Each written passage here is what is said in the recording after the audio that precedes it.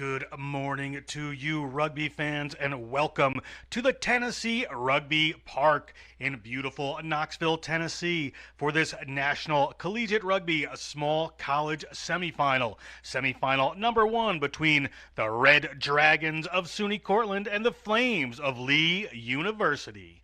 We're going to talk about the Red Dragons first and some of the players to watch on this SUNY Cortland side. Watch for Claire Brandon, co-captain, wearing number 13. She puts the speed into the game, moving the ball wide to that outside channel. Kaylee Gleason, number 3, the power prop. She is a dominating force, very physical, as is number 4, Lindsay Quinn, another member of this dominant forward pack. And Anna Reinshagen, the number 9, is going to be tasked with keeping their game on the run and keeping this team moving.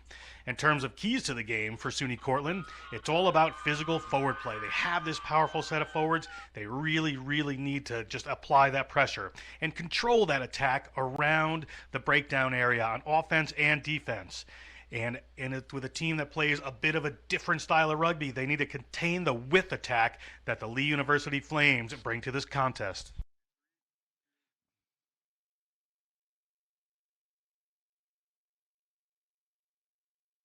University is going to be led here by Sienna Macy. They're number 10. She's going to keep the ball moving for this team. She's going to work with Amy Harrell, the big number 8. She's going to be blasting some holes in this defense. Very important to have her. It is going to be a big game for her. And at the back, just to control things with this wide-running Portland team, is going to be Braden List. Some keys to the game for this team. They are really going to have to control the power of SUNY Cortland. SUNY Cortland, a big team, big set of forwards. They're going to be looking to run really hard. They're going to need to move that ball and keep it in the middle, control the midfield. Their centers are going to have a big job to do on defense. It's going to be a huge, huge game for that center pairing, as well as their defense around the fringe. They're going to have to hold this team back. And that is what we're saying about the Lee University Flames. And we're here at the Tennessee Rugby Park. This is John Broker, and I'm joined by Darian Lovelace for this game. Darian, what a great game for rugby.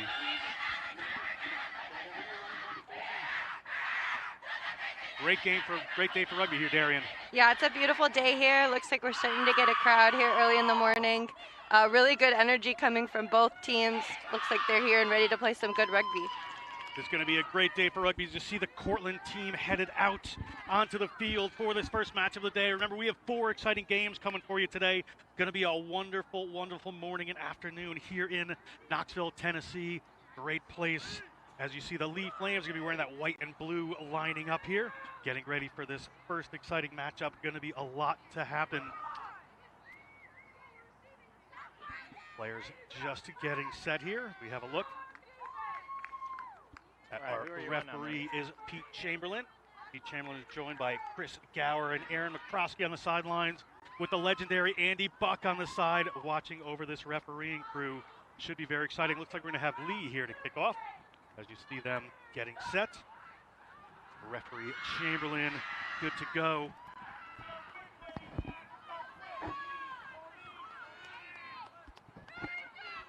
Nice shot of the rugby park here, Darian.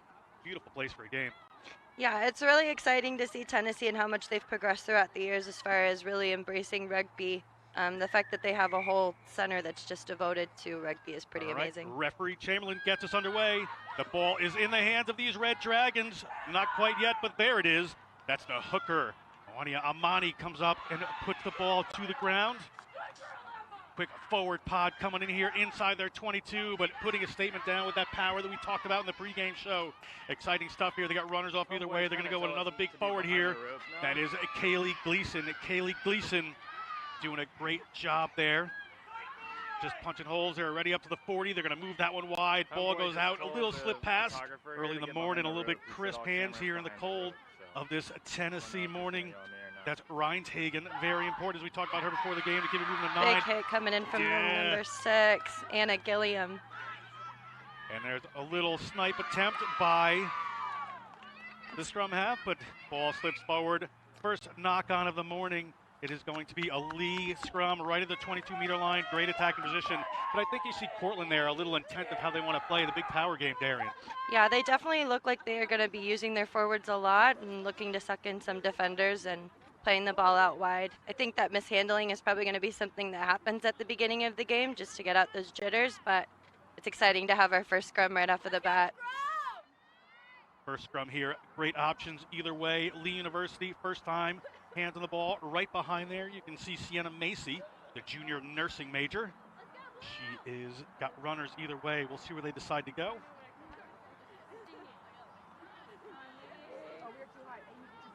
Good scrum there from Lee, given a good platform. And there it is, out to the 10, out to the 12. It's Lawyer. Jamie Lawyer hands that ball off and has to set it up. They've got runners spread across the field if they need them. Ball comes in there. Big bash from one of their forwards. That looks like Gilliam again. Guys, we got a latch. Got some pods wound up here. They're going to keep it flat against the line. Miller puts it to Kayla Sharp. Kayla Sharp takes it in. They've got some room. Let's see where the Flames decide to go. Here's a great attacking position for them. Macy once again gets it into the centers. Nice little breakthrough. Can't she make it to the line? She's there. Is she in? Referee Chamberlain doesn't say yes. Great run there by Jamie Lawyer. Little pick and go here as we get around close. Not always the most exciting viewing, but very effective rugby, these little pick and goes. It looks like it might have been turned over by New York. And it was turned over by SUNY Cortland. SUNY Cortland on the way. Right at their own line. They got a long way to go. Let's see how they handle the pressure down in their own end. Looks like they're probably going to use their forwards. And she decides to touch it down back in the try zone. That is an interesting decision there. It's going to be a 5-meter scrum here for this Lee Flames team. I don't know whether having the organization around the defense of a scrum or that just wild play would be a better opportunity, but they're going to go for the scrum here. And Lee will probably be pretty thankful for that as they get to have another attacking platform again. Guys, Dumpy's got the best seat in the house.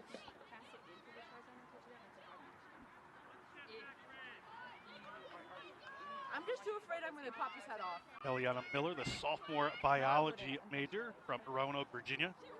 Put this one in. I didn't take pre-workout. Try line just begging for this team right in front of them. Ball is there at Amy Harrell's feet, the number 8 nursing major, but referee Chamberlain's going to call it up. Wants to make sure these early scrums are nice and safe. Yeah, and that ball looked like it just came straight out. In that case, the referee will look for scrum once again. Like mental notes of what you're noticing, so that way when you go in or when we run water, we can make little comments, okay? I really feel like a coach now. I'm not a coach. I know that. We're doing great.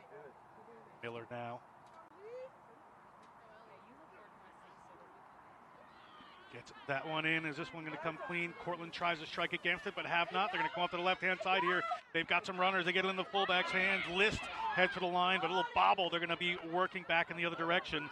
Chloe Valentine on the wing there has a nice little recovery, but they put it into the hands of Sienna Macy, and she runs into a lot of black and red jerseys. Ball up there to Emily Kindle, the sophomore public relations major. Continues the attack here. They've got some width if they want.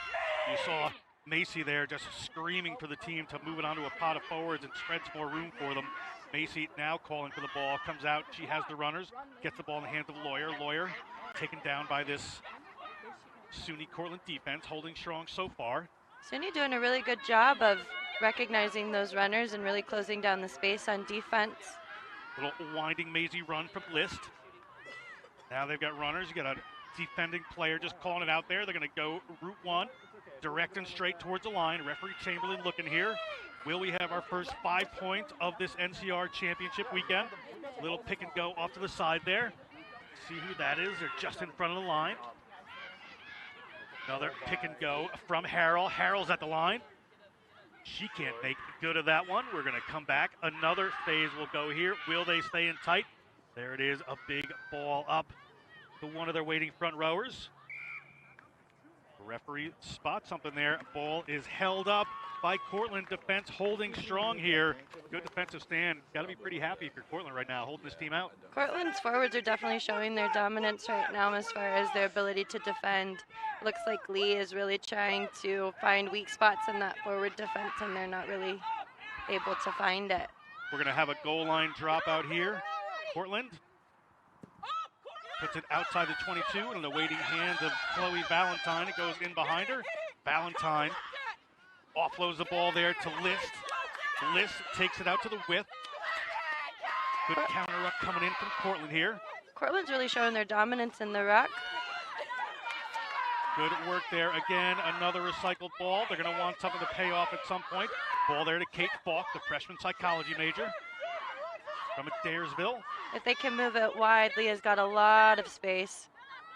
There it is, Macy. She is looking for that wide run ball into the centers. See if they can move this ball along. Have done, but they keep just List coming back in and get caught there. Now they got it wide into the hands of Vaughn. Vaughn to about 10 meters out. She's able to recycle it. If they can get quick ball here, they have some good runners. But And Cortland. here comes Cortland with the counter ruck. Referee And they'll gonna get the back. penalty. Yeah, penalty against there. Good work there by Cortland. They're going to be able to hopefully finally get out of their own 22 here. Yeah, they're going to play it out. Interesting tactic. And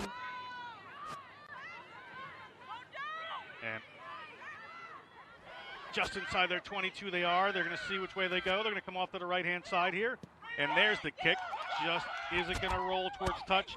Headed that way. Cortland chasing this. Lee back on it. List comes up with it. She gets a couple defenders and spills the ball. Here comes the pressure. Good pressure coming in from the 10 and the 12. Trouble there for Valentine, but able to recycle that ball are the Flames. Let's see where they decide to go with this. They put a runner in. They're back just outside their own 22 now.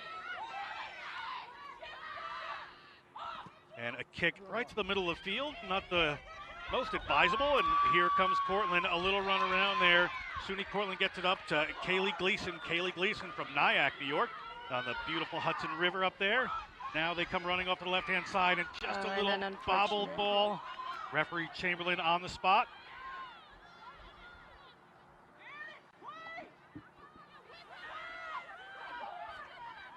Lee now just outside their 22.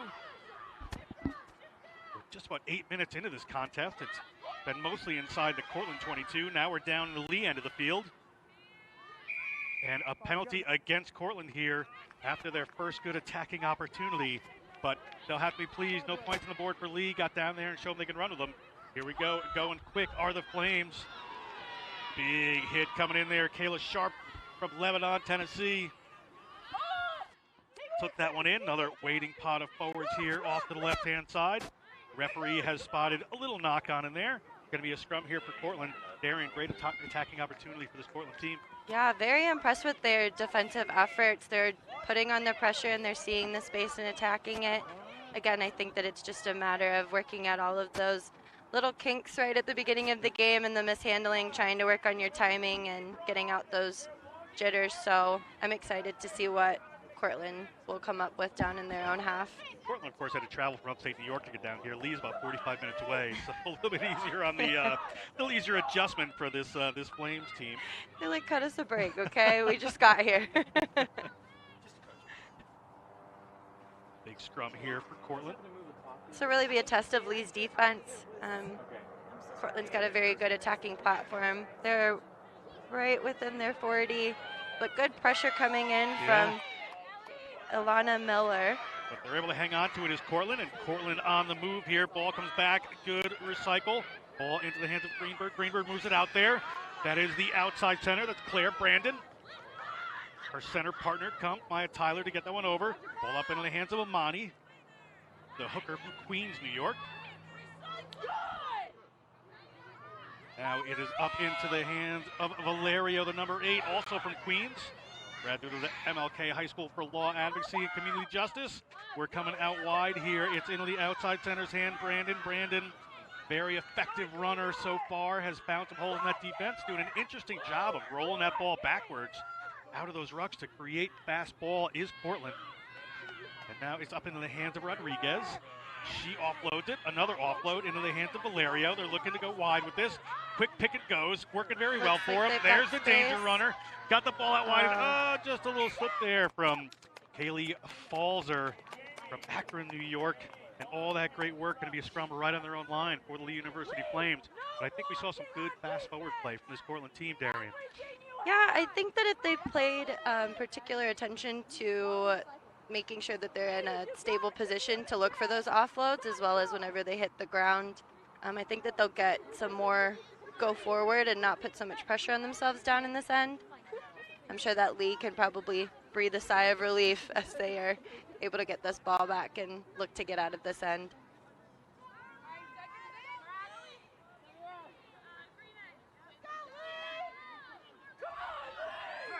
Cortland scrum, you can hear the teams, sorry, a Lee scrum, you can hear the teams screaming for their players to control this ball. Referee Chamberlain going to call this one in, and here we go. Lee University on their own 5-meter line. A lot of work to do. Kick to come, but kick goes to the middle of the field. Back into the fullback's hands. That's Gomez. Gomez right in front of the post. Big room off the left-hand side if they can get it here. Looking to get that ball wide and use their forwards. There's Lindsay Quinn. We talked about her earlier from Carmel High School. And it looks like Cortland will go ahead and use their forwards again. Big, strong runs. Great offload, too. Nice work around the contact area, keeping that ball alive, this Cortland team. And another little bobble ball there. We're going to come back for another scrum for Lee, but still inside their own 22. And Darren, you got to feel like that little offloading game from Cortland is going to pay off at some point. Just hasn't yet. Yeah, they're doing a good job of getting their arms free and really looking to find that space. Again, I think that if they just took the 1 second longer to make sure that they're in a good position for the pass and more anticipation from the support player, I think that they're going to see a lot more success. From here for Lee.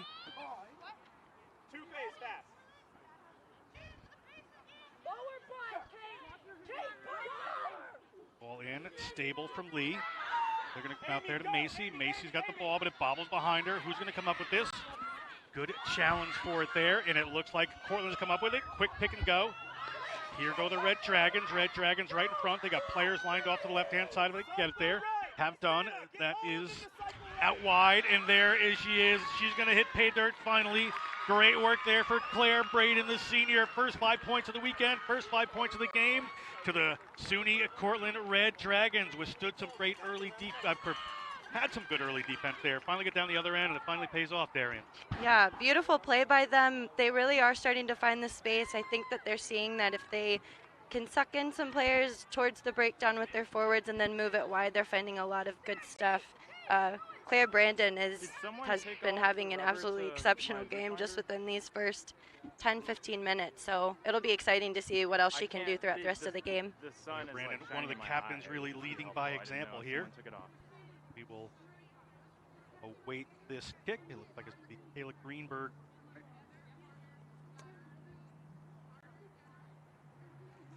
Both teams playing really physical rugby, though. Absolutely. It's a hard-hitting game right here. Saw another look at the try there.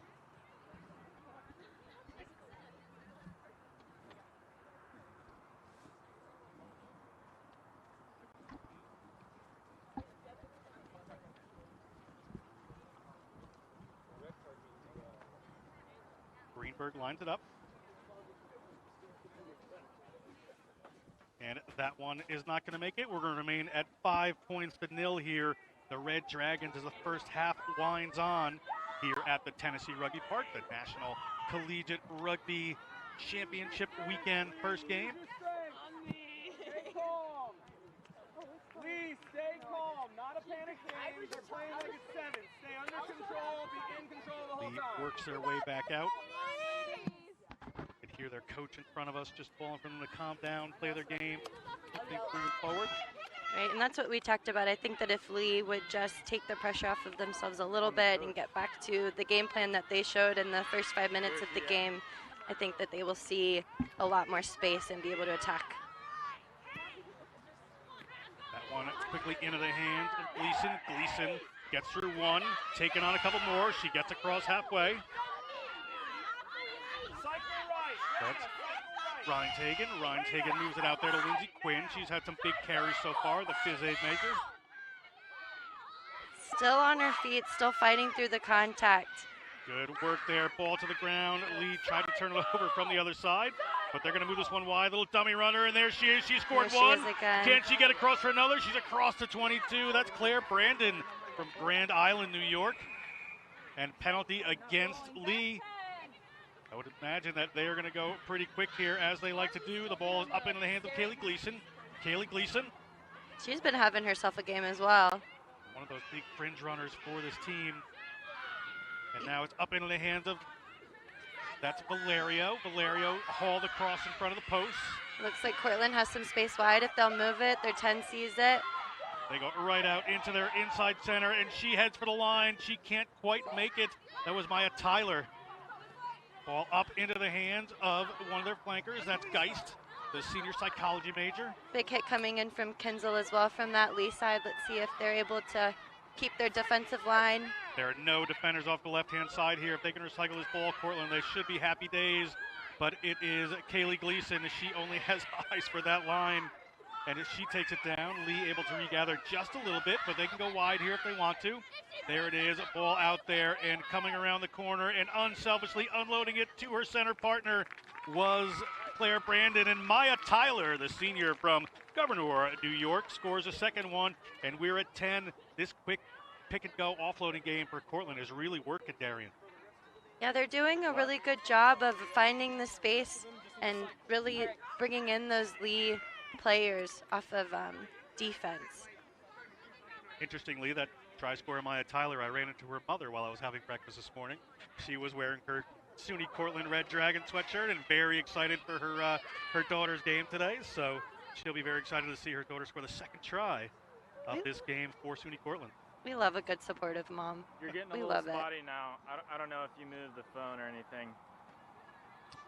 And the kick to come here. I think Cortland's doing a really good job of starving Lee of that possession. I think that that's become one of their strong suits. They're attacking the ruck whenever Lee's got the ball and then really doing a good job of looking up and recognizing the space.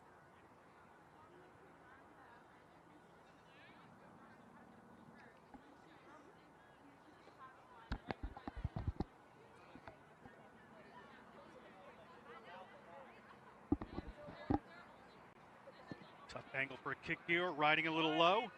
Not going to make it, so we're going to get 10-0. The Red Dragons ahead here. We're just under halfway done with this first half of exciting NCR Rugby Championship Weekend action. And the Lee University Flames are going to have to dig a little deep here to claw their way back into this game, Darian. Yeah, Red Dragons are looking like they're fired up, I can tell you that.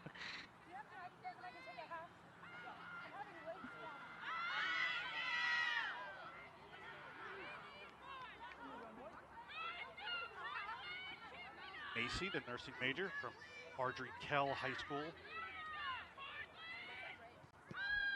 Puts that one in. He was well in front of the 50, but they're going to let that one go as the ball comes down into Greenberg's hands. Little offload there. Great work by Cortland, just fighting in that contact. Stephanie Rodriguez from the Bronx played for Play Rugby USA in high school, as well as KIPP New York City. Ball off to these waiting set of forwards. That one slipped behind, but it looked like there's a knock on. Referee Chamberlain says all's fair. Let's keep playing. It's Lee ball just outside the Cortland 22. That may be just what Lee needed there as Amy Harrell takes it into contact. Miller looking for a runner. She finds Macy. Macy moves it out into the centers. Good Big hit offload. comes on to Whittaker, but she does offload that there, but turned over. It was in Maya Tyler's hands. SUNY Cortland ball. A couple little bobbles there. We'll come back for the scrum. Going to be a scrum for Cortland just outside of their 22. Almost happy days there for this team. Well, taking a look at it as that great offload comes in. Another high looping offload there. Didn't quite come to fruition. My dad used to call those passes McRib sandwiches. That would be an accurate term. Yeah. Those weren't the passes you wanted.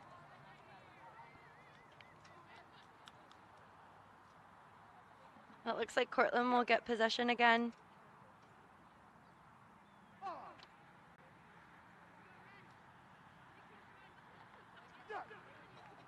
Ryan Tagan, in her notes, let us know that she grew up on a farm with lots of cows. She's marshaling a set of forwards, different kind of herd. And the ball back across the 22 for Greenberg, put directly in, and it was carried back.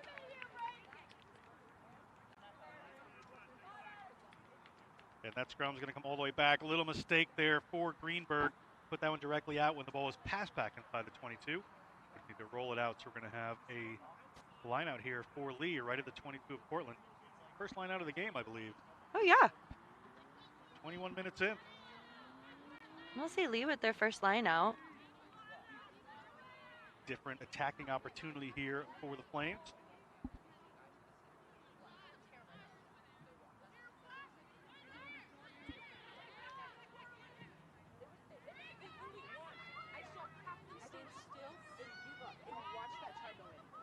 Absolutely not. That is non-negotiable. We do not do that. Ball up, well taken there by Gustafson. Sonic Gustafson, the junior, moved it across. Little work in the middle of the field. Ball bobbled, going forward. Cortland nearly turned that over, but now we're going to scrum here to Cortland. And a nice little attacking move coming together there for the Flames, but just couldn't quite make it happen. Yeah, really unfortunate. It looked like they were ready to attack and were ready to put some points on the board. Just a little bit of a mishandling.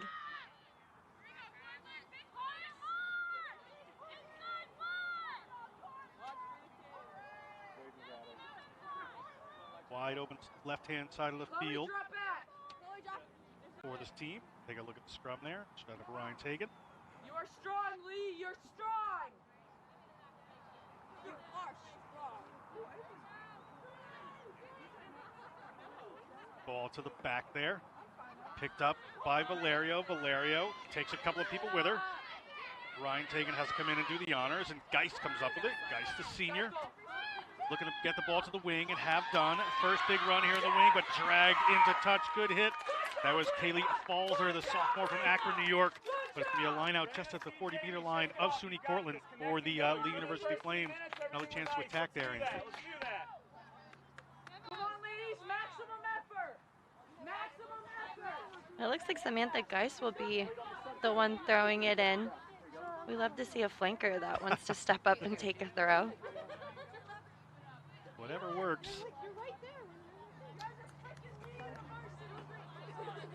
Behind Sienna Macy, they've got two forwards stacked up behind her. Let's see if she utilizes them. Little run there. They do have those forwards, but they're going to go a little wide on that.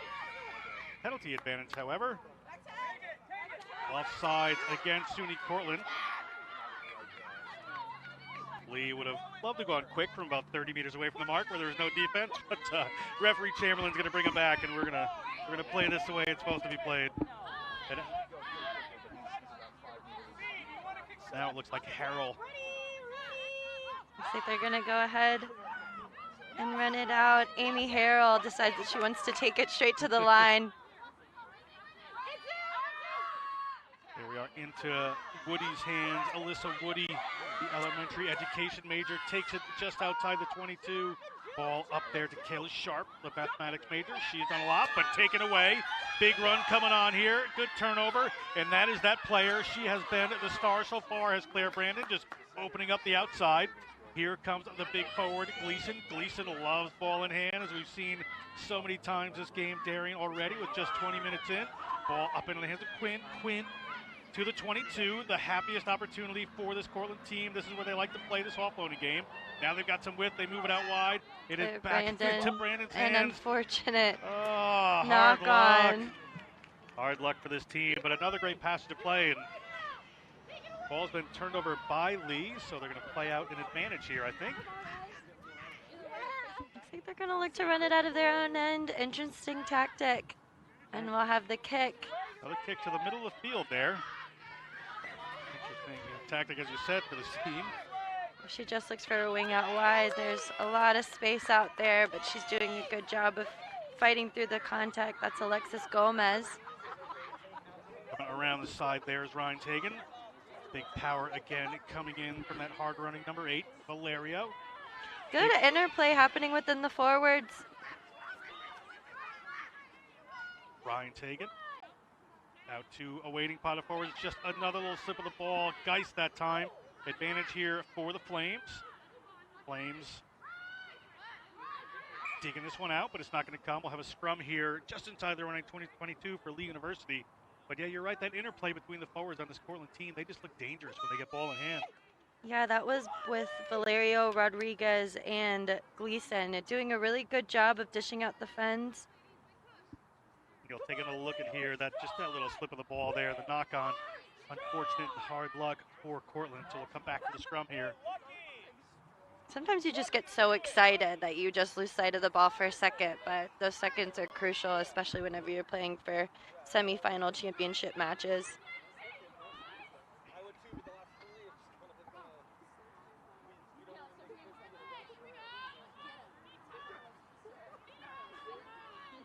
Lee safely takes that one back. Good little push there, and Lee going to break off to the side, get it to one of their wingers. Can she get some distance? That's Holland Vaughn taken down. Cortland quickly over this one, and penalty for not releasing against that winger from the University Flames. Cortland, again, just showing some really good work at that breakdown. Here we come. It looks like the ball is going to wind up in the hands of Kaylee Gleason. No surprise there. She loves the contact. Kaylee Gleason, sorry, said her name wrong there for a second. Now, there is Valerio, another one of the power runners. She tends to come across the field a little bit of an offload. Ball's going back, picked up by Lee University Flames. Very good turnover happening from Gillian. She's had a very good game as well. Good defense coming up there. That was Brandon. Player It looks said like she was onside. They're going to keep playing here for Lee. Got an advantage to them. See what they decide to do with this ball. looks like Lee again is going to try and work within their forwards. Little tip pass there out. They've got numbers out wide if they can move it. They come staying a little tight here. Not sure it's the wisest choice to keep running into those big forwards of Portland. And we're going to come back for that knock on. Nothing really happening. Referee Chamberlain says, let's have a scrum here just outside the 22. Now with Cortland, I think that it would probably be a smarter decision for Lee. They're finding a lot of success whenever they are moving the ball within their forward pods and moving it out wide. Cortland seems like they're very good with their defense close to the interior, so hopefully Lee will be able to recognize that and be able to attack some space.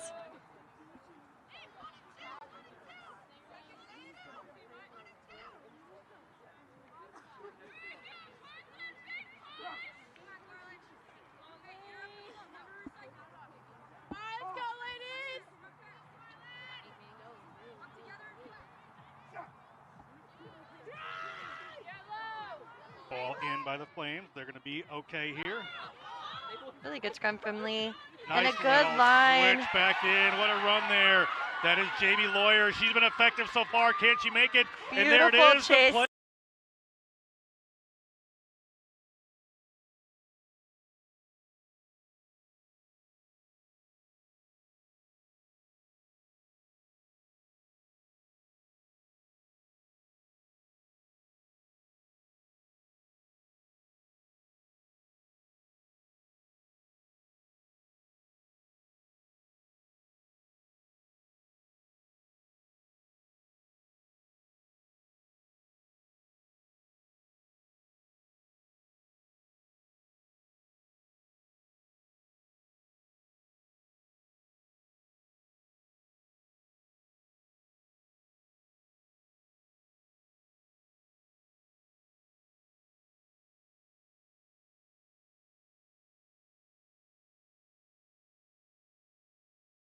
Good runner looking for an offload. Closed out on the outside by that defense. Ball comes across there to Eliana Miller.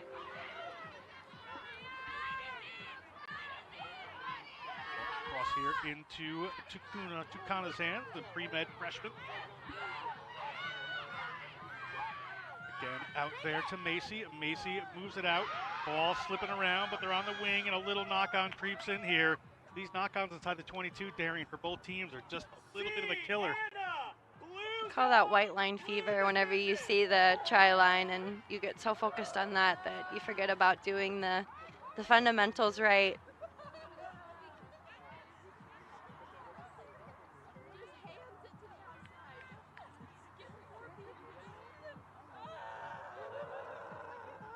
Scrum here for Portland inside their own 22. It's about 10 minutes left to go in this first half here at the Tennessee Rugby Park, Knoxville, Tennessee.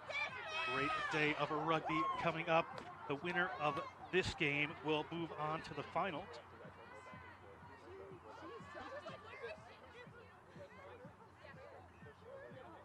Just tomorrow here, whoever the scrum to come down, and they will play the winner of Northern Michigan University and Wayne State coming up after this game at 11 a.m. Eastern time here in Tennessee. Little slip there. Referees seen it. Knock on there by Cortland. Big mistake right at that scrum. And this may be the opportunity, Darian, for this lead team to get some points on the board in the first half. Yeah, just an unfortunate error down there. You really have to make sure that you don't put yourself under pressure whenever you're back in your own end. And that was just a wonky pass that seemed to shoot out of the scrum.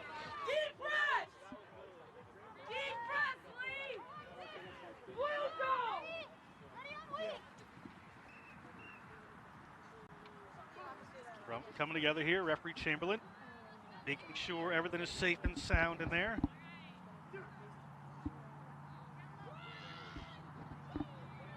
Looking to go up the right-hand side. Ball, just a little kick there. Gets it into the hands of their wing, but she is quickly taken into touch. Holland Vaughn, no room to run. Lists herself as 5'5.5". Those half inches count. Just really love that on the bio when I was looking at them all last night doing some research. Hey, I hear that. I'm 5'8.5", okay? All right.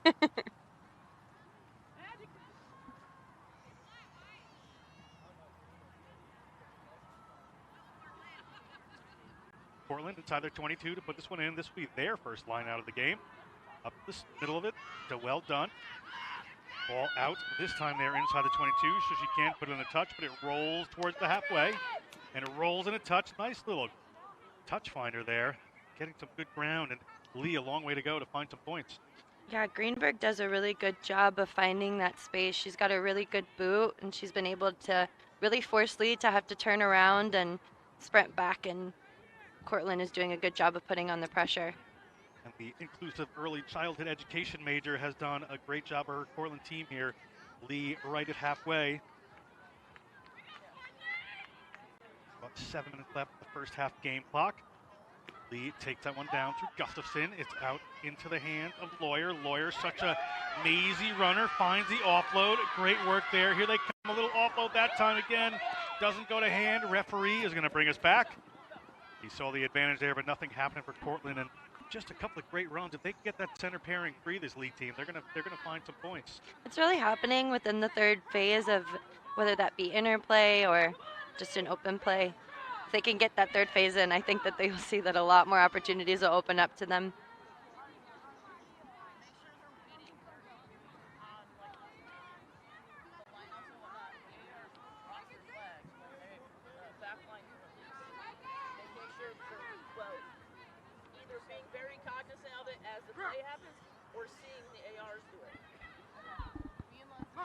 Cortland right at their own 22. Ryan taken. Ready to put it in, but referee Chamberlain is going to bring us up. Having a little chat there with Tukana.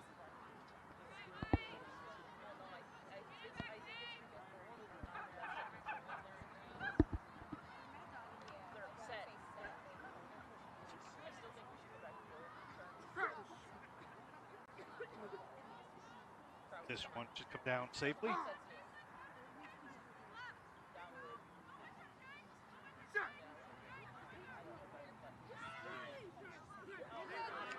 Looks like it might have been turned over in the scrum. Has done. Lee. Here comes Lee on the run. They get it out to that dangerous winger. She can find some room. She's around the corner, but giving it back there to Macy. Macy looking for the line. Can she make it? Macy slides back in. 2 defenders on her. Has she come across the line? Yes, she has. And a good little play there on a tight head scrum. Taking it away. The junior nursing major, Sienna Macy, is the recipient of the first 5 points for this Lee Flames team. What a good answer late in this first half, Darian. Yeah, Lee will definitely be happy with that try right before the half. Just a really good recognition off of the base of the scrum. That offload coming from Holland Vaughn really set up that try for Macy. She's having a wonderful game as well.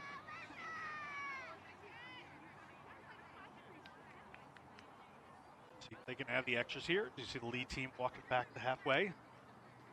Waiting for a kicking tee. Sienna Macy will try to convert her own try here.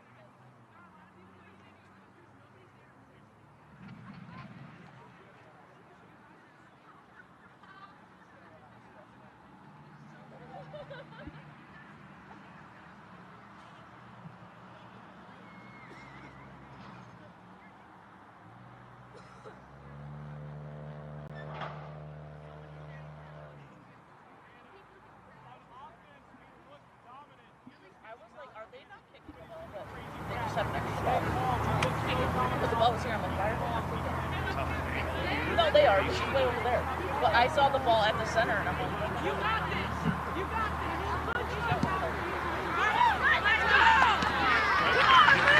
Basically, over there, we're going to go anyway, and we're at the 10-5 with Lee tight back.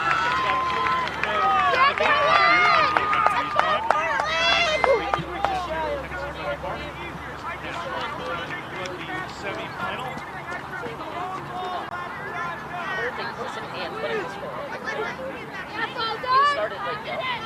Hey, we're just shy of 40 minutes here, okay?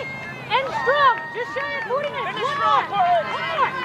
Hey, It's okay. watch their offloads. They're offloading a lot more. We got it. Make sure we're hitting our tackles. Recycling. Good hands, big pushes. You're the first to the ball. Interrupt their play.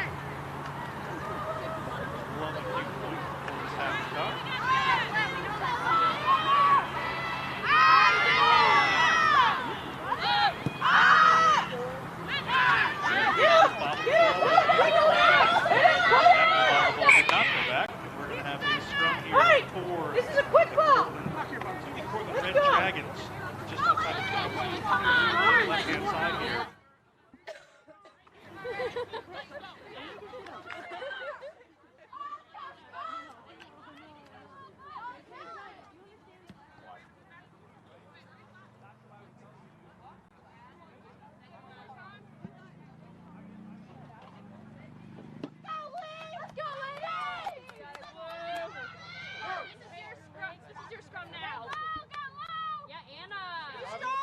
Time here, referee Chamberlain really making sure Get that foot back, Kate. safety in these scrums. Calls us in, and here is an opportunity for Cortland. Ball squirts out the side. Good job. To do right out of the tunnel, so we're going to go back and reset the scrum.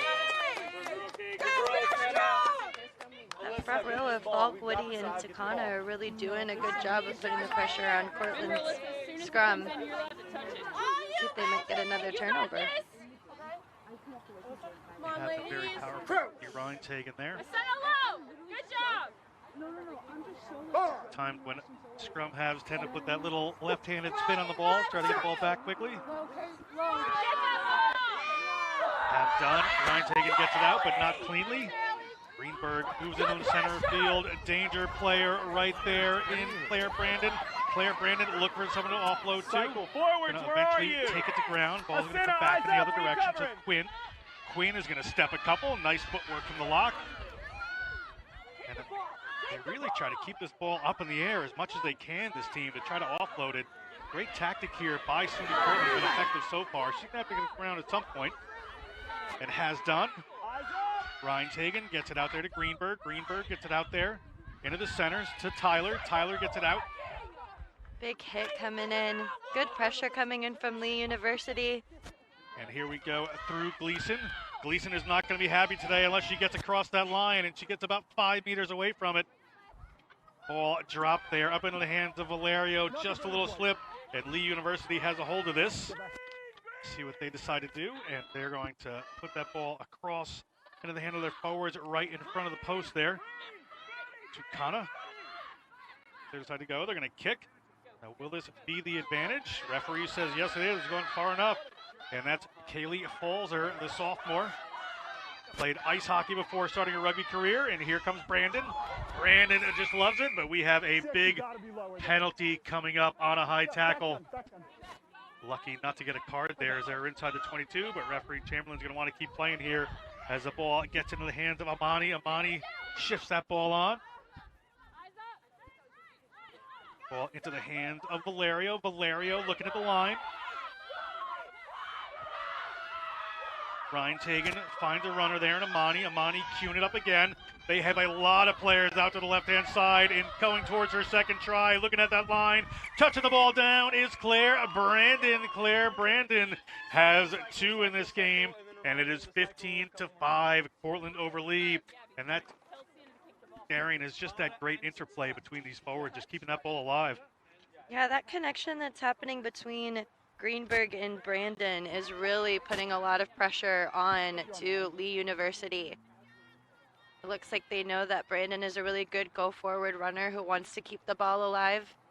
So they're finding her, and she's attacking the space very well.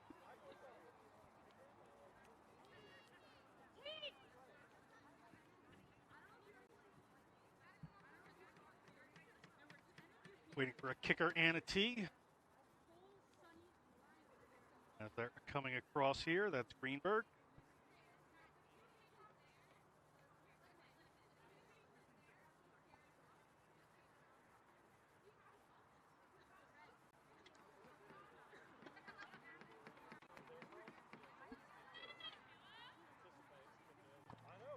That one just sails across the ground there. And it looks as though referee Chamberlain has whistled us for halftime here. So it is 15-5. First half done at National Collegiate Rugby Championships here at the Tennessee Rugby Park. We're going to go back for second half action between the Red Dragons and the Flames. And we'll be back after these messages.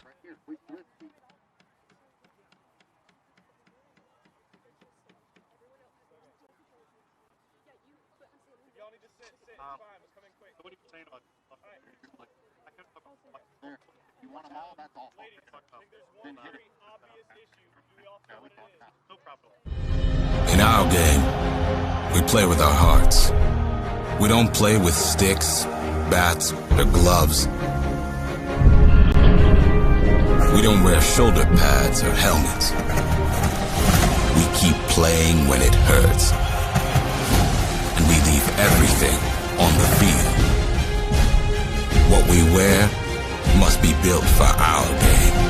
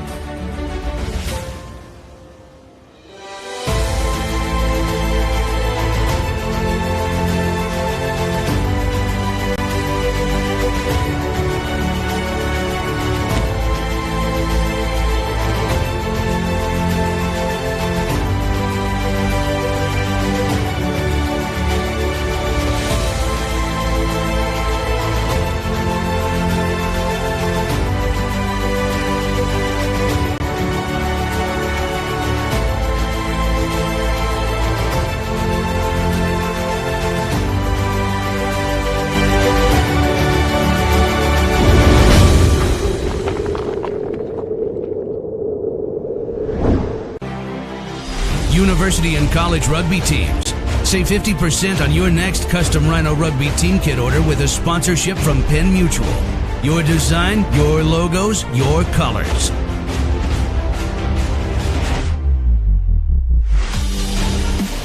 Includes jerseys, shorts, and socks.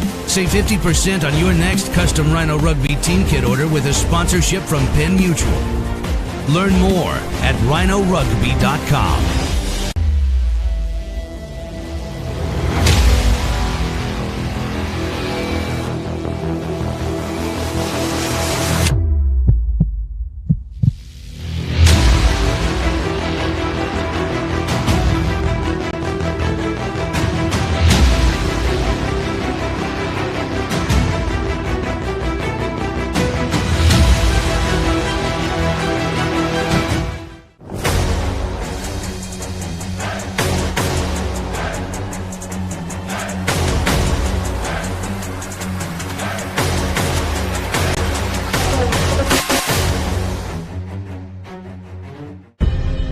In our game, we play with our hearts. We don't play with sticks, bats, or gloves. We don't wear shoulder pads or helmets. We keep playing when it hurts. And we leave everything on the field. What we wear must be built for our game.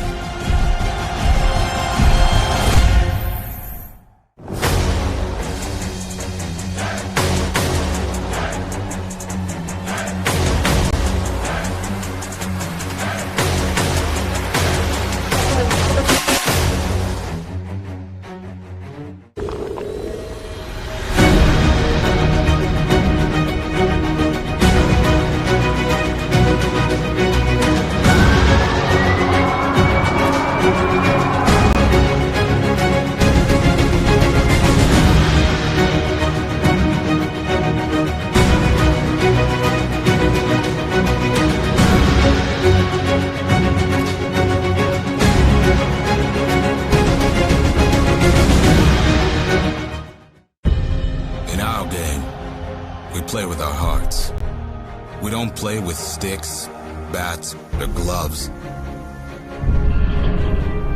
We don't wear shoulder pads or helmets. We keep playing when it hurts. And we leave everything on the field. What we wear must be built for our game. And welcome back as the sun starts to shine here at the Tennessee Rugby Park in Knoxville, Tennessee. It is going to be a second half action between the SUNY Cortland Red Dragons and the Flames of Lee University. We have referee Pete Chamberlain kicking off. John Broker, I am here with Darian Lovelace. Darian, Lee down by 10 points here. What did they talk about at halftime? Can we cut your running conversation? I'm sure that the coach probably just reiterated what he's been saying down on the sideline, that they just need to really focus on the fundamentals and really work to take the pressure off of themselves. They're getting good phases together. However, I just think it's that last nail that they need to really hammer in. You heard the words there from Darian Lovelace, and we are underway as the Lee University Flames get going. Tukana takes that kick in there. They have some work to do as the ball comes out in the hands of Macy. She's moving in the middle of the field. There's Lawyer, doesn't have that little room to run that she enjoys. Taylor Sharp. Miller. Forward foul there. Barreling right into Melissa Woody from Cumberland County High School. Cross there to Lawyer again. She's looking to offload and knocked on by Cortland. We're not sure, but the Flames have an opportunity to run here, possibly a penalty advantage.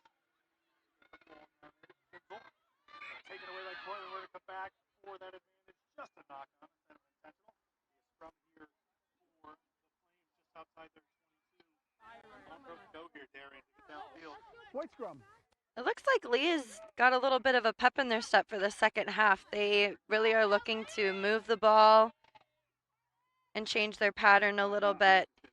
It looks like they are trying to use their backs more with their forwards, which was something different that we did not see at the beginning of this game. We saw in that replay right there a little just knock on creeping in from Portland there. Could have been an intentional knock on, but they came back the other way. And we are going to get underway here again with a scrum for the Flames just outside their 22 again. Very fine line with those knock-ons. Penalty for driving off in the wrong direction from the number one for Lee University, Kate Falk, the psychology major, at 5'3.5". I would have given her 5'4". But we're going to have Cortland on the run here. They're going to take a quick player's work back 10, but Ryan Tagan able to make that run off to one of her forwards. Sure, we're going to see some of this offloading game again here. Off to the right-hand side, into the hands of Rodriguez. Rodriguez is just a couple of meters out. Knocking on the door early in the second half are the Red Dragons. Ball up to Gleason. Gleason finds the line, and after multiple attempts, Gleason touches down, and that is the tight head prop from Nyack High School. Gets her 5 points. Great work. Yeah, she looks like she's very excited for that. She's been instrumental in this game, really getting good go forward. And we'll take another look at it here. and she's able to get over the line just by punching it through the way that she's been doing this whole game. And good work for her. She is a senior, you know, this is probably her last big championship weekend. They'll have some stuff in the spring, but this is a big moment for her, particularly after a year off of rugby for most people.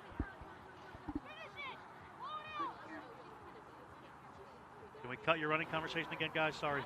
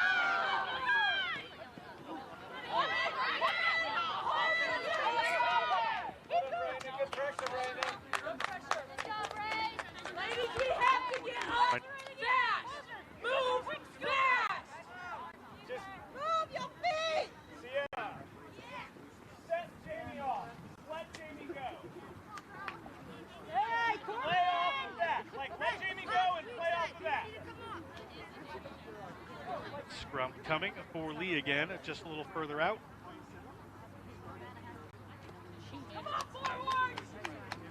Referee Chamberlain giving a little lesson here, and proper driving in the scrum. Come on, Asena! Come on! Alexis!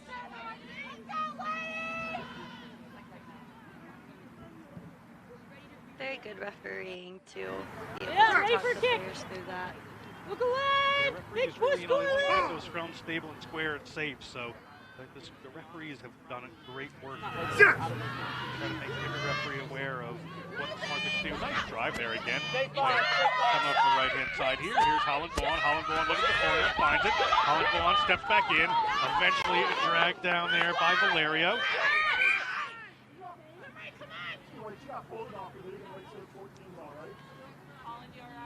Referee Chamberlain making sure the player's okay. I think she just angered that she didn't break through for a try more than anything else, Darian. And that was very good detail that Pete Chamberlain showed. Again, we were just talking about ensuring the safety of all players. Closer! You gotta make those hits! You gotta make those hits! Fortunately, Yvonne is up You got it, and Baldy! moving. You alright? You got it, Baldy! On our scrums, you can load behind Sienna. On our scrums. Let's go, Portland! Not going to go right. Excited to see another big push from the university. Close the gap, backline! Close the gap! On the drop! Come on, Asena! Let's go! Let's go! Ball is out to Macy. Macy gets it forward. Bobble forward. Valerio gets that one back. Comes back and he's trying to play it out on the ground. It's going to be a scrum here for Portland.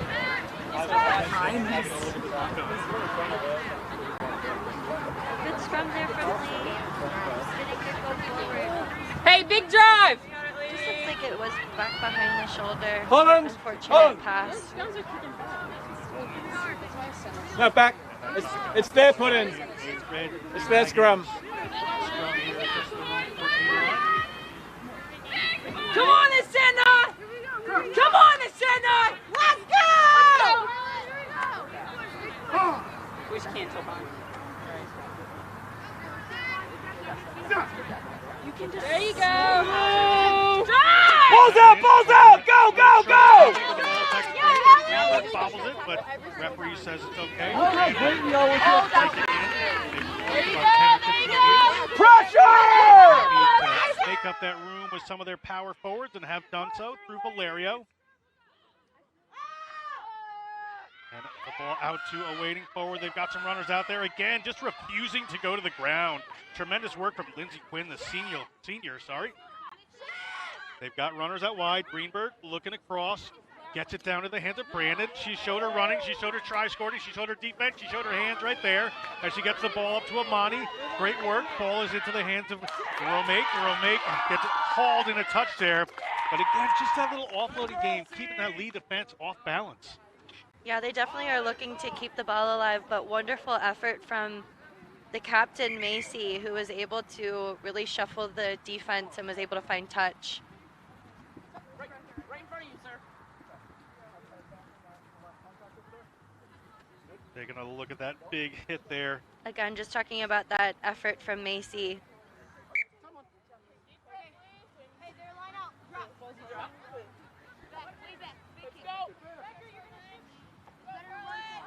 Line out here inside their own zone for Lee. Opportunity for Portland to try to attack this one, and they have a jumper at the front here. You saw in that last shot. Can't get it. Comes down for the Flames.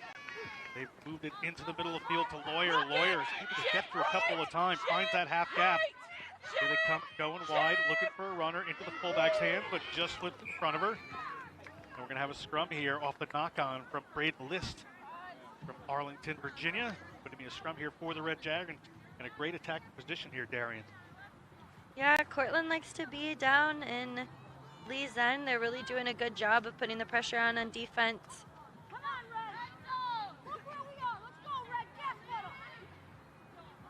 1 and 2, Red. 1 and 2. With Lee, I think it's going to be very important for them to take their coach's advice and, again, not put the pressure on themselves, especially back in this end. Cortland does a really good job of really taking on those turnovers and doing a good job. From here, Ryan Tagan. Ryan Tagan takes it herself. Ryan Tagan has some room.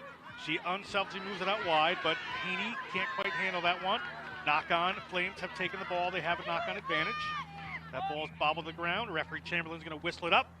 Scrum here for Lee University. Just a bit of back and forth right now. A couple of mistakes creeping in, Darian. So not the most exciting few minutes of rugby, but these teams are really in it to win it and just trying to play that chess game. Lee will have a very good attacking capability. They've done really good with scrums and getting that good go forward.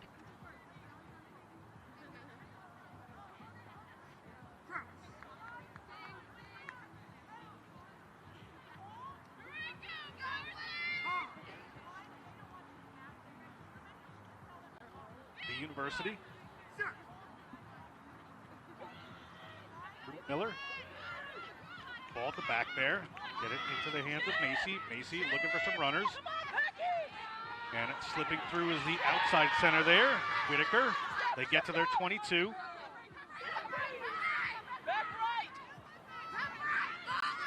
again, just outside their 22. Portland defense just spreading across. Trying to play that flat game to their forwards, but good defense by Portland.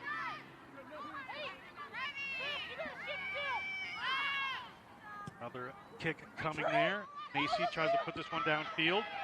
Good pressure coming on from Lawyer, but well handled, and a nice little slip pass to Reintagen. Reintagen taken down at the 50s. They don't have a distributor here, but finally hauled into touch they are. It'll be a line out here. Actually, there's a knock on in there, according to referee Chamberlain, so we'll come back for a scrum here to Lee at just the 50-meter line.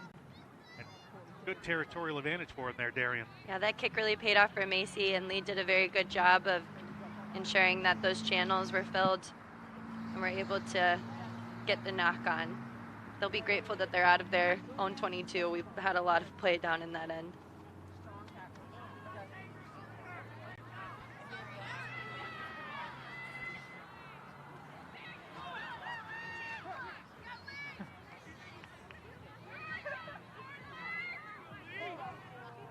The University scrum here.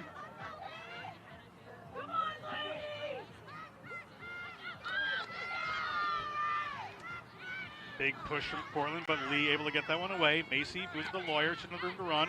Little wraparound, nice pass over the top, but doesn't go to hand. Here's Holland Vaughn. Holland Vaughn, clearly their speedster. She's beat a couple, slides back in, across the 22. Running through a forest of red and black jerseys. Gonna try to get that one back and has done. Great run, setting it up here. It's into Macy's hands. Macy's by herself. Macy look at the line. Oh, what a hit. Macy just gets clobbered there. And she's down. We'll take a minute to check that out. And as you see here, here comes Vaughn. Vaughn with this big Maisie run here. And taken down and a big hit to get the player off the field. Looked like she took a bit of a hard knock there. So we'll just wait a second and make sure she's okay. We're taking a look at everything here. Yeah, really good go forward there by Vaughn. She does a very good job of using her footwork with a good ruck. Here you can see the ball come around. Macy just headed to the line there and just a big hit to keep her from scoring there. She took a bit of a knock there, but she seemed to be okay. It's going to be Cortland's line out, just their own 5-meter line. And you can see that clearly Lee has wanted to get Vaughn into open space all game and finally did, and she shows what she can do. As Cortland here on their own line. Greenberg kick is blocked, and then that block is knocked on. We're going to have a scrum here for Lee with a very powerful scrum. Yeah! 5 meters out. Blood? Blood, sir? Taking a look at this. Blood. Yeah, really good effort coming in from there. Number 8, Amy Harrell, who was able to block that kick. She really put on pressure. Hey, get her off. Sir, they told me to take Player down, just getting 10 to 2 below blood. I think. Water! Now! Blood sub comes on, so we can have a scrum for Lee. Good opportunity to cut the lead in half here. Just 5 meters out. This would be the best place to get a good knock. He's always right above the eyebrow when he plays. You got us. Sorry about it. You have 10 minutes, Anna. The good thing is, though, is that she's up and walking off the field. Hopefully she'll just be able to tape it up and get back out there playing. CR's good medical crew here that can take care of her, I'm sure. And you can imagine she doesn't want to leave the game. But the replacement, Megan Quinn. What's up? Christian School. They play volleyball and softball. Is now switched over to rugby. Just what? Blue zone! Bomb!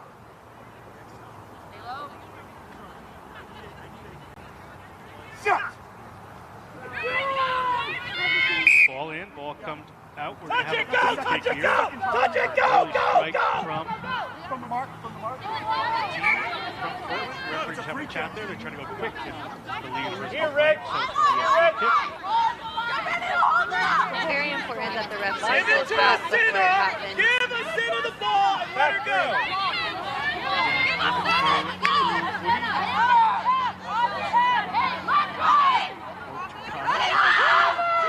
Barrel toward the line. One player latched on there, which is legal. Coming around, little pick and go. We come in tight here. The referee spots it.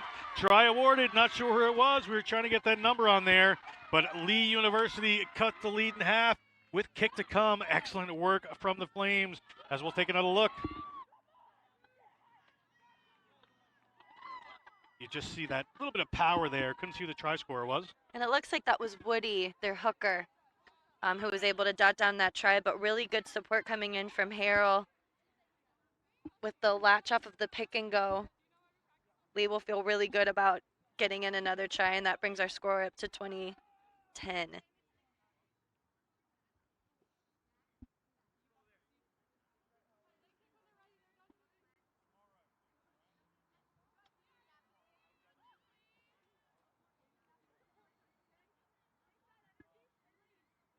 Scrum here, or sorry, kick to come here.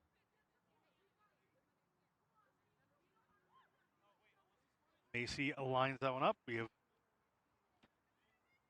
couple of changes for Lee. I think somebody's getting a head injury assessment. Which side? Wyatt over here? Okay, so Wyatt. Macy lines this one up. Austin, you said, okay, behind the white?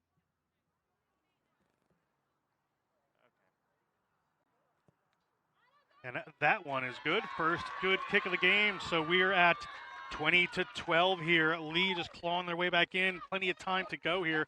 Just about 24 minutes left in this contest. And nobody wants to not play tomorrow in these finals, Darian. So this is everything to play for right here. Very impressed with the resiliency from both teams.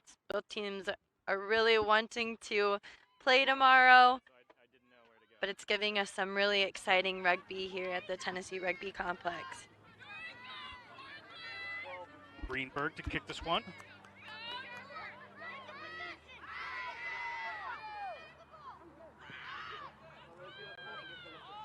Ball dribbling along the ground there, not well taken by Lee, but they're going to get a line out here just inside their own 40, so opportunity for them, but would have liked to pick up that kickoff, I'm sure.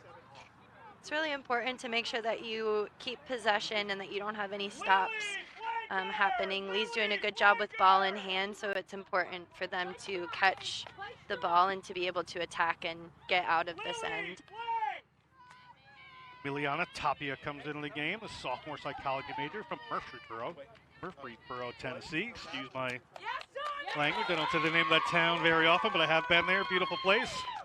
Harvard. Injured players going back. And the blood stuff coming back in. Falk back on the field. A line out here for Lee University.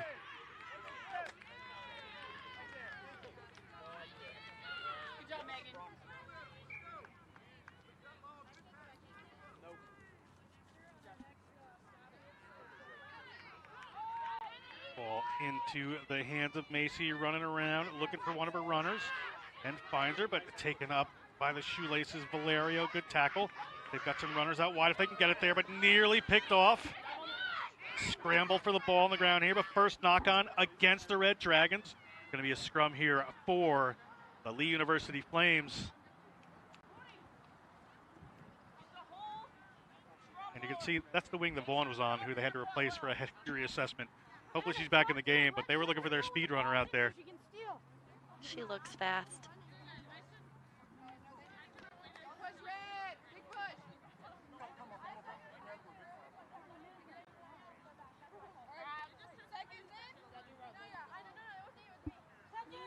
Her first put in by Tapia.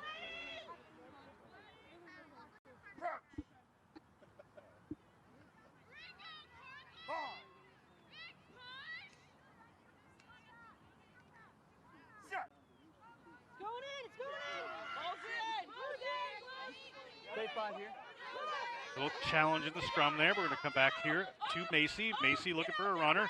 Obviously looking for Lawyer. She tries to hand one off. Portland players seem to have tackled Lawyer and a couple other people at the same time. Ball is out. Macy does the work there. Gets the ball to Braden List. Braden List. And they're digging it out. That is Tapia.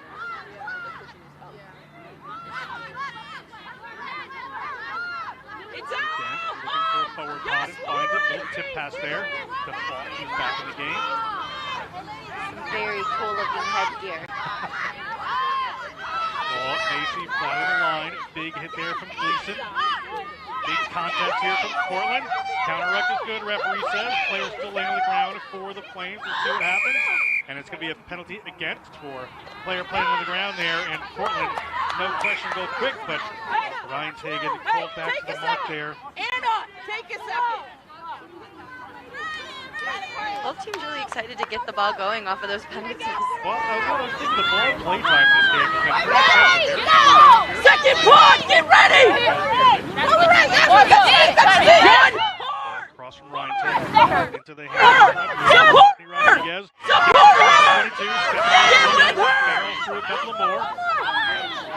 Looking out to Gleason. Gleason looking for another big run, but can't make the tries on this time. He's about 10 meters out. The penalty advantage forcing the Portland, so this is sort of a free play here. There's Valerio. Valerio takes it back into almost where the breakdown was. Players hands in there. We're going to come back for the penalty against Lee for it not rolling away against Tucana. Referee saying you can have the ball wherever you want. Ryan Sagan says I'll take it somewhere between the two of them, but the referee Chamberlain not cool with that.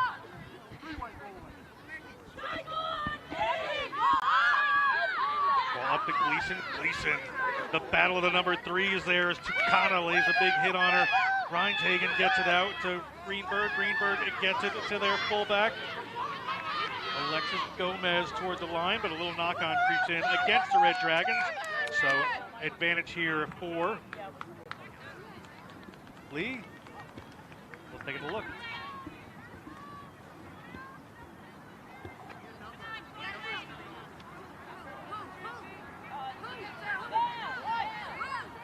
That looks like they saw some space. And it's a good play, make it happen. A little knock-on creeps in on them.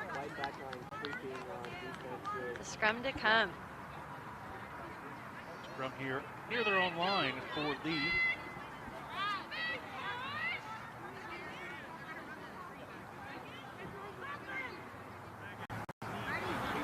Kayla! Hit this pin hard! Hit this pin hard, Kayla!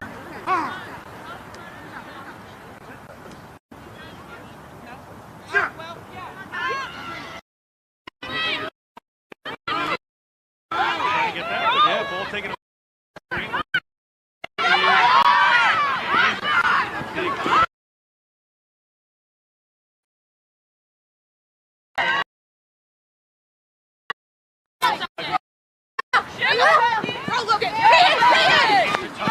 It's going to be a line out here. Great work there by Yasmin Valerio, a sophomore. In her little bio notes, just wanted to say love to her friends and family. Be a line out here. She's saying white back line. What? Yeah, they're on the repair. It's getting hit.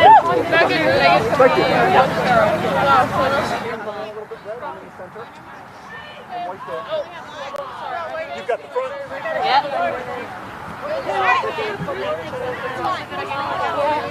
You guys want me to tell him he's not live anymore? His mic.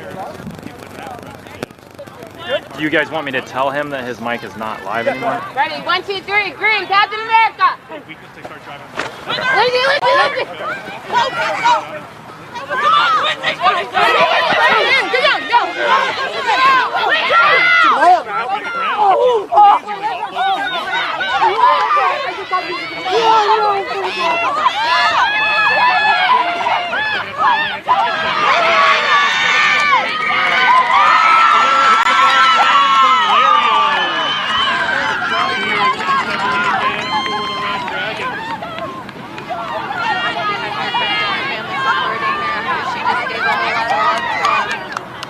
Hey, get out of the way. Not wrong.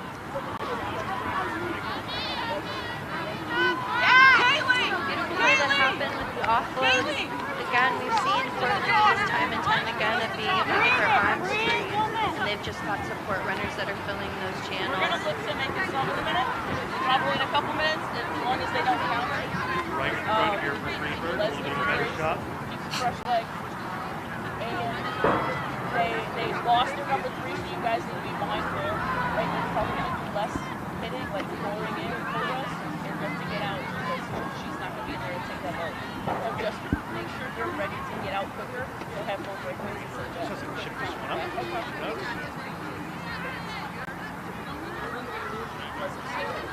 I know I told you about time. Just goes on. Where's kicking? Where's kicking? Is that good?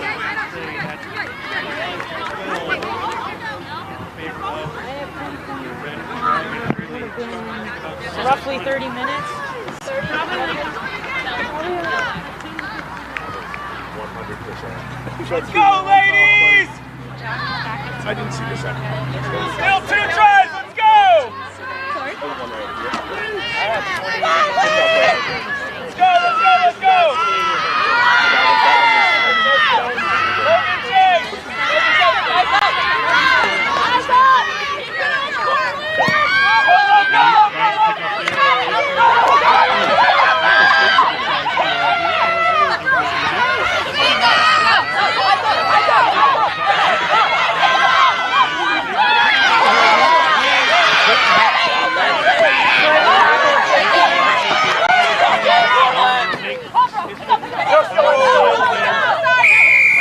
Put it straight down! Put it straight down! Right here, right here! You're white. Alright, come up when they tap! Come on! We're up! Right here! You want me to take it? I don't know. Good job, Anna!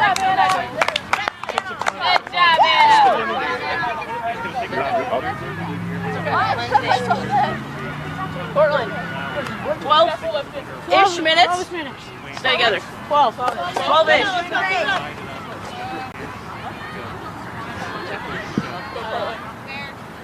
Ocean. Okay. Get the center. Ready. 1, 2, 3. Blue, fish. Classic. Go! Go! Go! Get it wide! Get it wide! Wait! You gotta play the advantage! Shift! Cookies! Shift! You gotta win this breakdown. Out, out, out. Come on, Corlin! Shift! We need you to shift! Maya? Maya, you need one? Bye-bye. Green.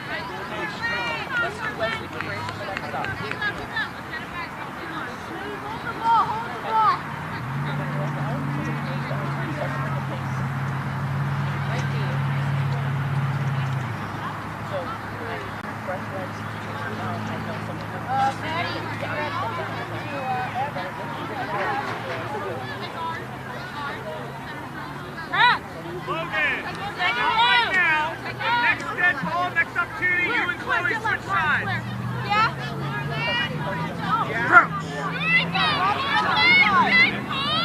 Oh, like, I don't know.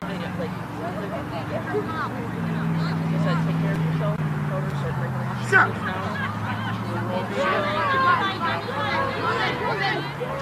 Keep your 5, keep your 5. Stay back! Shift, Cortland! Well done, Falsey! The ball slips forward. It's going to be a scrum here. Falsey! Falsey!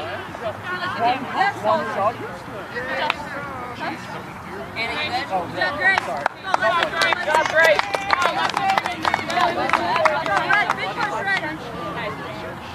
Right back again. Watch that weak side.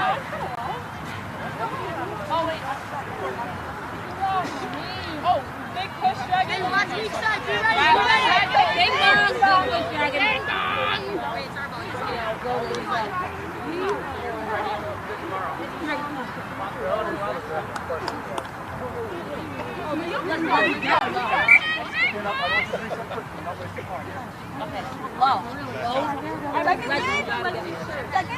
Leslie.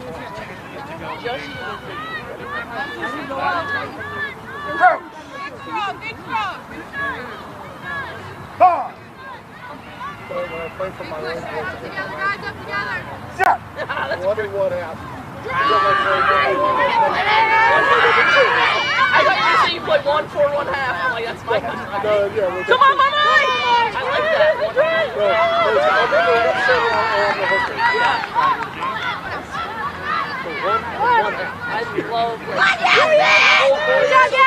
I love fun with the numbers and like fun tourneys and social Support! Is that Ryan Hagan? Ryan Hagan, the scrum master, spots that little gap and dives through there gets 5 points on the board for her. Okay, take it! Good job, guys! I don't want the team. No team. Ryan Sagan, she's done a great job of keeping this team moving. And she's doing, that's a really good scrum right there. Here we go. Come on. Sometimes the scrum have, try to go to the try line. They're hitting somebody about 4 times their size.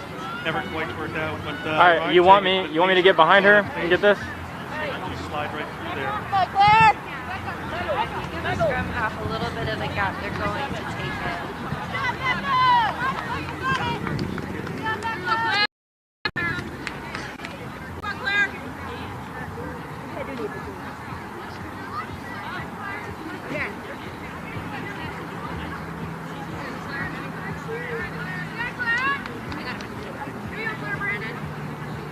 Here we go. 25 seconds. 25.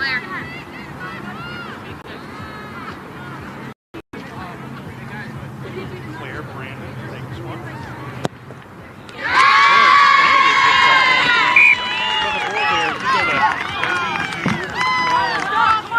10 minutes to go. The Red Dragons. Go in this second half. Got this lady.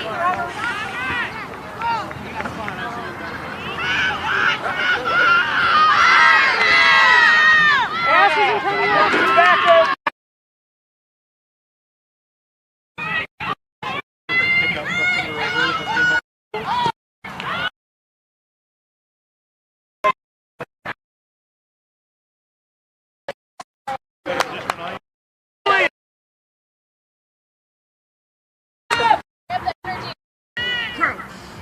Nice position to tag on into the University Flames.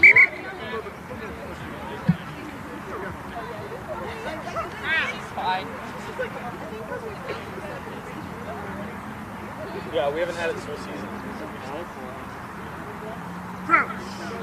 We go, Orland.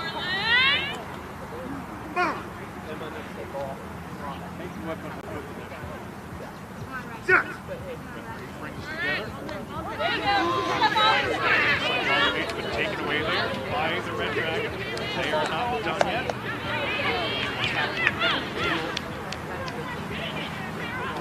Nice.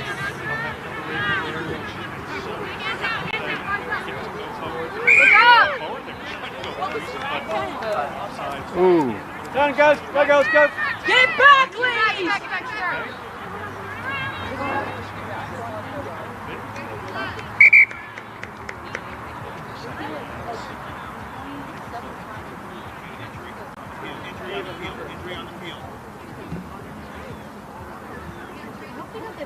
If you need to do a replay, I got her getting injured on my shot. She was tackled without the ball.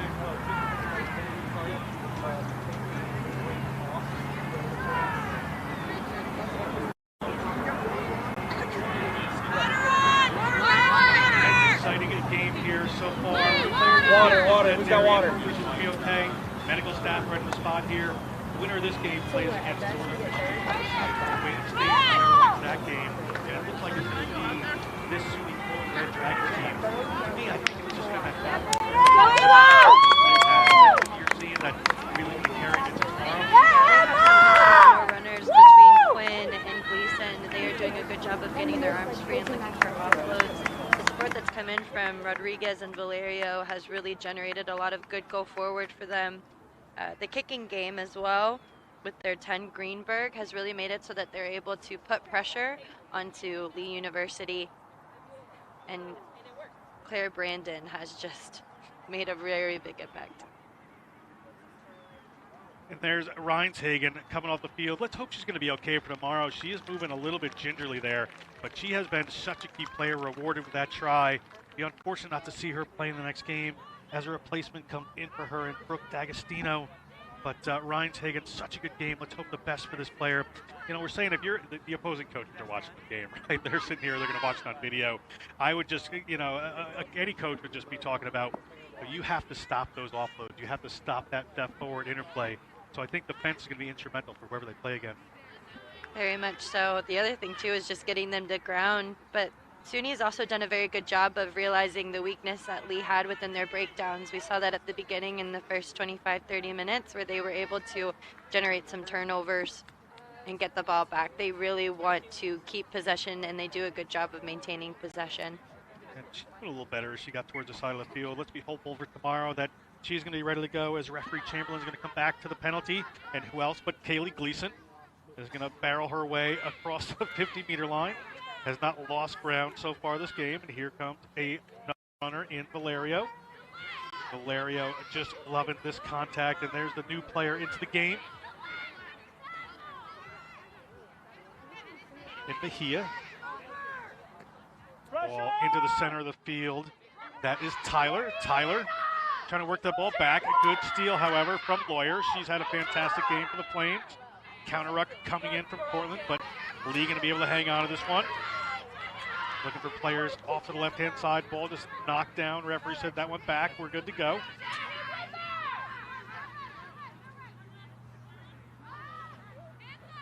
Little pass there, nearly intercepted, but big run coming in from the outside center there for Lee University, but she coughs it up, Whitaker, but they're able to get it back.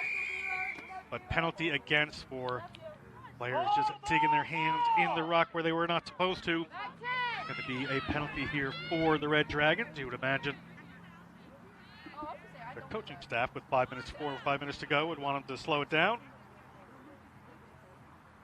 Gleason, certainly no intention of that.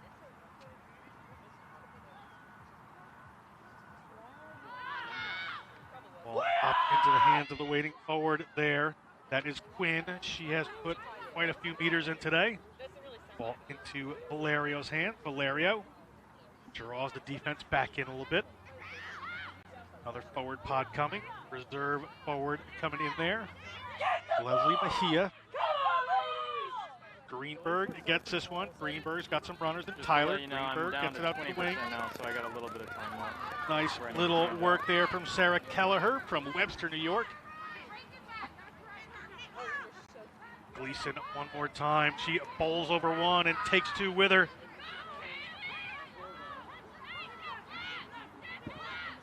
Yeah, just the camera. Forward pod coming. A little slip of the bowls held on to there by Mejia one more time.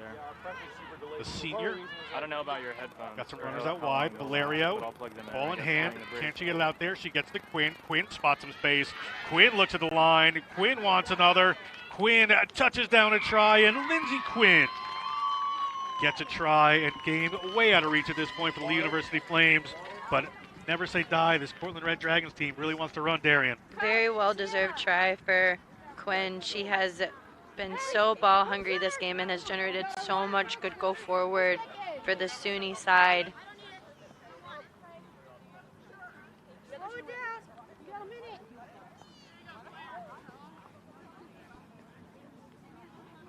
Kick to come here. 1 for 1 is Claire Brandon. Nothing she can't do. Yeah, she was playing a little bit of scrum half down there as well, I saw. Yeah, they do have to replace Reintagen. It'd be interesting to see who they put in that spot. It very well could be Brandon. That good rugby IQ she has. Keep the game moving. Claire Brandon hits this one. What can't she do? What can't she do is right. We have a player being intended to for Lee here, so it'll take an extra second. Taking a look. Just a really good eye for the line. Quinn ran a very good inside line off of that offload and just dishing out the fend and really trying to create the space. Great work.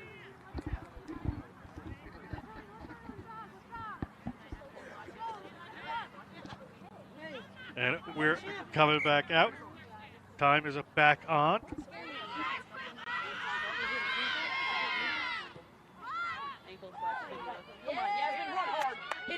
Big hit in the middle of the field. That was Lawyer just saying, I'm not done showing what I have, and Lee University turns that over.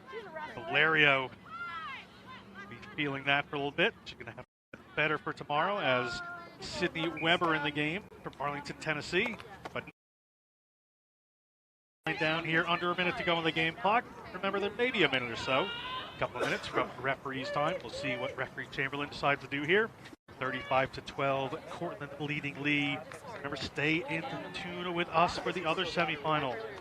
The Red Dragon will play the winner of Northern Michigan University and Wayne State, coming up at 11 a.m. Central Time here at the Tennessee Rugby Park. National Collegiate Rugby NCR Championship Weekend. A lot of exciting games to come. I feel great. Later on. It's like 60 degrees out here, bro. Today we have some other great games coming your way. 1 o'clock in the Division I semifinals, Northern Iowa versus Notre Dame College, followed by Marquette University versus Life at 3 p.m. Big run coming here by Tyler. Tyler gets across the 22. Tyler gets to the 22. Ball down, and they're still in the run. Quinn, the try scorer, almost picked that one up, but Brandon playing that scrum half position. Gets the ball moved there. Here we go, and Valerio can't hang on to that one. We have a knock-on scrum here for Lee, but no, it is not. Referee Chamberlain's going to whistle us for the end of the game. That is your semifinal champion, the Red Dragons of SUNY Cortland. They have defeated Lee University in a great first matchup here for the day. Again, stay tuned for University of Northern Michigan University versus Wayne State coming up. Exciting game. Darian Lovelace. Out here. SUNY did an amazing job as far as keeping the physicality up. They demonstrated a lot of resilience in the first game. Hold on. It's coming. Anna, let's get in here. Training factor between the two teams. It'll be exciting what SUNY comes up with tomorrow. All right, you heard it there. That's the end of our first game here, day one, semifinals. The Red Dragons of Cortland moving on to the finals. Stay tuned at 11 o'clock. It is going to be a big... For Darian Lovelace, this is John Broker. We're going to see you back in just a little bit. In our game, we play with our hearts. We don't play with sticks, bats, or gloves. We don't wear shoulder pads or helmets. We keep playing when it hurts. And we leave everything on the field. What we wear must be built for our game.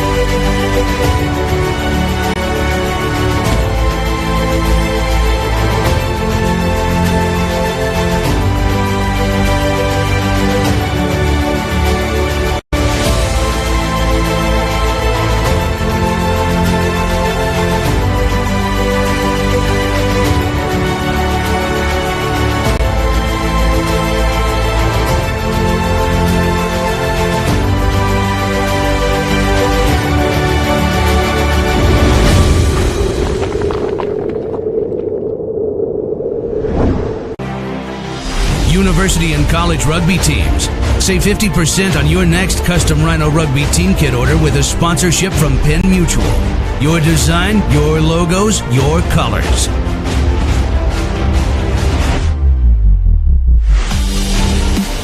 Includes jerseys, shorts, and socks. Save 50% on your next custom Rhino Rugby team kit order with a sponsorship from Penn Mutual. Learn more at rhinorugby.com.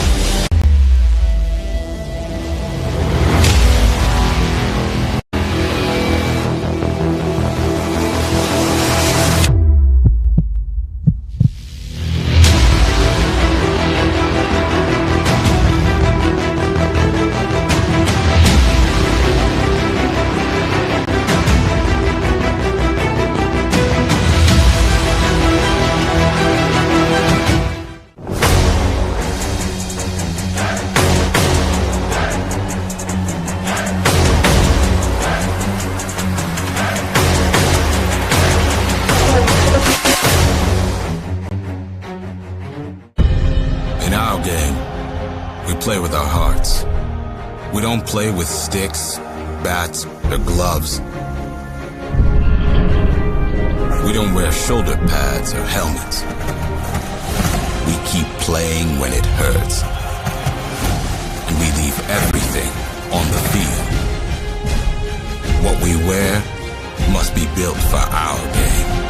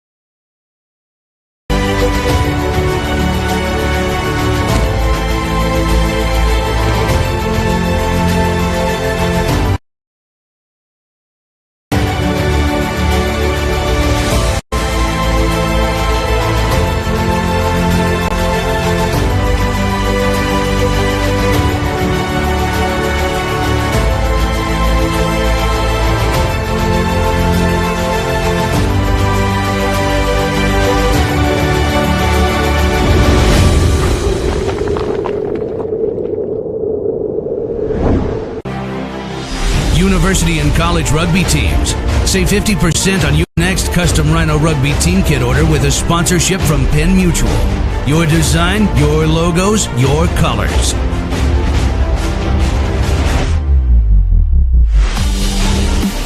Includes jerseys, shorts, and socks.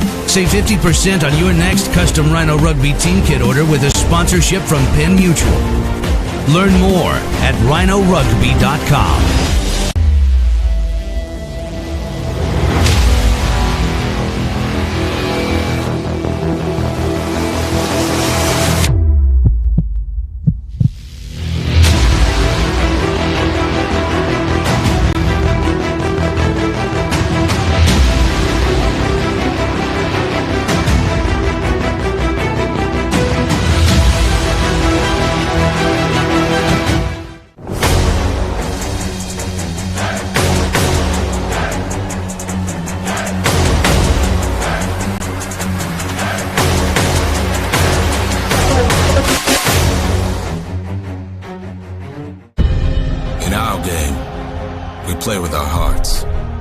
We don't play with sticks, bats, or gloves. We don't wear shoulder pads or helmets.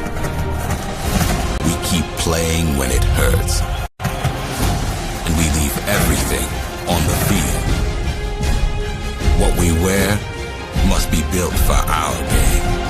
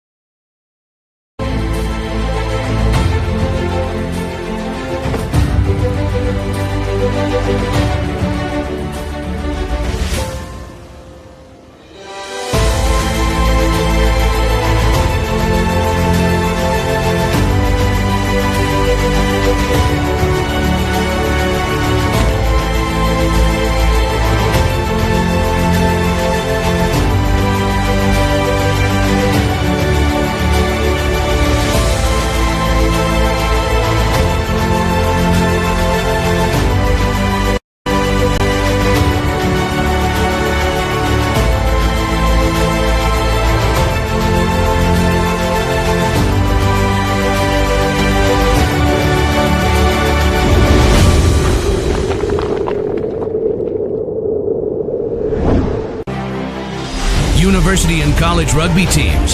Save 50% on your next custom Rhino Rugby team kit order with a sponsorship from Penn Mutual. Your design, your logos, your colors.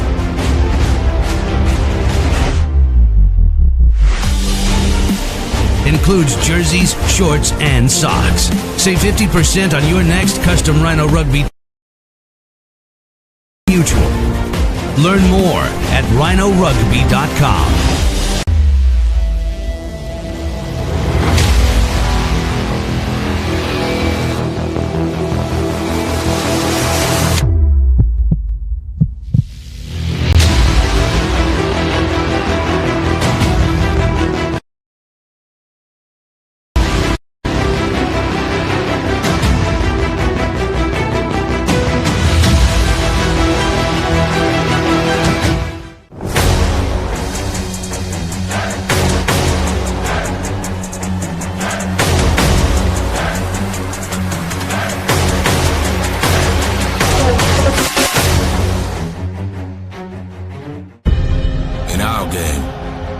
Play with our hearts.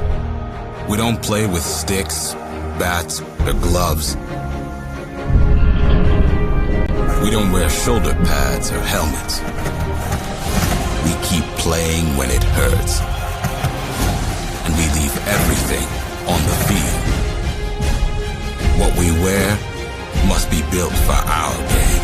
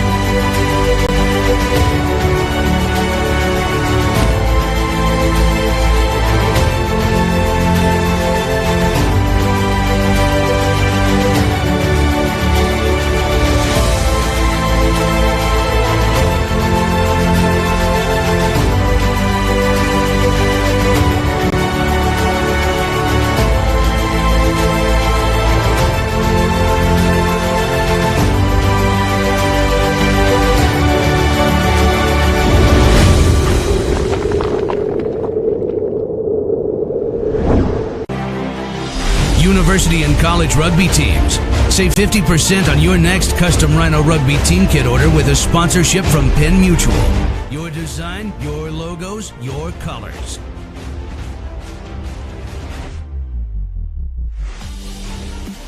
Includes jerseys, shorts, and socks. Save 50% on your next custom Rhino Rugby team kit order with a sponsorship from Penn Mutual. Learn more at rhinorugby.com.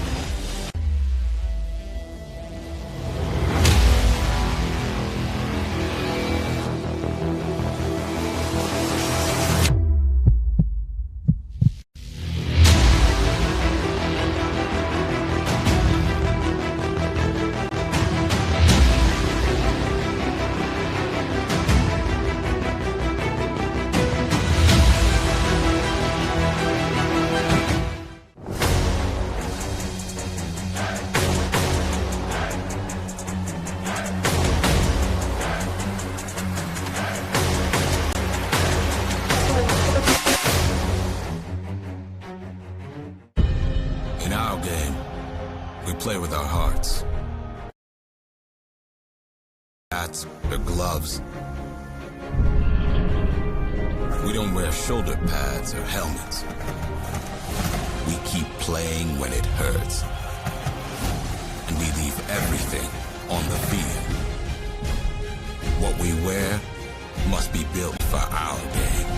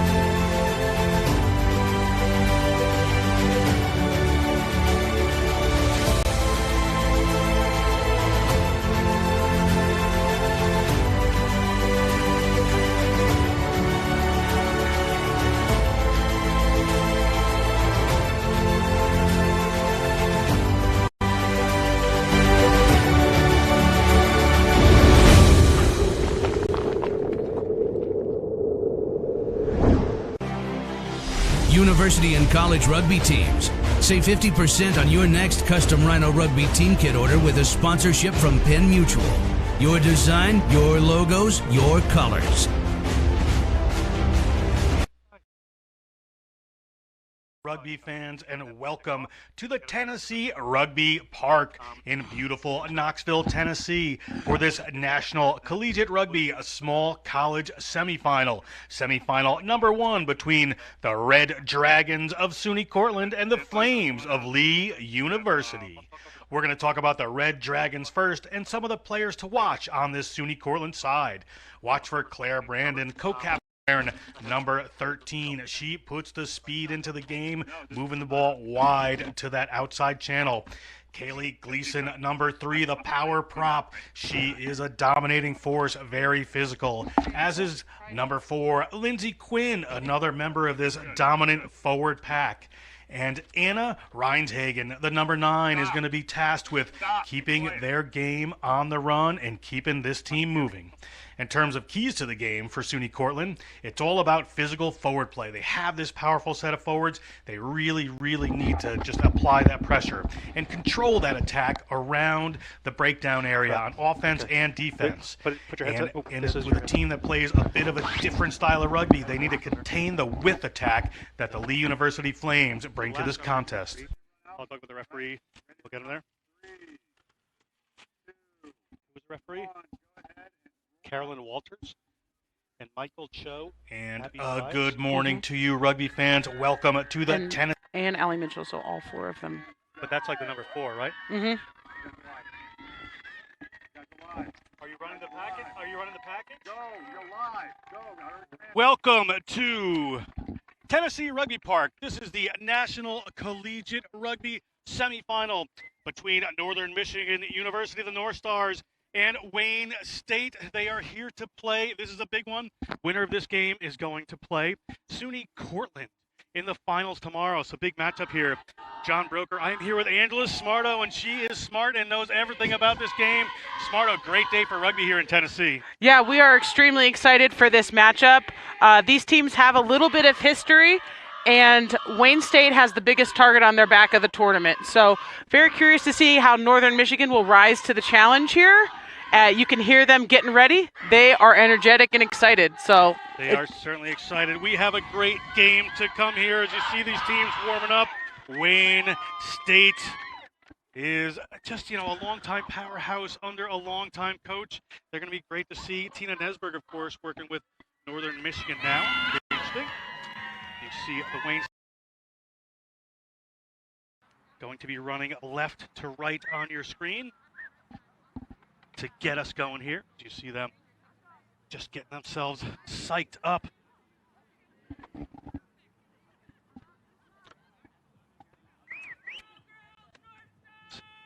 They are now ready to go.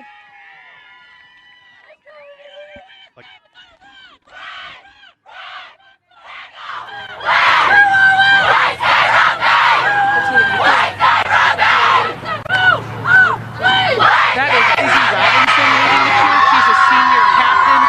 She is an absolute force on this team, so be on the lookout for her as a ball runner, as a kicker, and as a very vocal leader, for Wayne State today. The Wildcats of Wayne State are going to be receiving. You see him come across there. Our referee for today's contest is Caroline Walters, Michael Cho, and Abby Tobias on the sidelines. We have a number of great refs under the tutelage of Andy Buck here. We are almost ready to go with our second semifinals. Are the the North Stars to kick off. Back inside there.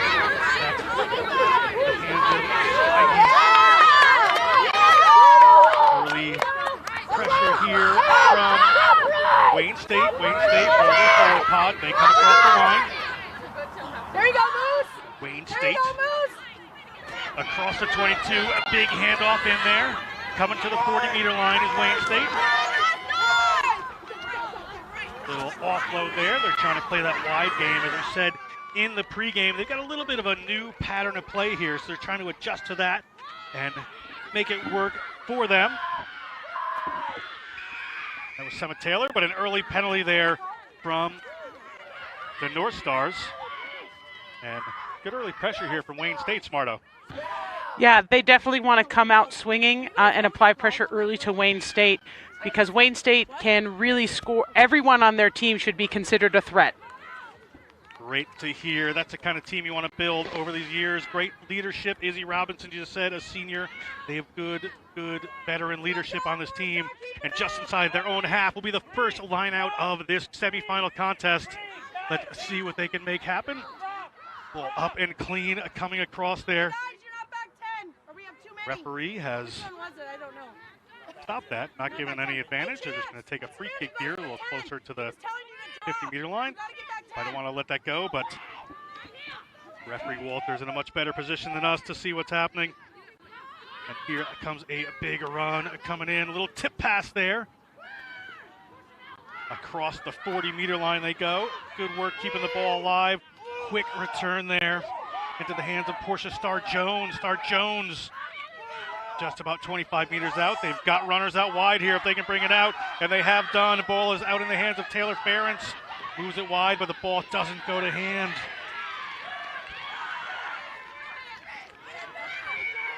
Now, the North Stars have turned this one over. They're inside their 22. And a penalty against the North Stars again here. Wayne State applying the pressure. Yeah, unfortunate, to not be able to capitalize on that turnover, to have such a quick penalty from Northern Michigan. So with Wayne back on the attack, so close to their try zone, they are looking to put points on early. Selma Taylor takes that one in, so there is no scrum half, but they're going to keep this one tight. Into a crowd of North Stars defenders goes Wayne State. They're looking for the try line there in tight.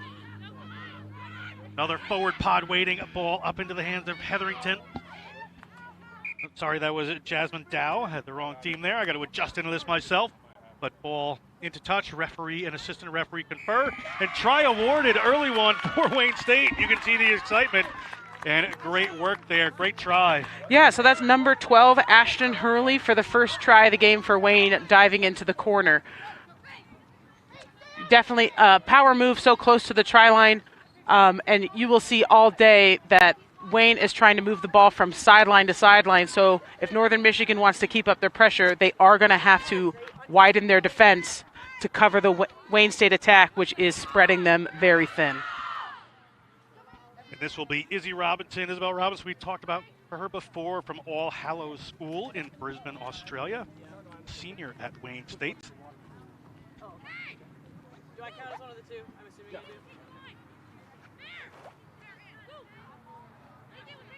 Bit of an angle for it. She lined this one up.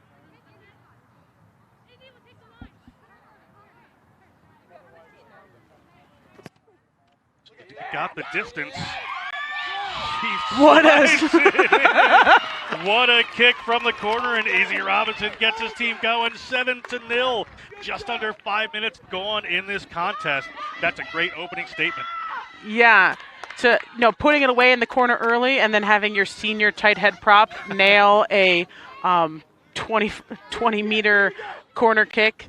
She also plays in the back row. She's not always just a prop. I've seen her play sevens too, called summer games. Yes, yeah. Izzy is. She's an all-rounder. Izzy is a skilled player. Coming out of Australia, she has a lot of experience in her youth coming, and she brings all that high IQ and those high skills to Wayne. Interesting choice there by North Stars there to just kick one short, and they've got a hold of it. They're going to keep it in their forwards as Helena Bork takes that one in. Ball comes up there to Reese Hetherington, and I think you can see the intention of how they will play with a big, powerful set of forwards. And now they come across into the middle of the field, and what a big line break that is. Just trying to escape there. Bianca Rosales. Yeah, Northern Michigan has some size in their back line, and they're going to look for those mismatches to use their bigger players who have some pace and to make those line breaks through the Wayne State defense. Ball up to Hetherington. On 1 foot, she's able to drag a couple of people forward. Some great power there. Ball well marshaled, but on the ground and up into the hands of that player, Hannah McBride. Hannah McBride looking for the line, but she gets about 7 meters out. Player latched onto it from the Wildcats of Wayne State, but they're going to keep this ball going. That's Bork. One more time, they call her Moose. Their nickname, not mine. Everybody who plays rugby knows a moose. So true. Advantage, a penalty advantage here for the Wildcats, and a player coming through just to shut that one out. So here we go, quick ball. Players are not 10. They've got it again. They're going for the corner, looking for that first try, and over the line they go. Great work, Northern Michigan. And that is Savannah Struble touching it down, and a good answer to that Wayne State try. Yeah, Northern Michigan wanting to keep their own possession. They are looking to attack and make those big breaks. And talking to Tina Robinson before this game, they made their adjustments. And you take a look at it here. That's Struble just coming around. She was not going to say no. We'll take just another quick look. Look at the quick ball there from the scrum half. Just takes it, catches that defense off. They've got the width, they've got the outside, and over they go. Well done. Yeah, that's a great heads-up move by that scrum half to move the ball really quickly and use a little bit of speed on the outside to move to it. And kick is no good, so we're going to stay at 7-5 to see the try score there.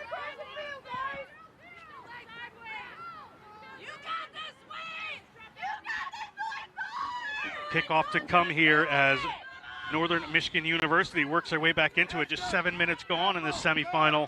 A lot more to come. If that's a statement for how this game is going to be, we're in for a fun 80 minutes here, Smarto. Yeah, I think it was really interesting coming into this game. I saw Northern Michigan play their regional, and they absolutely dominated Minnesota Moorhead. And I was very curious to see these two types of teams play against one another in such a big stage. Perennial powerhouse from Wayne with more of an up-and-coming program out of Northern Michigan, but they're answering the pressure. Izzy Robinson taking the drop kicks as well. Is there anything she can't do? As she knocks one down inside the 22, rolls another touch. Northern Michigan here with a little bit of pressure on them inside their 22. And that a little messy, but it comes down. A little messy into the middle of the field. They've got a lot of room to go. That's a big hit coming in from Wayne State. There's a lot of room to run here. That's Hannah McBride, and McBride. She's a big dominant force for them in their attack space, creating those size mix matches, but still having pace to be out there on the outside attack. McBride, a senior hospitality major at Wayne State.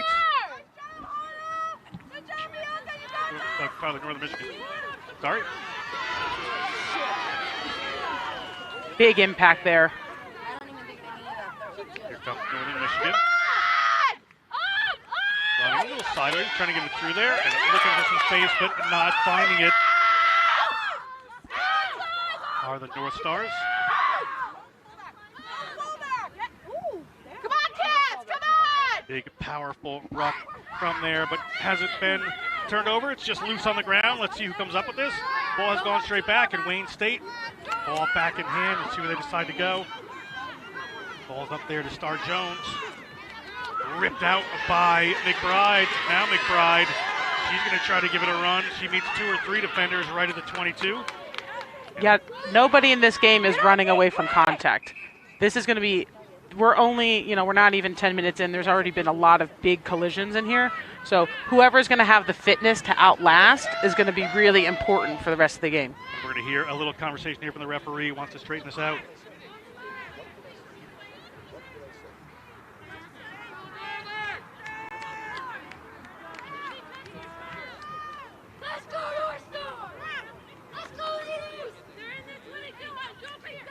And that's just a little chat with the captains of both teams to talk to their teams about the physicality and what's going on. We're going to come back to the penalty that's going to be for Northern Michigan University, the North Stars.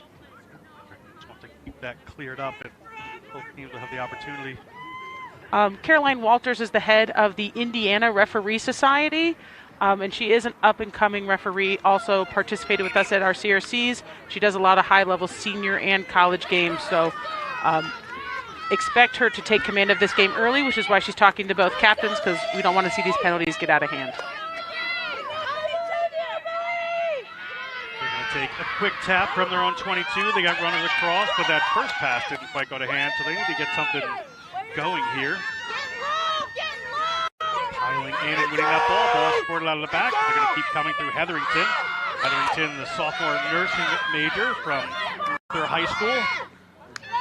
Ball now trying to get out to the wing. A little spin pass. Good pass gets it there, but they're stuck. Ball comes back in. Big hit from Wayne State. That was a Wayne State number 1, Jasmine Dow.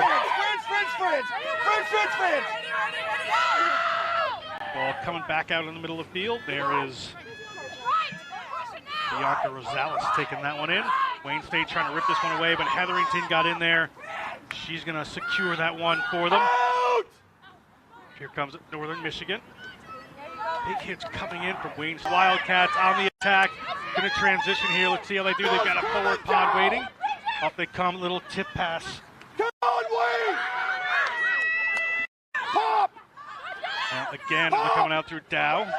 They've got some runners coming out wide. That's Feige. And a little forward pass slips in, and out of jail are the North Stars, but scrum under pressure inside their own zone. Yeah, they're having a little bit of connections issues off of their set pieces and penalties. So right now it's only a 2-point game. So how they exit their own 22 right now is really important. Nike! Crouch! Bind! Set! Referee brings us in. Is steady back. They're going to go for the kick. Fine touch just outside the 22. Good clearance, but Wayne State line out for just outside the 22 of Northern Michigan University. Great attacking opportunity. Yeah, that was exactly what they needed to alleviate a little pressure and some space from Wayne. So at least they're pushing them back and getting them away from their try zone. Ball to the front. The referee Walter says that did not go 5. Free kick for Northern Michigan, and their run of luck continues here as they're going to get to move the ball a little bit further downfield. They'll go for another run, which it looks like they're about to do. What's really difficult through the Wayne State defense right now is that they're extremely disciplined. They are covering a lot of space, and they are moving as a unit. So Northern Michigan really has to perform. Every person needs to really be where they need to go, because they need to suck in more Wayne State defenders to create some more space. Hetherington there barrels that one in for Northern Michigan. Big drive back there from Ashton Hurley from Wayne State. Big tackle, but maintaining the ball, and off they go. Little pass to the outside from Bianca Rosales. They've gotten it wide to McBride. McBride would love to go coast to coast, but she gets tackled, and at their 22 they are. Good defense. They really just pulled that Wayne State defense almost to the favor team across the field. They're nicely spread, able to handle what they have coming, and here comes Hetherington.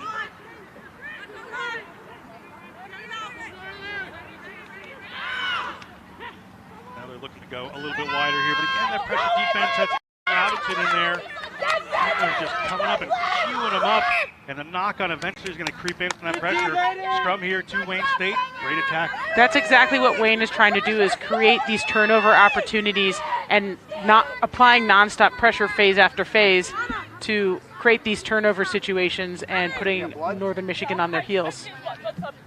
It looks like we have a blood sub coming out for Wayne State right now. They'll get patched up by the crack medical team here. Sure she'll be fine and itching to get back on the field. Little bloody nose. Who needs a sense of smell anyway? I think it'll be taken care of quickly, and we'll see her right on back.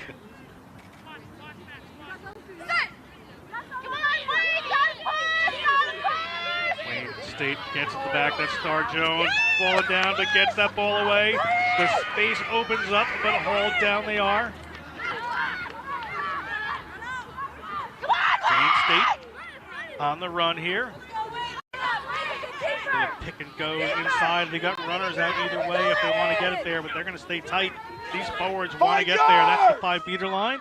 Not the try line, but they're going to keep powering through. Northern Michigan able to stand it, but now they're going to come wide. They've got the runners. They can get it there. There is a guaranteed try that goes to hand. It does. They're at the 1 meter. They just drew it too far across. Good work by Northern Michigan to keep that one in there. Here they come back in. Powerful. She gets just outside the line. Referee Walters on the spot to see who's doing what. Here comes Izzy Robinson. She looks at the try line. She finds the try line. That senior was not going to be denied in one of her final games. Yeah, I mean, talk about Wayne State just keeping with their system, moving it from sideline to sideline and end up being able to score in the middle. They have support all the way throughout the field, and that creates those gaps and really is putting a lot of pressure on Northern Michigan to cover the entire field. There you see Izzy Robinson. She had runners outside of her, but she just saw that little space there. Able to slide through and touch it down. Take just another little look at it here. See those defenders just cutting across so they saw that overload. And then Izzy Robinson just able to take the easy road. as Selma Taylor will be here to try to convert this, and has done. Selma Taylor, a criminal justice major from Kansas City, played for the Liberty North Eagles in high school. And she's excited as Wayne State continues to put some points on the board here. Take one more look at this. Ball out to Izzy Robinson. Izzy Robinson across the try line there. A little help from the post. Those lovely Penn Mutual Rhino Rugby posts here at the Tennessee Rugby Complex. Yes, and for everybody wondering, number 4, Taylor Ferentz with the blood sub. She is back on. She has stopped bleeding, and she is ready to go. Little dribble kick again, right in the middle, and they're going to keep this one in hand. Ashton Hurley.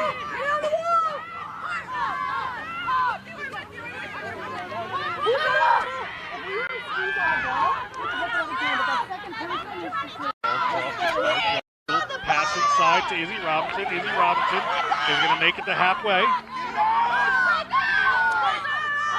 There again, gets the ball, a little weaving run there from Phoenix Weigel. We're seeing a lot of double team tackles by Northern Michigan, and that's great because it is getting Wayne State to ground. But every time you use that's 2 players on the ground now instead of 1. So as they continue to attack quickly, that opens up some space. And it has done as predicted as Lauren Nelson speeds across the 22. Which way they go? They've got players looking all over the place. Ball out there to Pasco. Pasco moves it out wide. Back into the middle of the field. They've got some runners here. Again, they've got the width that they wanted. They've got some tight runners that want to go to them. They're going to go to Izzy Robinson. She's going to dummy to Star Jones, and now they're going to come wide. A little pass in behind to Ferentz. Ferentz, as you said, back in the field to try to offload that one. Would have probably preferred to just take that to ground, but knock-on comes in from Wayne State off of that, going for that extra pass. Yeah, they've been having a problem with that last connection. It's there. The space is there for the winger, as you can see. But again, they're having a little disconnect between their outside center and their wing, and that's the second or third time we've seen that pass missed and maybe costing them a try. Scrum here for Northern Michigan. The North Stars inside of their own 22 at Hetherington. Rachel Placeway, the number 9 for Northern Michigan, is also their team president and has been a huge leader on the team and a massive organizer to get this club from the Upper Peninsula of Michigan down to Knoxville. Scrum goes down. A referee is going to take some time here, make sure everything's safe. Bring this one back in.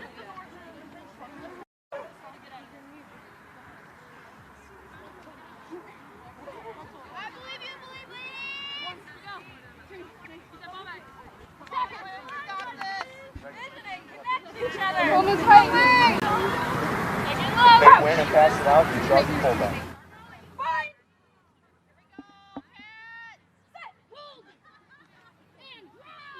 From here, coming in from the tight head side, kind of interesting from the North Stars, but they're going to move this one across the field. Little center run back in there. They get to Struble, the try scorer. Placeway looking for some runners.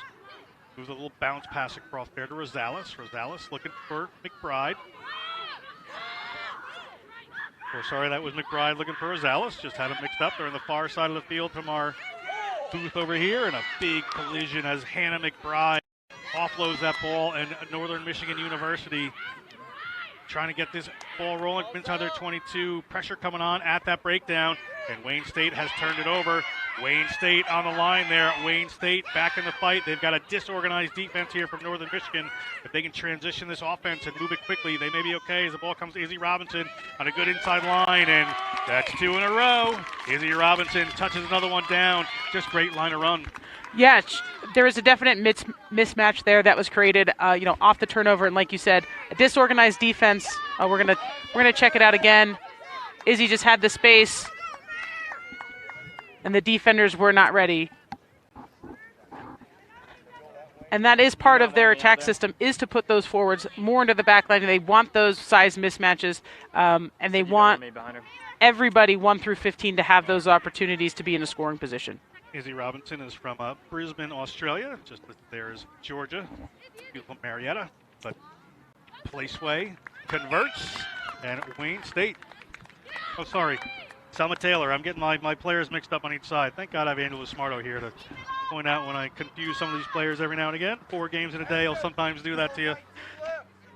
Well, what's fun about my job is that I get to interact with these players a lot, and you know, even though they have coaches and adults, a lot of these teams, they're student-run clubs, and their club presidents really do a lot of work. So I've talked to, that's how I knew right away, and I was like, no, Rachel's from Northern Michigan, and she was calling me about booking hotels and all kinds of things. So real good. It's Wayne State on the move here. Ball across. They're out to the 40-meter line. On the attack. See how it goes here. The ball into Robinson. She put a little inside pass in. They find some ground off of that tip pass. Some good interplay in the forwards here. Look like some runners offside, but referee may or may not have seen it. Big break coming through here. That looks like Ferentz. Ferentz has some gas. Ferentz has one to beat.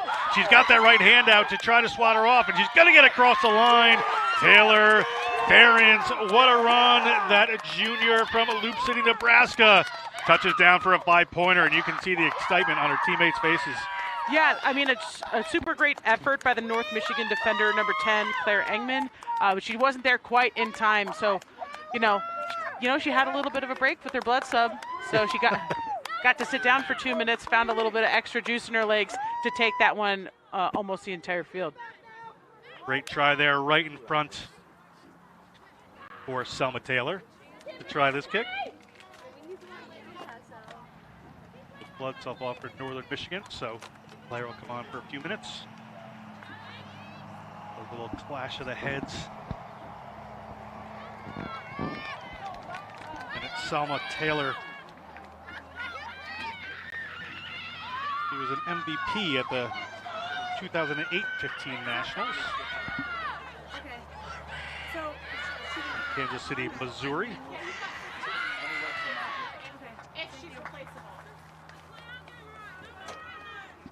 Taking a look at Ferentz's run there. You just see the intensity in her face as she's trying to go. Yeah, the team, especially when seniors score in there at the end of their seasons, it's really exciting for the whole team because those are the leaders who are bringing all these other kids, so the bench is going to go wild for the players who have been leading them this whole season. These players just really developing something special there at Wayne State as we're at 28-5. Things looking good here for the Wildcats of Wayne State until I said something and the commentator's curse comes in, a little knock on here. We're going to have a scrum for Northern Michigan.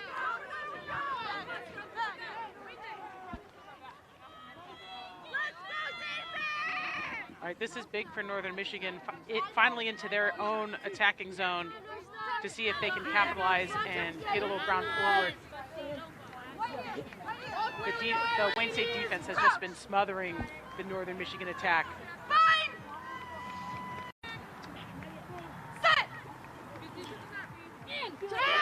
From the tight head side again, that interesting tactic. That is good for Northern Michigan. Ball in the middle of the field. Nice little step back in from one of their big power centers. Rosales going in that time. Will pick and go. Here they go, trying to Struble, looking to move that ball out wide, and that's the player they want to get it to, and Hannah McBride. Hannah McBride offloads the ball to Struble. Struble into contact of the 22. Good work keeping alive on the ground there for a nice clean ball. But into touch they go. Just one attempt too many off to that left-hand side. Line out for Wayne State inside their own 22.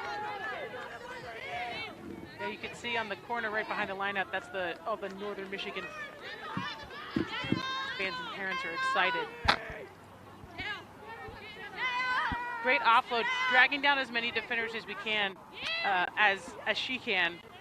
Excuse me, I have nothing to do with this. I just have a tendency to use the royal we. That's okay. Ball comes wide, nice pass out there. Wayne State a little room, but that sideways run is just drawing some defenders across, headed towards the touchline. And in the touch they go. It is 1 for 1. Struble very happy with her tackle, and it's going to be a line out here for Northern Michigan, just outside the 22. As we take another look at this here, see that runner just coming across there, and eventually just gets dragged towards the touchline. Nothing she can do. Just need to straighten up those running lines. We'll cue her that ball back over into the hands of Hetherington. Hetherington gets that ball safely, and now they're going to move it across there into the hands of Rosales, but knocked on. It's going to be Wayne State ball. Smart of this sideways running these teams is just doing some favors to the defense, just pulling it across a little bit. If they could just straighten up some lines, both these teams would be through some space a little bit better. Yeah, I think something that's difficult too is, when you show up to play, the further you advance in the playoffs, the teams get harder and harder, and those little tricks that you could get away with in other parts of the season don't work anymore. And you're seeing that a little bit on both sides of the ball. So Northern Michigan is going to have to square up their attack to make it more effective. Ball in here as Wayne State switches some runners. A little duplicity here, and it is into the hands of one of their powerful players as they come around the side there. That's Zweigel. Gets that ball up to Lauren Nelson. Lauren Nelson makes sure her teammates are there. Good awareness before she gets the ball to the ground.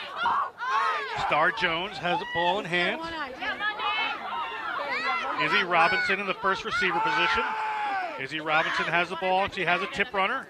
Decides to just show and go that one.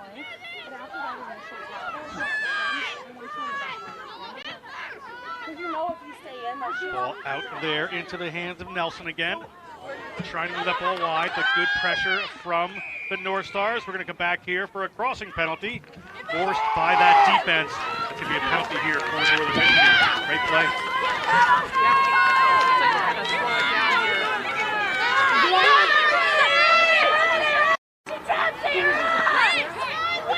They are setting it up, that slowing down to giving Wayne State more chances. They're not hiding what they're doing.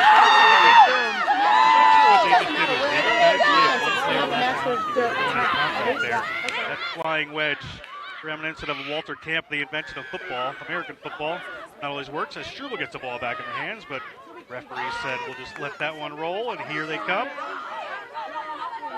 Claire Engman, the fly half, has to take that one in, and it just been moved back, and what power coming in.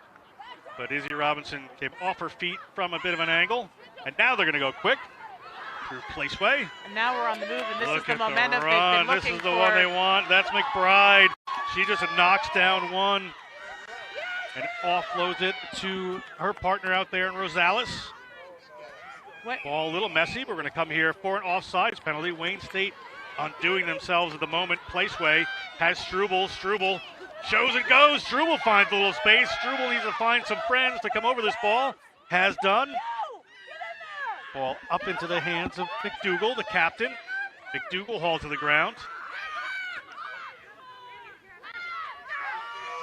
Engman trying to decide what to do with it. Engman's going to run into a couple of these Wayne State defenders. Yeah, you can see the Northern Michigan attackers. They are looking for space on the field, and they're looking up, and all they see is stripes. A little messy ball there for Rosales, but Struble's going to come up with it. Struble's looking to get that ball out there to McBride. McBride at the 22. McBride. A couple of people across there and turned over by Wayne State. Struble is down. We'll hope she's okay as play continues, and here comes Wayne State through Star Jones. Little tip pass to Dow. They've got runners out to the left-hand side here, but they moved it straight back to Izzy Robinson. Izzy Robinson puts a good hoof on that ball, and it bounces back into touch. Well played just to get the ball out of their zone for a bit there. It's going to be a line out here for Northern Michigan just inside the Wayne State half the field. Yes, still a great decision by Wayne State. They, giving up a couple penalties, and they're getting a little rattled, so kicking it out and having them reset. They're still gaining territory, and they want to relieve some pressure and keep pushing Northern Michigan back and making them make up that territory again. A bit of a messy ball there. Hetherington couldn't quite hang on to that.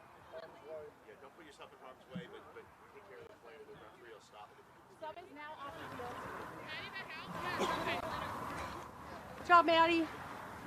Referee just holding us up for a second there. Do the substitute. Got a little tape, so you go back in. You ready? Make sure all's fair. Okay. Black, on me. That's good. And taken away by Wayne State. Good work. Ball down here to Nelson coming across the field. Can they get at the wing? They have done. The race is on. Little offload there. Good work as Haley Penna comes up with that one. Ball up into the hands of Hurley. Hurley gets the ball up there to Taylor Ferentz. Taylor Ferentz gets it just outside the 22. And a little over anxious there from Caitlin Bammel, the captain of Northern Michigan. There's going to be a penalty here for Wayne State. Players are looking for some fast and fun play, and the coach is saying, let's slow down and kick at the post here, huh? As we take another look. Yeah, it looks like. That was a penalty there. Player just coming in a little bit quick, and they're going to hold up and go for the post here. Are the Wildcats of Wayne State. Yeah, if you have, this is an opportunity to put more points on the board. If this kick is not good and is still in gameplay, this ball is live. So as you can see, Wayne State is lining up. If it goes in the try zone, touch it down. Lining up to chase this kick as though it's a kickoff because they're going to go after this ball in the event touch that it down, Max. Doesn't put it through. If it goes into the try zone, touch it down. Izzy would like option number one as she lines up the kick here. And that one sails straight through. 3 points to the good. 31-5. Just about 8 minutes to go in this National Collegiate Rugby NCR semifinal. Winner will take on SUNY Cortland, the Red Dragons, tomorrow, 1 p.m. Hey guys, hey. My time is wrong. 11 a.m. Eastern time. You gotta support. Where you're passing and you're just launching, you gotta know you're the first Martin rucker. can double check that for me, but I think I'm right the second time. 11 a.m. here on the YouTube page for National Collegiate Rugby and on their Facebook. Because you can always pick and go. Make sure you join us for the finals tomorrow. We've got great Division I games coming up later. And we have a kickoff coming from Northern Michigan. Come on. Ball up in the hand to Wayne State. Little shift off to the right-hand side. Some speed comes in. Runs in to the power of Rosales and McBride. Get out! Rachel, get out! Not going to power through that duo very often. Star Jones looking for some room. Spills the ball, but it's gone backwards. But Northern Michigan has taken it away. Has that one gone forward? Referee says, let's keep going here. We're all happy. As Mandy Kyoto takes that one down. Here comes Northern Michigan, but this time a little bobble from Pekic. Just knocks that one down. It's going to be a scrum here for Wayne State just inside their own half as we take another look. Yeah, just an unlucky play for Northern Michigan. They're starting to get moving, but putting the ball back into Wayne State's hands with a little bit of time left in this half. They need to be shoring up their defense to not give up any more points, preferably before we go to 40 here. DC Strawberry! Get it out here! DC Strawberry, get it out! Wayne State looking at some runners here, a little hold of the ball. They're going to take this one in.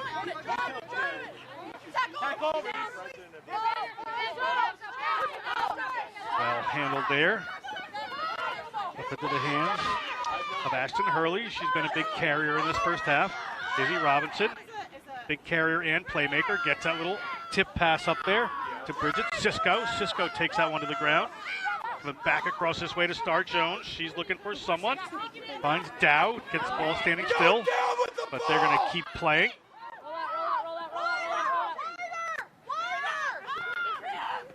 Through the phases they go. Good work there by Northern Michigan to anticipate that tip pass and double that player up with defenders. Player not rolling away. Referee just wants to play some rugby here. Izzy Robinson in that first receiver spot again.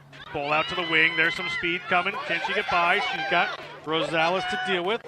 Rosales does the job, takes her to the ground. And coming back across field. Again in the first receiver spot was Robinson directing this offense. 1 one of their key playmakers. Good job, Mary. Who's with Mary? Who's with Mary? Power coming across the midfield there, stringing together the phases, disorganizing this defense. Haley Penna gets taken in. Contest to the ruck here from Northern Michigan. They come back across it. Dow, a little tip pass there. Again, Northern Michigan anticipating those little passes, doing a good job of getting a defender up there. Izzy Robinson, she shows and holds on to herself, but she gets across the 50. She hands off another one. She offloads, gets it in behind. Cisco offloads again. Good little one-handed offload there. And a penalty for a high tackle against Northern Michigan. Going to be a penalty for Wayne State. Coach again asking for points. Maybe saving a little energy for tomorrow. Taking these opportunities, Wayne does have a bit of a lead right now, and taking every opportunity to just practice any kind of situation that they can find themselves in. So if you can get the points safely, securely, in control, then it's a totally safe play to do that versus, how many more collisions till we get to the try zone.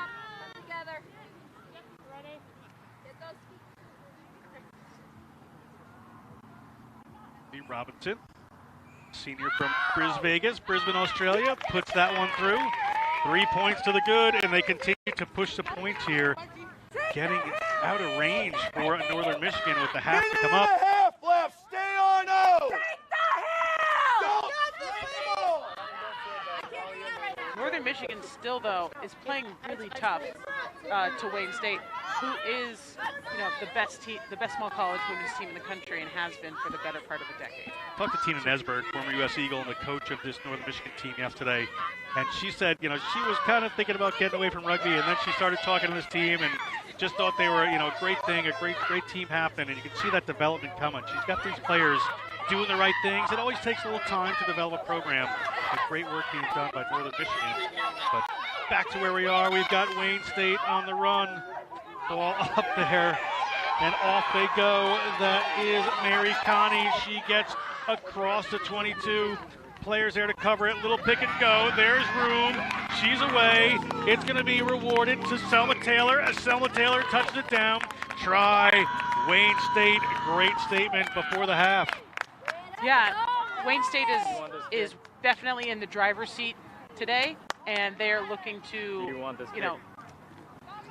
they are still going all out, though. You can see all of these players. They are sprinting. They are going full force. Can you hear me, Ryan? As far as they're concerned, it doesn't matter. They have to win this game or they can't make it back to the national championship, and that's what they work all year for. Hello. Do you want to this convert kick? her own kick? Do you want this will be kick? Selma Taylor. Okay.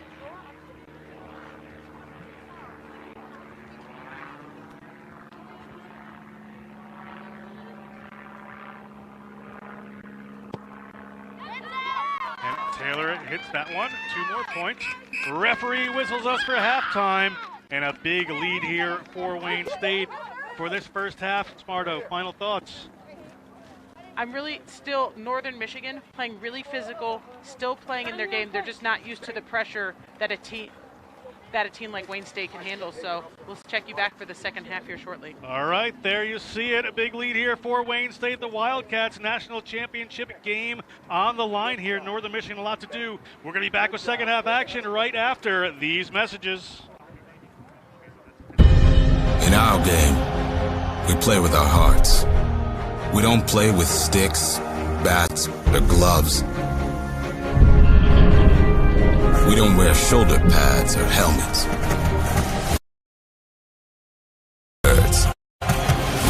And we leave everything on the field. What we wear must be built for our game.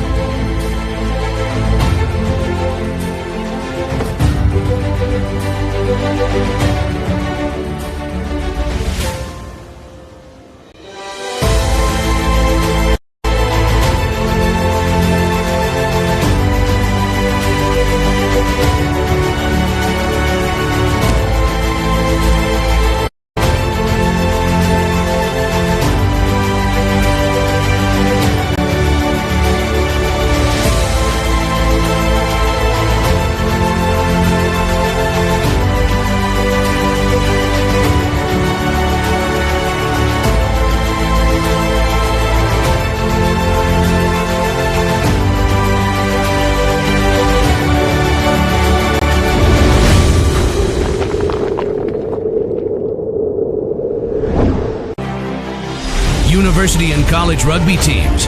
Save 50% on your next custom Rhino Rugby team kit order with a sponsorship from Penn Mutual.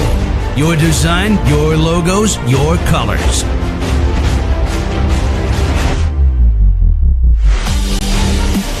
Includes jerseys, shorts, and socks. Save 50% on your next custom Rhino Rugby team kit order with a sponsorship from Penn Mutual. Learn more at rhinorugby.com.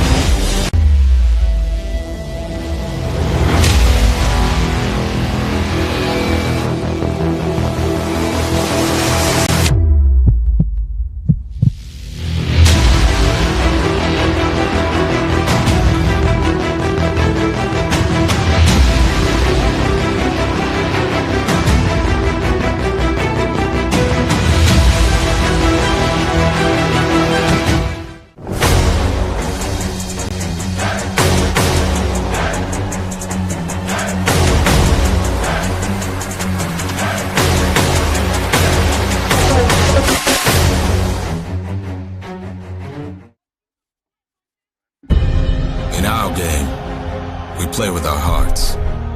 We don't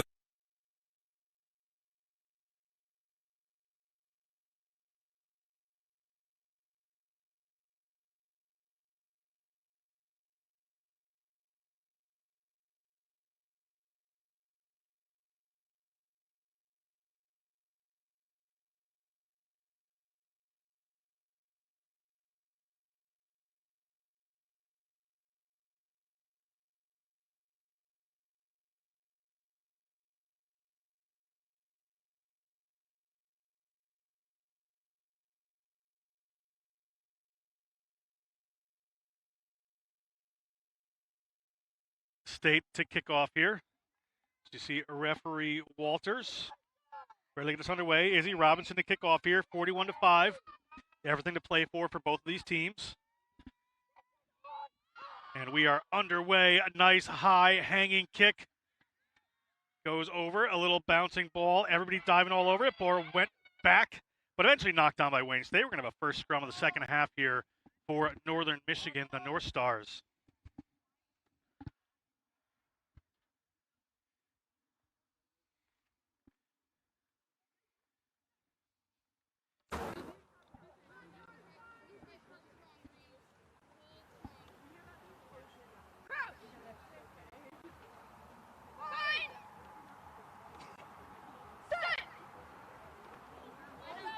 North Stars first scrum of the second half. Wayne State takes it away.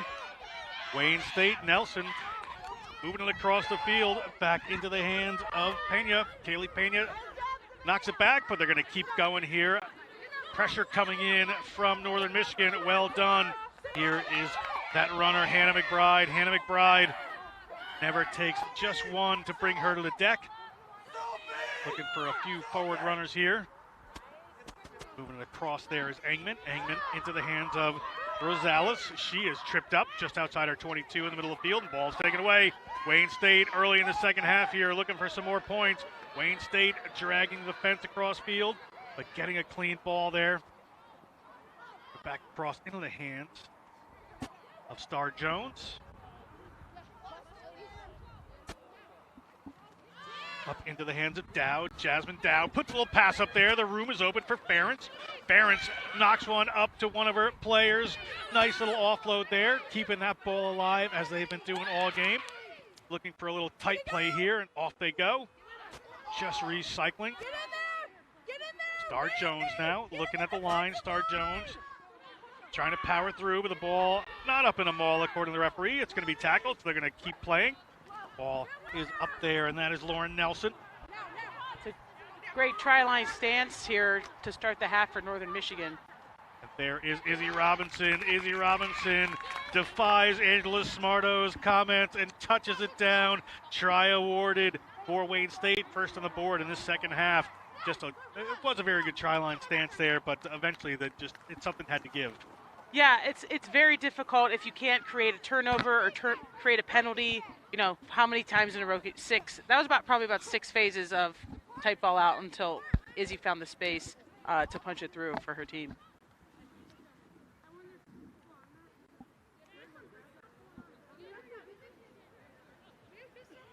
Selma Taylor puts another one through. 7 points on the board. Wayne State, at this point, looking as they're going to the championship game.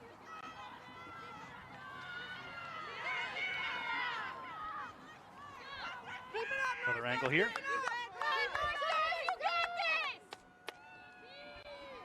You just see Izzy Robinson there. Just take that and find the space in between a couple of those players. 48-5. Northern Michigan to kick off here, the North Stars. And that little chip kick right up to Izzy Robinson, anticipating it this time. Izzy Robinson gets to the 50, just across. Hetherington trying to reverse fortunes here. And here they come through Dow.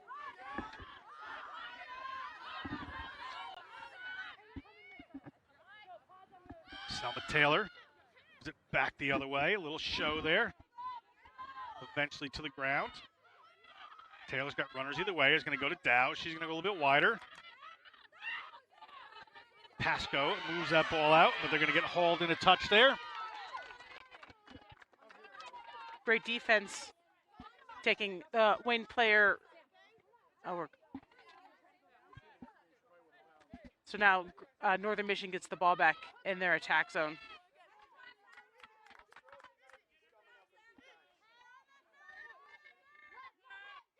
Northern Michigan, ball taken away, ball into Izzy Robinson's hands. Izzy Robinson goes up a little left footer there, rolls it inside the 22, pressure coming on. A lot of work to do here for Chance McDougal. And it looks like Wayne State has piled on this one. Wayne State looking out wide there. Wayne State looking at the try line. Wayne State one more time. And that is Zweigel touching the ball down, getting a try, another 5 points on the board. Looking like a rout here, Smarto. Yeah, Wayne does traditionally put up a lot of points on teams, but that really just is more of a testament to how good they really are. People think that maybe they're not as good as they are, but they really are. If you take a look, that's from a great defensive stolen line out into the hands of a playmaker, and she made such a quick decision. Yeah, you just see it right there. Yeah, this great try that was set up by a left-footed, box chip kick that went 40 meters, and they have the speed in the back line to go chase it on and take it back over. A good kick and a big celebration. Another 2 points on the board, and Wayne State is pretty excited here. Yeah, Izzy Robinson with that chip kick. I mean, that you have a game plan, but every once in a while you have to be like, okay, you just kind of do what you want to do. Do what you see. That right. Do what she sees, and that's just a testament to the really high rugby IQ of this team. So that could not have possibly been the plan because it was a turnover. She saw it, her players reacted, a great kick chase down, applied the pressure, got the ball back, got the score. Yeah. And also a program that says, this is a structure we play in, but when you see it, you have license to run. You're not constrained here. Ball coming across there through Cisco. On the run, they are. Nelson gets the ball up there to Hurley. Hurley into the contact. Northern Michigan trying to fight for this one.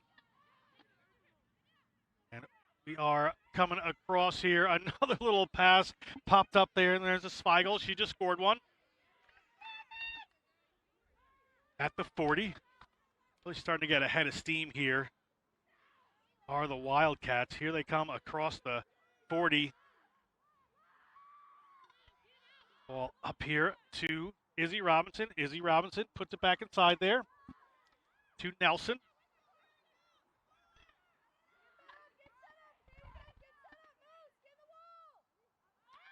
Little show one way and go the other. Izzy Robinson. Little deft work there, rolling, twisting. She's going to find her way if she can. Look at that offload into the hands of a waiting Wayne State receiver. Ball up there to Dow.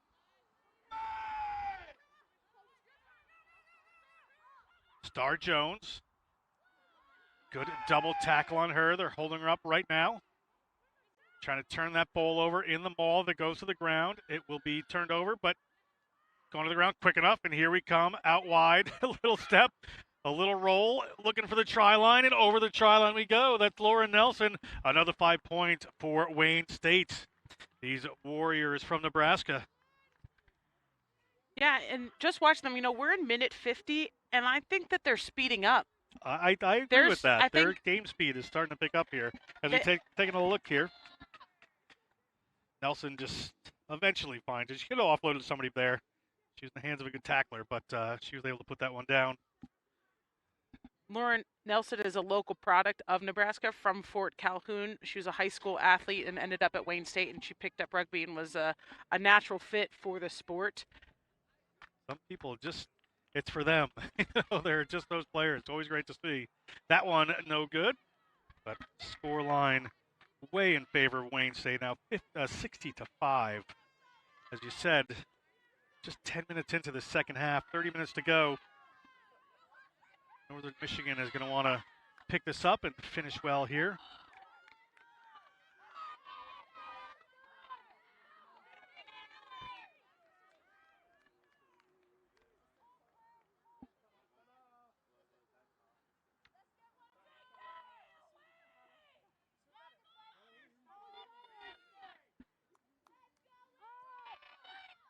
Little short chip kick. Little bobble of the ball, and it went forward eventually.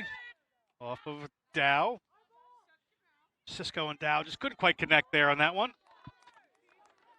Unlucky, but their smiles, they're trying. They're still going at every play 100%. So it's good to see after you make a mistake, they're looking for each other. They're saying, hey, pick it up next time. No big deal. Let's get it back.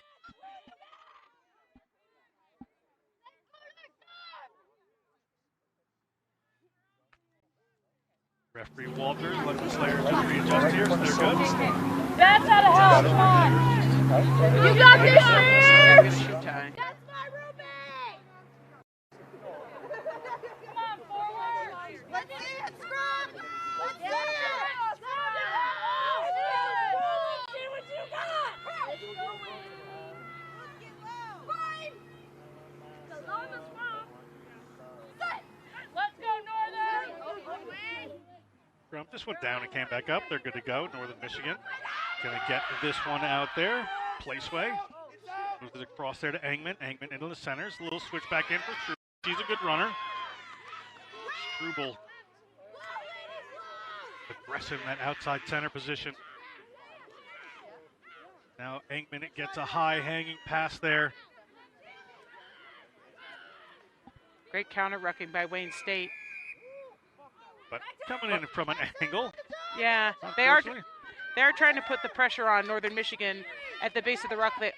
Like I had said previously, you know, they're looking for space and they're looking up and there's nothing there, so they're not getting the ball out. Wayne's getting a little impatient and did give themselves a penalty, but I would expect to see more of that to turn over the ball. That ball went quick to Struble before. Now trying to turn it over is Wayne State, but penalty against Robinson. Just a little over anxious there as the ball came in. Placeway looking to go quick again here. Here's the ball up to Hetherington again. Well, that time no problem. There was nobody latched on when she made contact there. Hetherington, a true warrior there as the ball goes to Engman. Engman shows it goes. Engman nearly finds her way through, but hauled down eventually by Star Jones.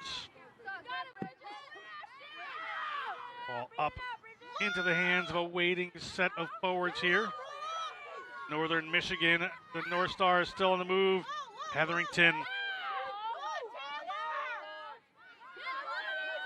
eventually to the ground. Placeway looking for a runner. They have found Hannah McBride. She hasn't seen ball yet this half. She gets to the 22. Turned over by Wayne State, however. Support not quite quick enough. Good reaction time. Now there's a battle. We'll see who comes up with this. Referee's saying no hands on the ball. It's going to come back to Northern Michigan. They're going to get to attack again through Tola. Pick up and go. That's Straka. Haven't seen too much for ball in hand. Good player there. Hetherington again. Somebody apologizing there if I heard correctly. I'm not sure what for. But we have a penalty for not releasing on Northern Michigan. Wayne State the chance to clear this one. And a player is just going to have to get a little attention here. That's number 1 for Northern Michigan. Reese Hetherington, she's a really strong ball carrier for them. Obviously got a little beat up in this context, so we're going to have medical check her out. Just a little attention here from the medical staff at the Tennessee Rugby Park here at the National Collegiate Rugby Semifinals. And the winner of this game plays the Red Dragons of SUNY Cortland.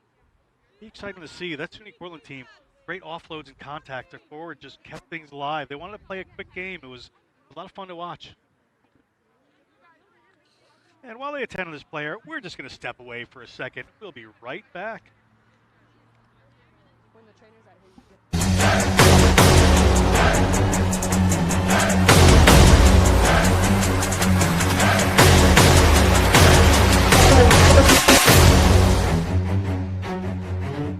Good.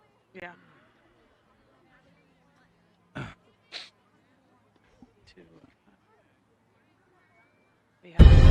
In our game, we play with our hearts.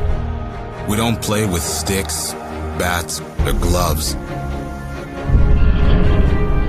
We don't wear shoulder pads or helmets. We keep playing when it hurts. And we leave everything on the field. What we wear must be built for our game.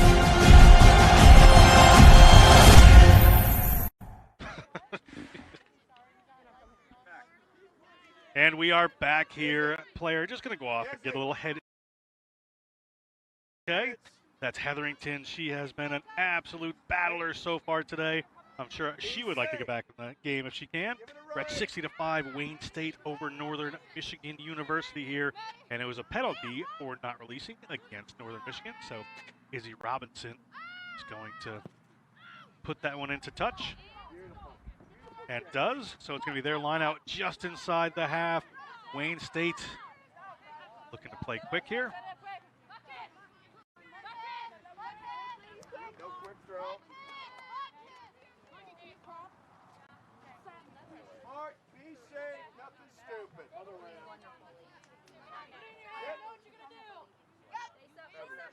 Ball a little messy, but gets there eventually. Ball is out into the middle of the field. Good pressure coming on, but able to get the passways. Wayne State.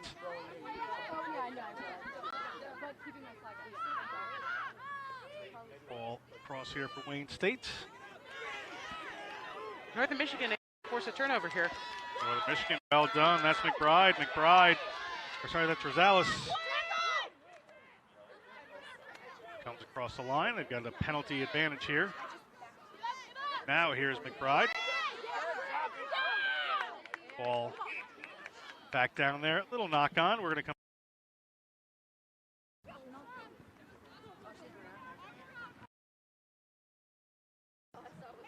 Scrum is going to be it. That'll be the penalty coming back. They're going to knock on against Wayne State.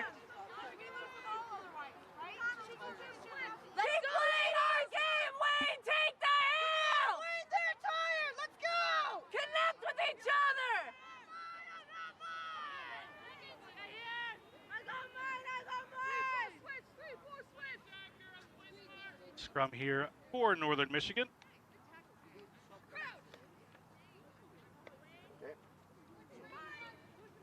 Referee Walters very authoritatively bringing us in here.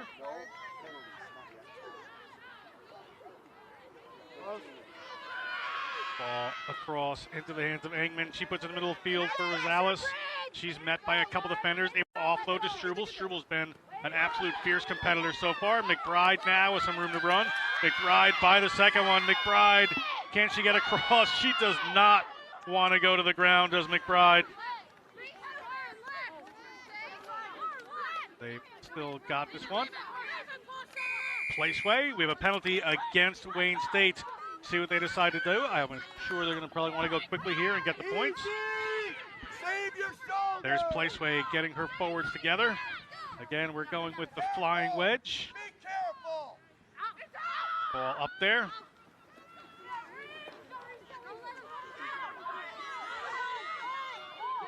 Wayne State was ready on the defense. They were moving their whole pack to get right in front of them. They saw there was, pretty much one option there as they're moving the ball. A little pick and go here, but knock on, it comes in there, and a little bit of a challenge.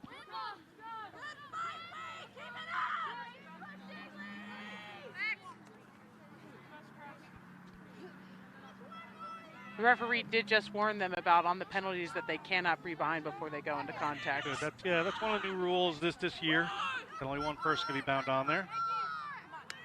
I can't believe I remembered it. Some of these rule changes always kind of slip by me occasionally, but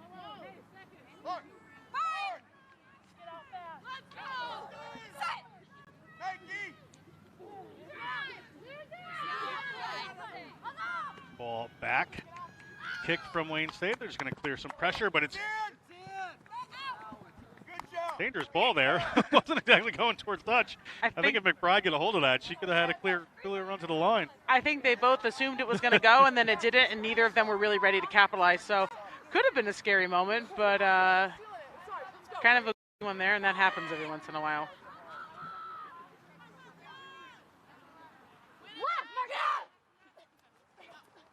Start.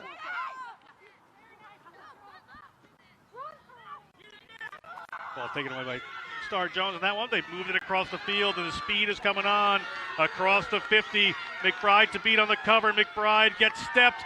One more try on the way here for Wayne State. Wayne State looking to come into the center of the field here and have done. Wayne State, phenomenal try. Distance to the field from inside their own zone. That's Lauren Nelson again. She thought she had the speed, and obviously she felt like she had it. You can see her. She's had that speed also from her, her sevens career. She played in the CRCs, and she's played on the select side for NCR and for previously NSCRO several times. So she saw the space and said, I'm going to take this one by myself. Wayne State making a couple of changes here as the game rolls on. As we get a look at it here, Lauren Nelson, look at this step she has. McBride just almost had her. She stepped in, comes back out.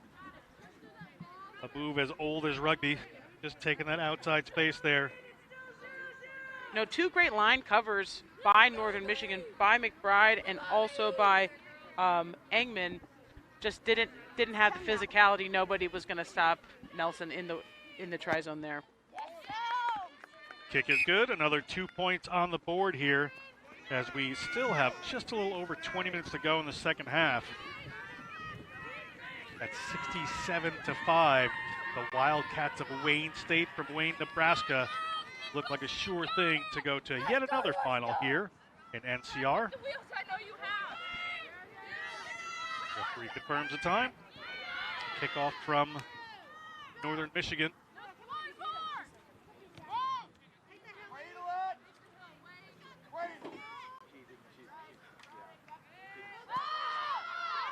Michigan puts that one in the air that time. Haven't done too much of that. Izzy Robinson across the 40. Players getting into the shape they want to be in, the formation, and a little breakthrough across the 50 here. Coming out.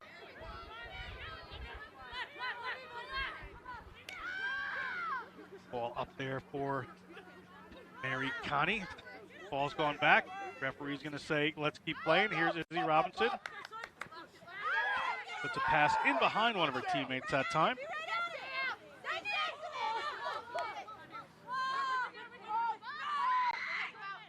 Here comes Wayne State with Robinson one more time. She had Dow, elected not to use her, but she's going to be able to keep that ball alive.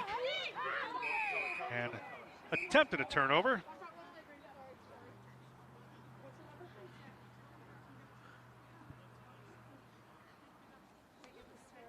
That's Savannah Struble. She made a great tackle, but really physical contact, and she did knock her head a little bit. She's a little slow to go up. She's talking to the trainer now. Still small for an HAA, just being very careful. She's not pleased with coming off the field. She has been an absolute live wire today. You know what? You got a game tomorrow.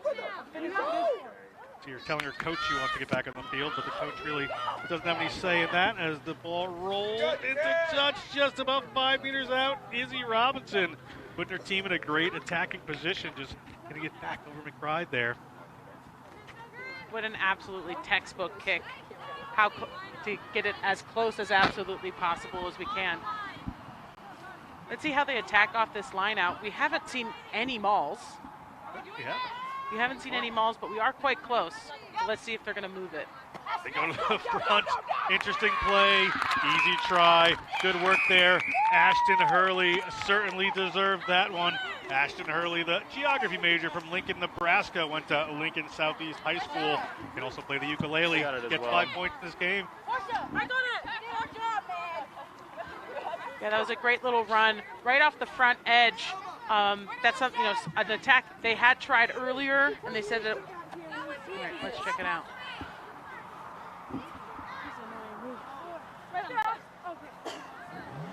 Nice and easy there, Smarto. Yeah, this is obviously something you can tell that there's a practice here.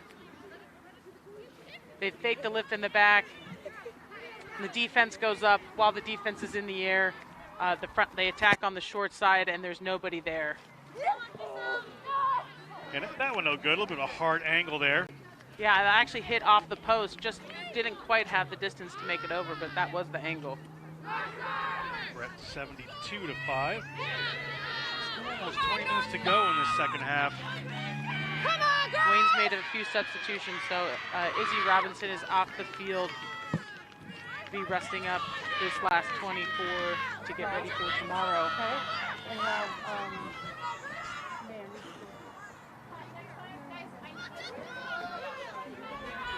The North Stars here. Another one up. Little miscommunication there. Right off the foot, according to the referee. And a good call there. Keep play going.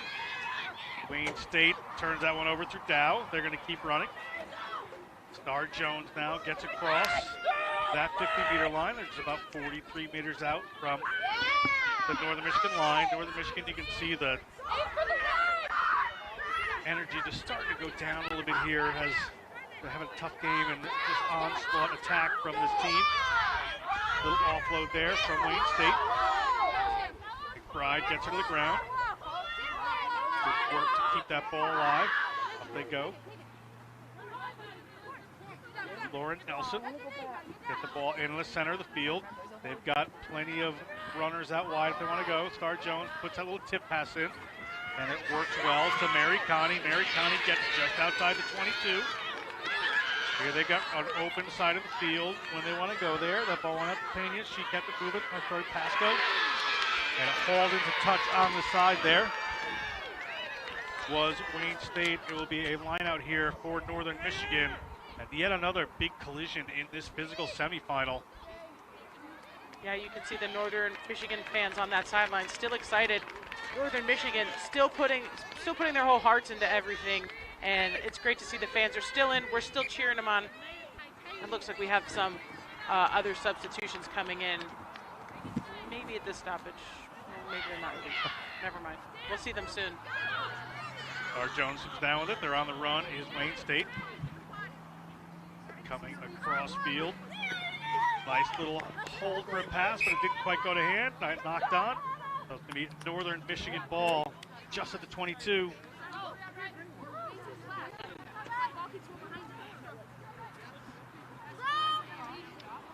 We have about 15 minutes to go in this second half of National Collegiate Rugby semifinal action. A couple more substitutes coming in, as we said. There's both teams coming in, get good game time. Jasmine Jamay coming on the field. Well as Faith Roscoe for Wayne State. Young coming in for the North Stars. Yeah, it's great. You know, we want the substitutions in, and when you're here, when you're at a national semifinal, and get everybody in, get everybody the experience, because it feels different to play in these situations. So you want to make sure whenever they come onto fields that they're ready. Absolutely. Part of building programs. Both of these teams won a little more seasoned than the other, but Northern Michigan, a great player, certainly coming along.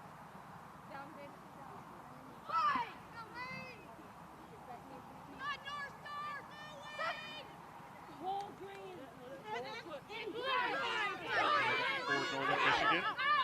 Scrum skewing slightly there, but it's going to come back for Engman. Engman's going to move it to Rosales. Rosales going to put a little pass in there. Got the ball out to the wing. If they can find some room, they have done. A couple of defenders coming across. And again, barreled into touch. Touchline, nobody's friend at the moment. In as it goes, it's going to be a Wayne State line out just inside the 40-meter line of the North Stars.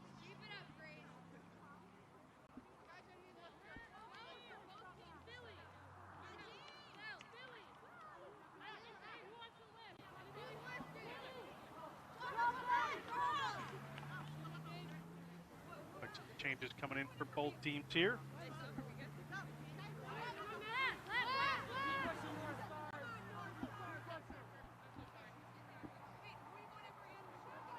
We're having a little bit of communication confusion. We're not sure, can we bring players on or not?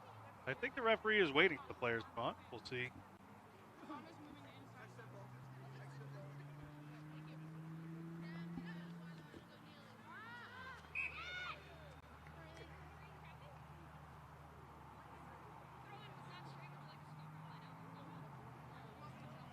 Not straight line out there from Wayne State, so we're going to come back to the choice for Northern Michigan University. They're going to take the scrum just about 15 meters inside their own 40.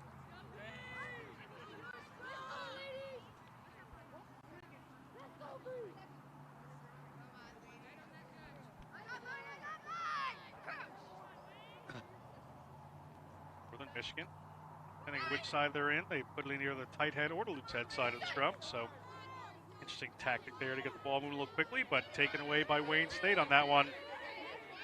Ball out into the middle of the field. Spiegel in the first receiver spot, gets it up there.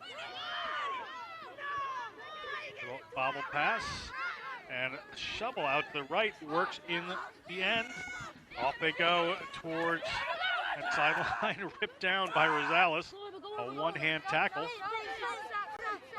Northern Michigan trying to drive over that one. Ball pops out the side.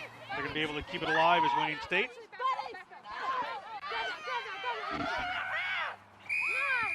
And a penalty against Northern Michigan. They're going to go quick here. Selma Taylor takes it. Another penalty advantage, but the line is beckoning, and the line opens up, and the try comes for Selma Taylor. Another try, another 5 points on the board for the Wildcats. Yeah, number 9, Selma Taylor, she took that one, and nobody was really ready for it, so still going into the try zone here for Wayne State. Still have some other substitutions on and giving everybody on their rosters a chance to play here today. And both of these teams, I'm sure, are thrilled for the weather. Yeah, beautiful day out here. And either saw Taylor just weave her way through. Yeah, I think her instincts were to go fast, and then the rest of her team wanted her to go slow, but then it was too late because she already did it, and so then you had to keep playing. Pretty found it. She gets those points in there, and she converts her own try. A little happy kick there as we roll on in the score. Just about 10 minutes to go in this game. At 1 o'clock Eastern Time, we're going to see the University of Northern Iowa versus Notre Dame College, followed by Marquette University versus Life University, the Running Eagles versus the Golden Eagles, and our final match of the day. And then the finals tomorrow at 11 a.m. Eastern and 1:30. And it looks like it will be Wayne State versus SUNY Portland, the Red Dragons versus the Wildcats tomorrow morning. Yeah, that'll be an interesting matchup. Wayne State obviously has been the favorite all season to return to nationals, but SUNY Portland really rose through the small college ranks. The Upstate New York Conference is quite difficult, so usually they're quite competitive coming out of there. So it looks like we've got a break. Big breakaway here. And across they go. Another try here coming from Wayne State.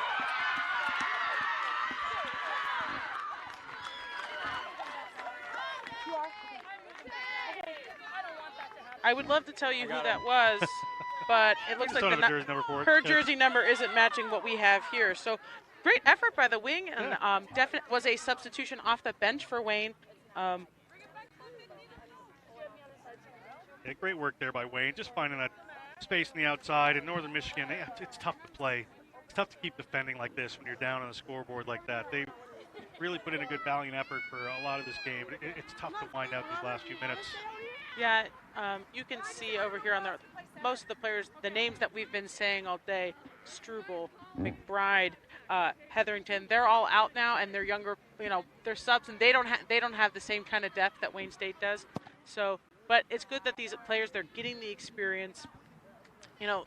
There's no better way to play than to play the best competition that you can. So this is going to be something when they go back and look at their spring season and next season, they're going to say, hey, remember this? Remember these moments? And now they know, like, this. If you want to keep coming back to win championships, this is what it takes. And it's really difficult. So, hats off to Northern Michigan and, to Wayne State.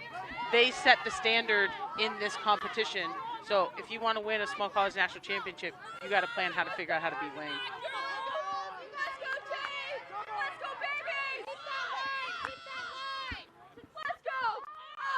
Another kick to the middle. Did a good job of finding some ground there.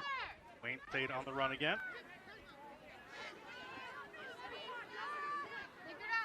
At the 40-meter line.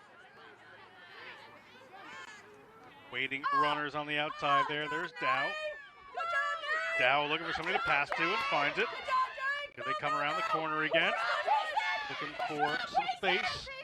Good job. Good job. Reset. Build it all. Across they come. And that was Nelson. Sorry, that was Selma Taylor just put a little pop pass in there. Moving it across. Looking for runners either way. Yeah, Hunter. Big clashes coming as McBride in the middle of the field as defender. They've got some space to run, coming back inside, but finding McBride is one of the Wayne State players. Good pressure coming into the contact, and look at that little move there. They knew that was a planned move. Taylor is going to go in for another one. Taylor gets 5 points, and if we see that again, you're just going to see a beautifully well-worked move where they had another option coming in of one of their tip pass formations. And Nelson gets the reward, or Taylor gets a reward just flying through. Yeah, you can see the discipline out of Wayne State. And we're going to check it out again. There was the break. The breakthrough by Selma, finding the gap in the Northern Michigan defense, who are exhausted. So all she needs is enough space for her to run through.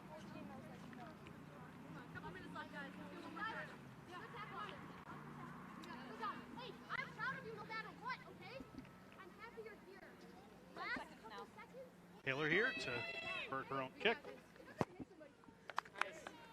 Slots that one. Another 2 points on the board.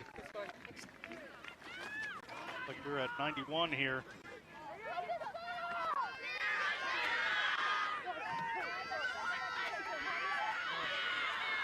Wayne has been working all season. We've had some extra coaches and extra players coming in for both the women's team and their men's team. Their men's team will be competing next week in the Small College Challenge Cup Final Four down in Houston. You can tune in to this channel next week, and you can watch some men's games as well. So a small school having both a men's and women's team in the top 4 of their competition is really a testament to really Darren Barner and his dedication to his program for the last 20 years. Just rumbling through everybody here is Wayne State, one of their reserves. That's Madison Fleek took on half of this Northern Michigan team. Ball down on the ground. Here they come. Ball there to Taylor. Taylor moves it across to Star Jones. Star Jones at the 22. He's had a lot of impact and some big runs today. It's a very smart offload from her as well. They're going to move that ball across field. Selma Taylor is just playing that link move right there, and she wraps around, and Selma Taylor in for 2 in a row, and I'm not sure how many for the full game, but Selma Taylor touches down again for this Wayne State Wildcats team. And they're edging towards the century mark here and have time to do it. Yeah, Selma Taylor is really putting on a clinic here, as we've said before. Previous All-Stars, previous National Championship MVP, and there's really, when you have a caliber player like that, when she's not coming off the field, she wasn't taking a substitution. She's going to play her 80 in her senior year and get every point she can herself. She's going to play it well, a little wraparound. Yeah, just a nice little loop. She's here to convert her own kick, or convert her own try. And that one just slides across the face there as we are at 96.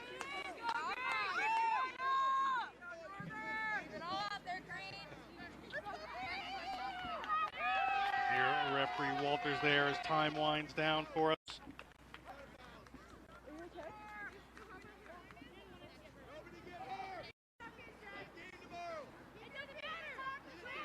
Northern Michigan with another kickoff. I believe we're down to the last couple of minutes there. Game may be close to a finish here. Referee says next dead ball, unless there's a penalty, will most likely be end of the game. Left-footed kick over from Northern Michigan.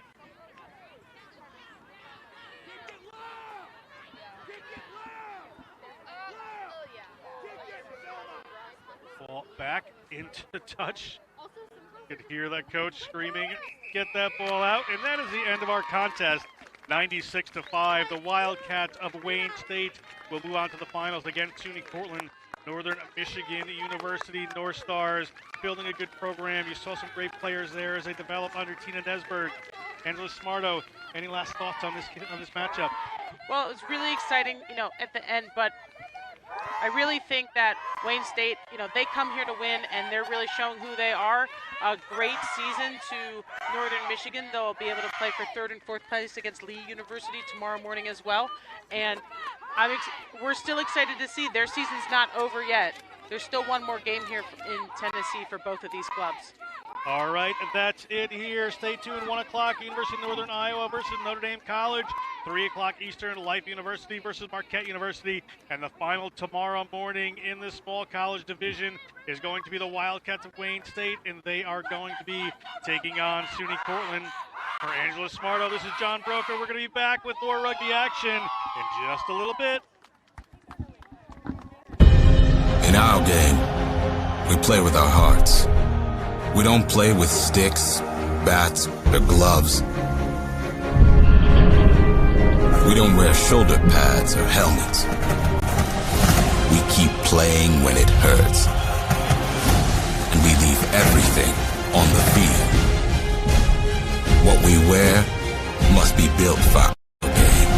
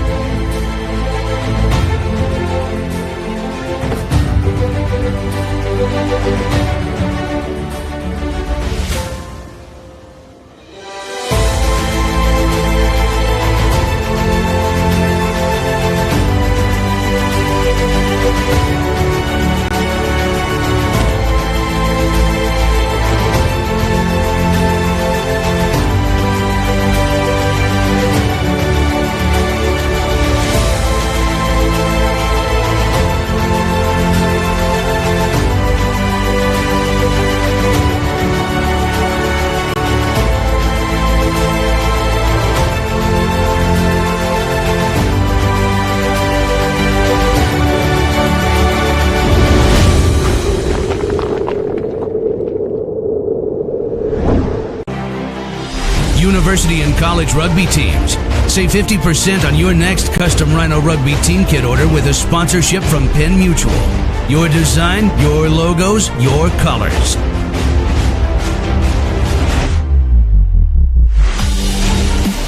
Includes jerseys, shorts, and socks. Save 50% on your next custom Rhino Rugby team kit order with a sponsorship from Penn Mutual. Learn more at rhinorugby.com.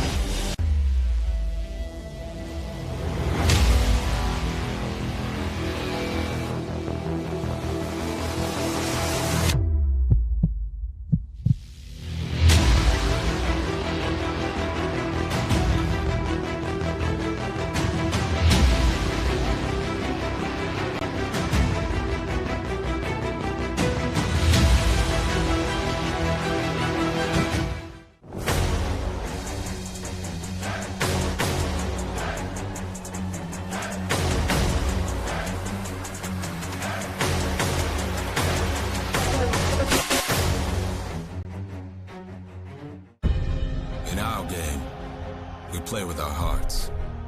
We don't play with sticks, bats, or gloves. We don't wear shoulder pads or helmets. We keep playing when it hurts. And we leave everything on the field. What we wear must be built for our game.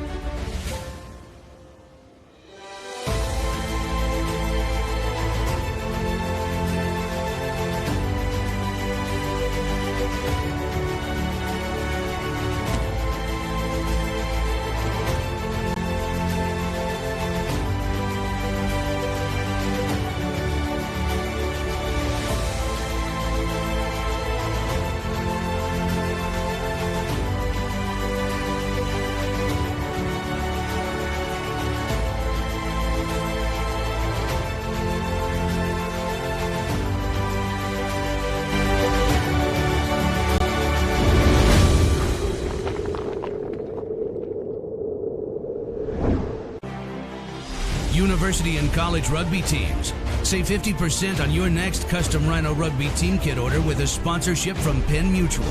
Your design, your logos, your colors.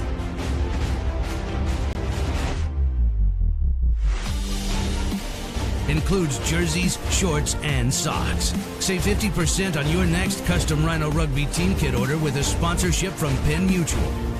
Learn more at rhinorugby.com.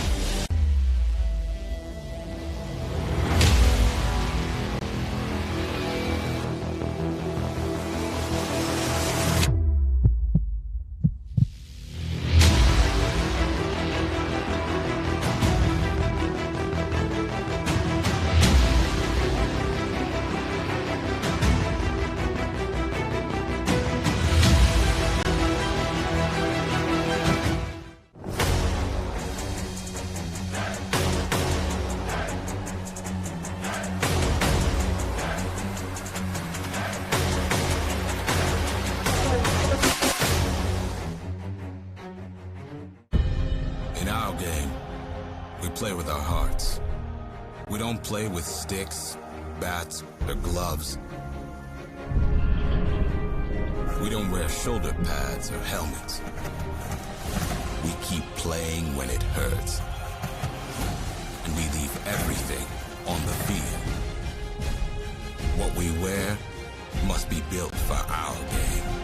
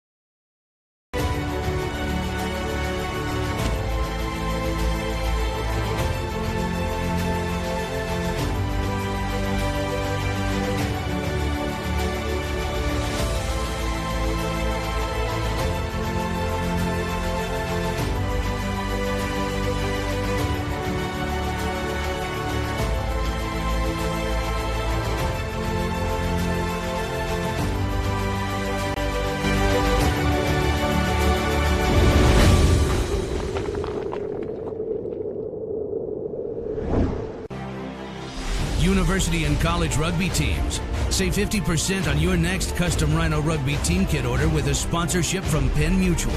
Your design, your logos, your colors.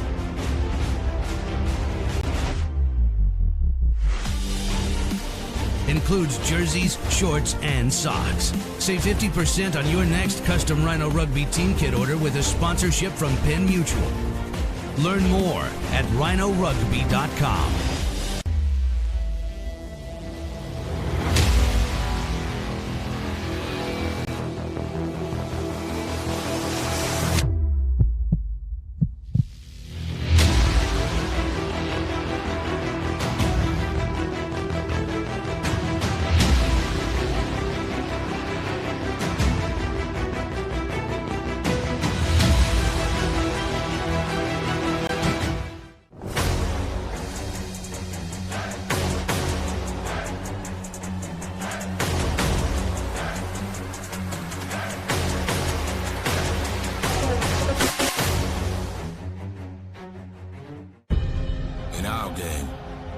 Play with our hearts. We don't play with sticks, bats, or gloves. We don't wear shoulder pads or helmets. We keep playing when it hurts. And we leave everything on the field.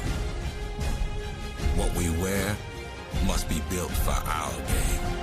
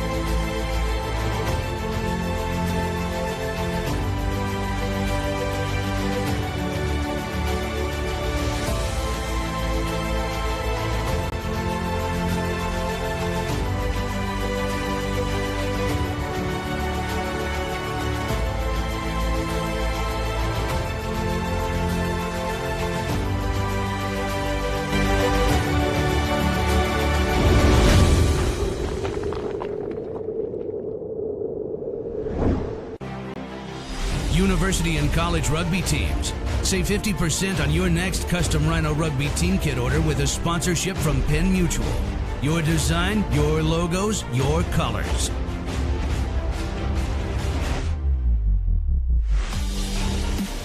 Includes jerseys, shorts, and socks. Save 50% on your next custom Rhino Rugby team kit order with a sponsorship from Penn Mutual. Learn more at rhinorugby.com.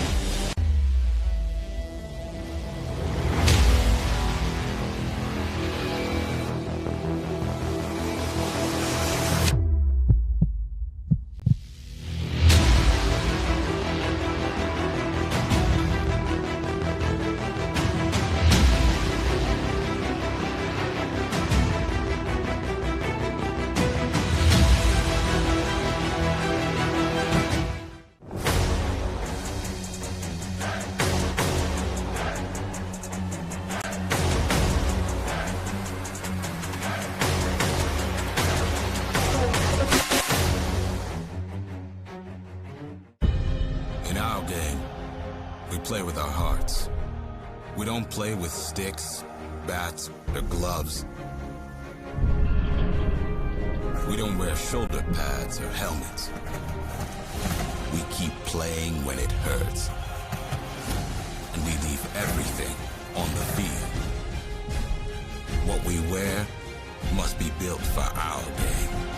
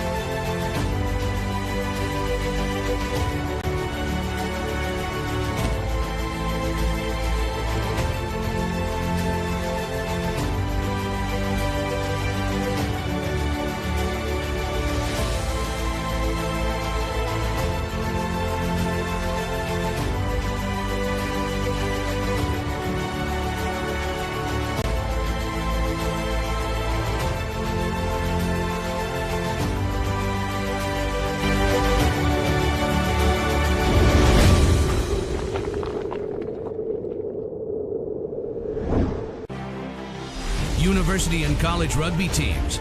Save 50% on your next custom Rhino Rugby team kit order with a sponsorship from Penn Mutual. Your design, your logos, your colors.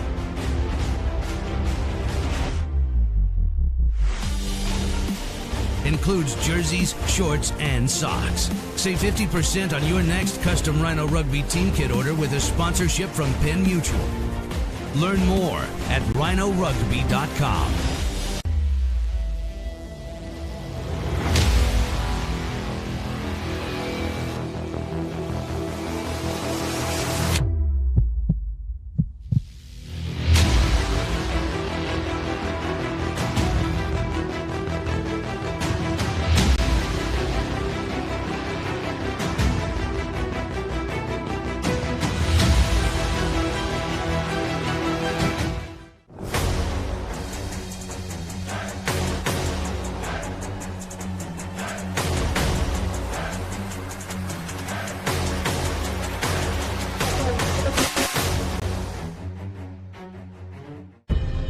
In our game, we play with our hearts.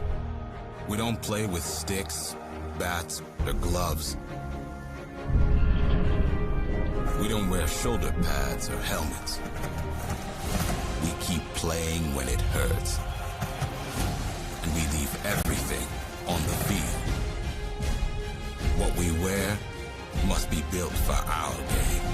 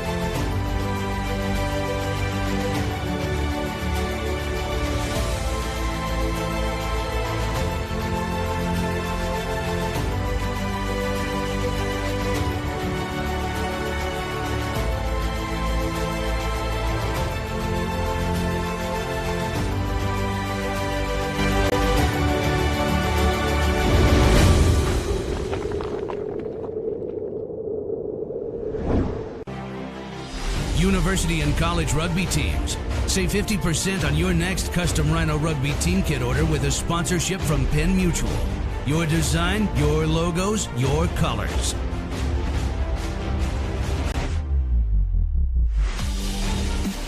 Includes jerseys, shorts, and socks. Save 50% on your next custom Rhino Rugby team kit order with a sponsorship from Penn Mutual. Learn more at rhinorugby.com.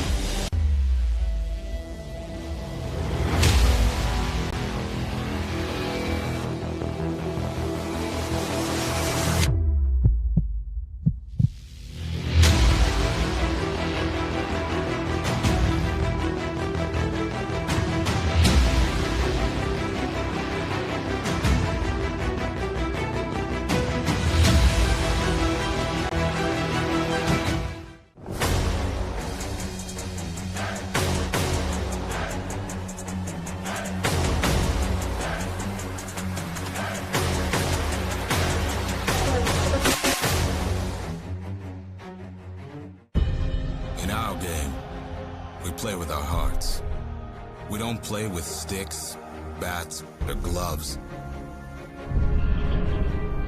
We don't wear shoulder pads or helmets. We keep playing when it hurts. And we leave everything on the field.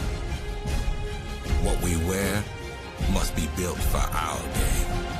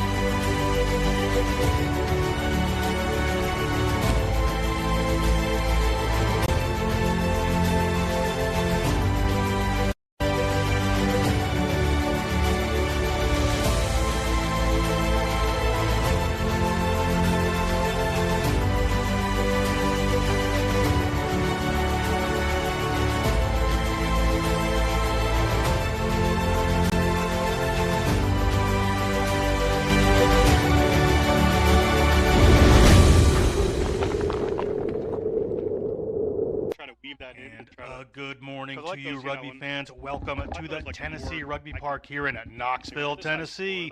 It is the National Collegiate Rugby Small College Championship semifinals today between the Wildcats of Wayne State and the Wildcats of Northern Michigan University.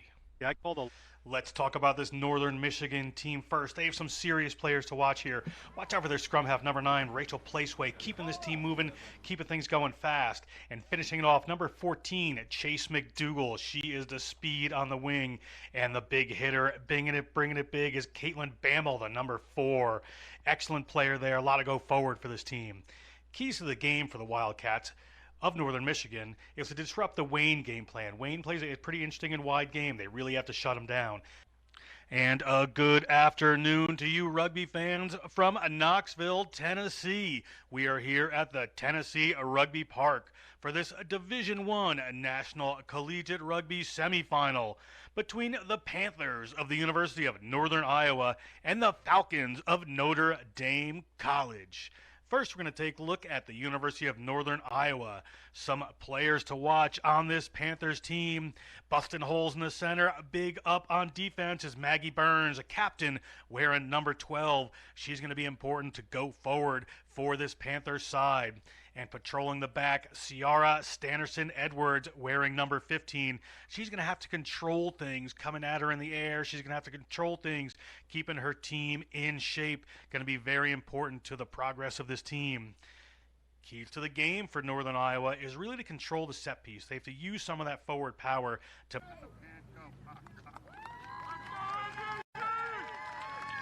Good afternoon, rugby fans. We are here at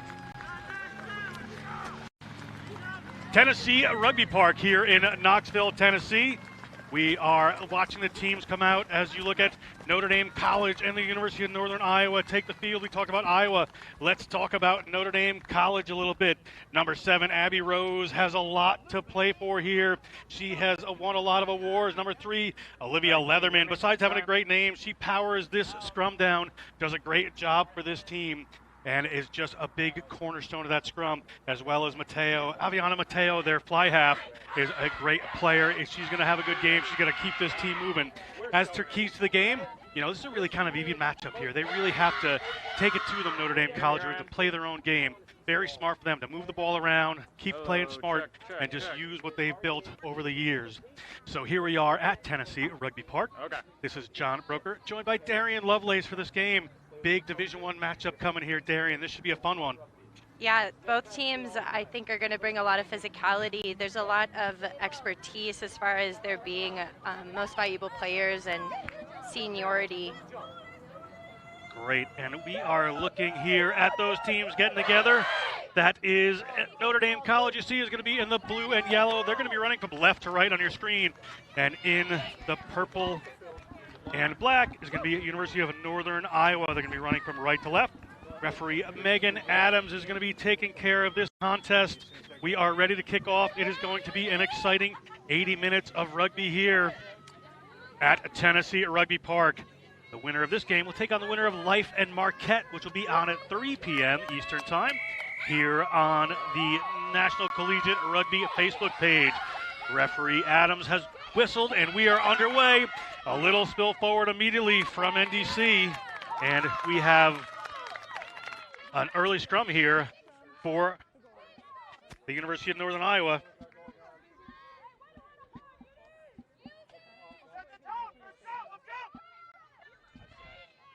We've seen that kind of trend throughout the whole entire day as far as people not being able to retain their own kickoffs. Yeah, been a little bit of a kickoff issue here for these teams. As we get underway with our first scrum here. University of Northern Iowa to put this one in. Ball there for Northern Iowa. Goes in the hands of Tatiana Reed, and she moves it out. Calling for the ball is a number 8, Emma Bacon. Emma Bacon, a big part of this team, but a big hit comes in from Notre Dame College. Off they go, out to Tatiana Reed again. She moves it into the middle of the field. Good early run there from Shay Hansen. Tatiana Reed keeps it moving again. Number 12, Maggie Burns. Maggie Burns gets it to her center partner there, Peyton Larison. Larison cuts back inside. And University of Northern Iowa, early try here, early days. Great work for the University of Northern Iowa to open the scoring in this contest. Yeah, Peyton Larison did a really good job of recognizing the space and turning on the Jets, but that was set up by Maggie Burns, who is their captain for the University of Northern Iowa. And good early score there. 5 points on the board. And for UNI, it is going to be Emma Bacon, the number 8, taking the kicks here. Nice little cut back in from Larison. She does a great job of recognizing when to turn back in, and right there, if you look, there's the step back inside, and it's just hard to fall back on that one. And that version was no good after this try here, so we're at 5-0, early score there for the University of Northern Iowa Panthers. Good start for this Panthers team as NDC will kick off. They look to make amends.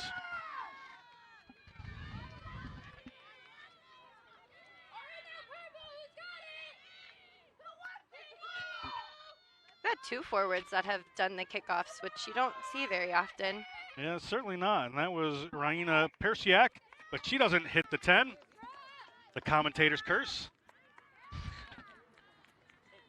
Once in a while, somebody says something and the opposite of what should happen does happen. We're going to scrum right at midfield here for Northern Iowa.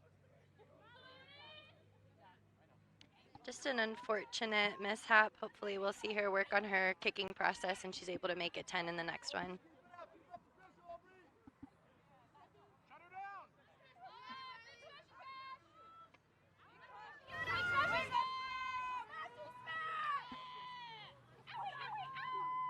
Adams gets this together here.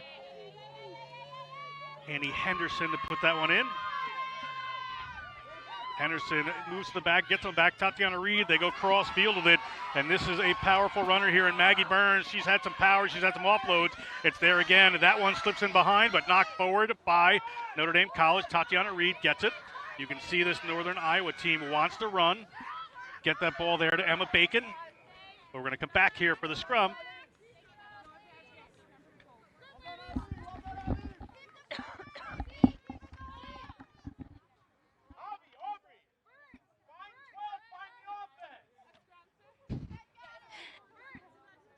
An unfortunate mishap that usually happens is whenever you're commenting on whether to call the sir or ma'am.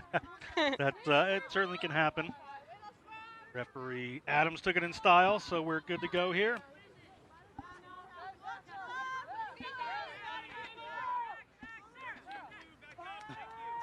Scrum's coming together with Annie Henderson. Again to put this one in. Henderson, the sophomore from Crawfordville, Indiana. Ball to back there for Bacon. Bacon turns around. They do a good job of using her, the scrum half, as a good distributor. A little ball coming straight through. Nice worked back move into the hands of Peyton Shute. Back across to the outside center. Ball went straight down according to the referee. And they're still alive. Good work here, but Mary McLaughlin comes over that one and forces a turnover. McLaughlin, interesting player, a sophomore from County Mayo, or in County Mayo in Ireland. Played for Connacht over there. She just offloads that ball right there to her number 8. That's Raina Persiak, the junior from Brunswick, Ohio.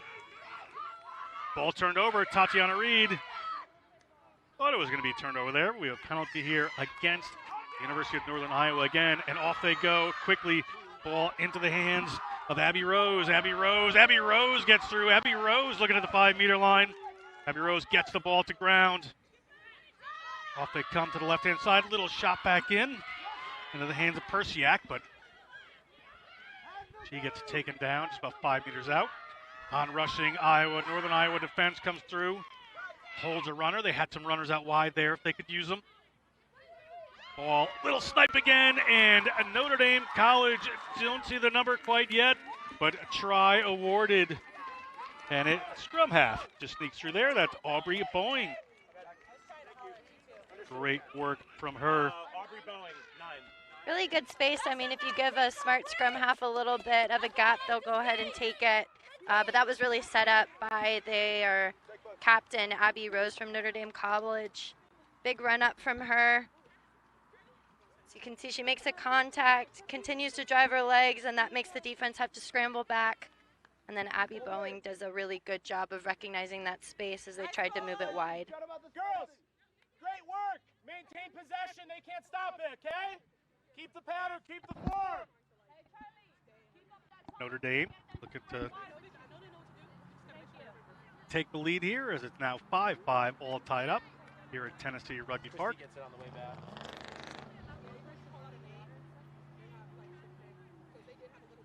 That is that captain, the junior from Twinsburg, Ohio. Played for the Hudson Rugby Club in high school. Doesn't quite find that one, but we're all knotted up here in this NCR semifinal.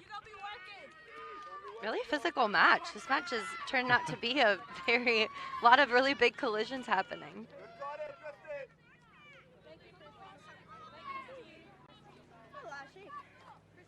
University of Northern Iowa to kick off after a great start. They're going to want to get back down at the other end of the field here. Emma Bacon, it puts up a high one. It finds the 10 up in the sun. Followed back, but they're going to keep playing. Looks like it was Abby Dickerson took that down. Ball across there into McLaughlin's hands. McLaughlin wrestling for it, gets herself to the ground. Good work there by the Irish loosehead.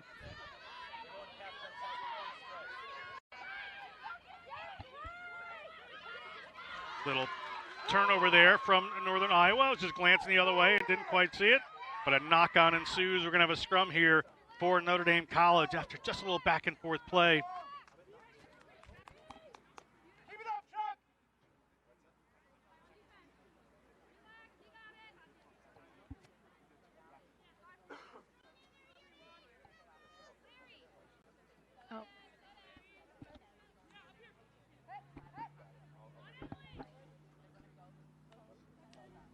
Scrum here for NDC.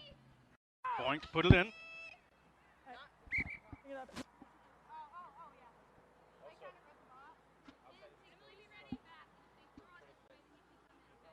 The number 8 Persiak and Boeing the number 9 here. Both played for Brunswick High School, the Valkyries, before coming to Notre Dame College. So they'll have a good connection there at the back of the scrum. Power from University of Northern Iowa there. Ball comes back, little roller out in the middle of college, able to hang on to that one. Well, snipe for Boeing again, just has to make some room. Somebody comes into that receiver position. They go off to a waiting pot of forwards. There's McLaughlin. She's across the 40-meter line. She's going to get past one. Just hangs that ball up for one of her forward partners there, and they continue to roll through. They've offloaded the ball to the wing, but the touchline gets in the way. A player just runs out of the field of play here. So we'll have a line out to University of Northern Iowa, but great little interplay there by this Falcons team. Yeah, really good job, and that was all done between the forwards. They're able to get their arms free and really work and find the space. Just an unfortunate way for the wing to step outside of bounds. She just has to work a little bit harder to cut back in when she gets close to that sideline. Find them. On the 12. Blitz. Ball in, a little messy, but it comes back down to Iowa. Referee, scrum half has to step in there, so they're going to just pick and go off the back to try to get that going, but she's up again, is Henderson. Reed waiting for the ball, nice and flat. She's going to kick this one across, but winds up right into the hands of an NDC player.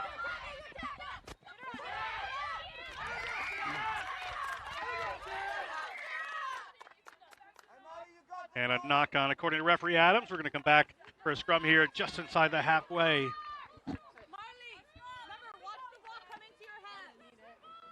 Northern Iowa hands on the ball again. They've had some nifty backline moves off a set piece so far. See what they come up with here as we're just 10 minutes into this contest. Lots of excitement so far. Mateo's showing that she's going to be using the boot a lot in this game with the crossfield kick early on.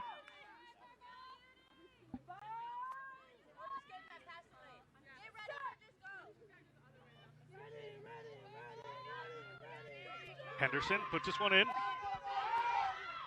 Comes back there to Bacon. She is well met by the opposition defense. Henderson now gets it into the hands of Burns. Burns can't find somebody to pass to, but the referee says it came off of Northern Iowa. It's an advantage here for Notre Dame College, and they're certainly going to take advantage of that.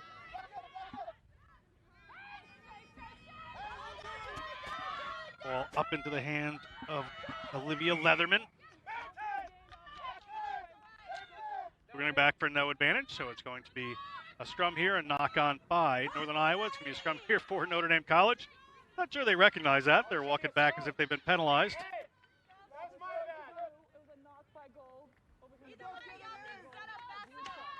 Just a little confusion here. It's always safer to just get back 10 when you hear the whistle.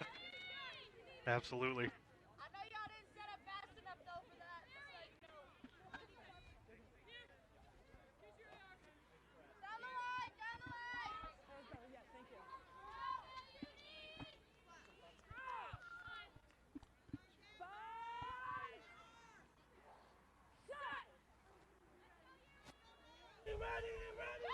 Puts it in.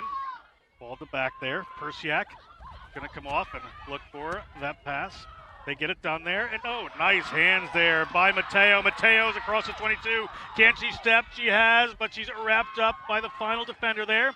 Great job by Northern Iowa to get in there and force that. But no release. Very, very good work around the breakdown. And not back 10.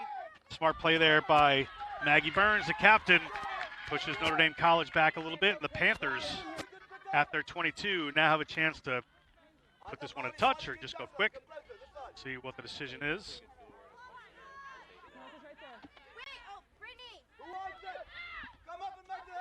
A lot of teams electing to run it out of their own 22s. I mean, that's a risky decision, especially seeing as how you're trying to gain more territory by kicking it for a line out. And scrum half just waited just a little bit long there, letting the NDC forwards come up in defense pretty quick. There's Tatiana Reed to Burns. Burns Gets it out wide. They had an extra runner out there, but couldn't get it there.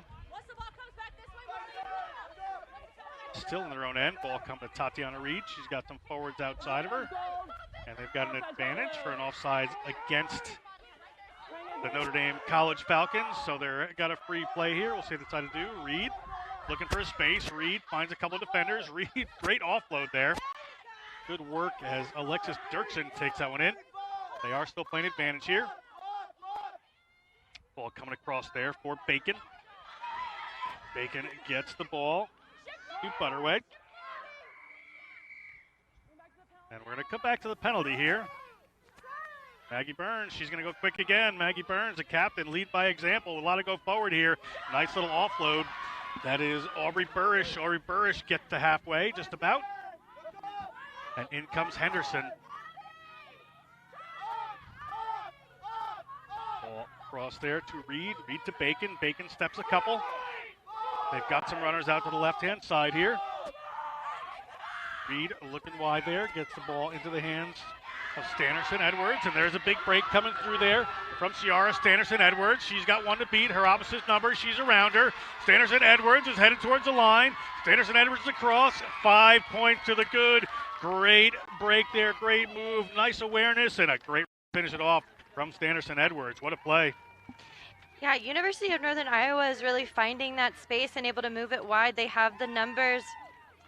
Their fullback, Stannerson Edwards, does a good job of working around that corner. She's got the speed and the gas to go, and she just backs herself fully.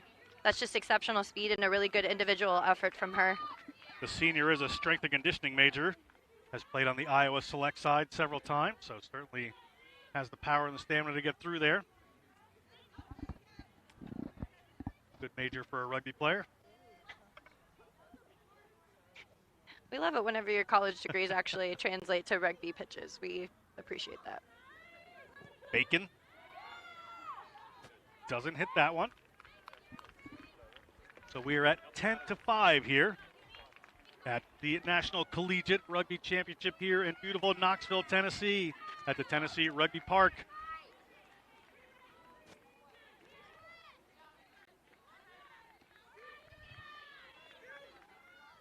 Notre Dame College will kick this one off. It's about 15 minutes into this contest. Plenty of rugby left, trading tries. Going to be an interesting continuation here. Persiak didn't get 10 meters on the first kick. See if she pushes this one a little bit further. Has done.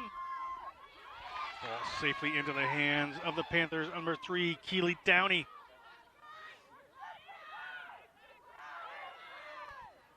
Little snipe there, but the pass might have gone a little forward, but did not. Out there to Tatiana Reed. Tatiana Reed, great job just keeping this team moving across the field. That one didn't quite go to hand for Shea Hansen. And we're going to just take a little second here as we have a player down for Northern Iowa. I think it was Keely Downey in that tackle. They'll just take a good look. I'm sure we'll be okay. Unfortunate for that ball to hit deck. University of Northern Iowa had a lot of numbers on the outside if they were able to move it. Again, just working out the timing and the jitters of the first game. This is their first game of the weekend, so we'll see a little bit of mishandlings at the beginning. Both these teams, a little bit of travel to get here, so you got to get that travel off. You got to get the semifinal jitters off. It's like Kayla Dustin will be the player to come in for this game. Dustin from Prairie City, Iowa.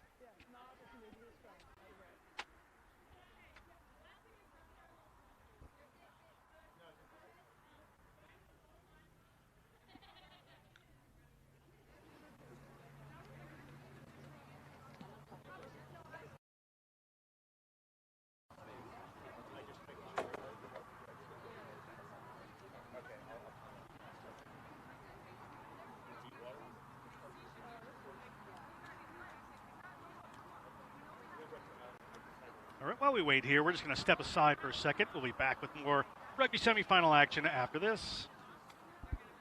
In our game, we play with our hearts. We don't play with sticks, bats, or gloves. We don't wear shoulder pads or helmets. We keep playing when it hurts. And we leave everything on the field. What we wear must be built for our game.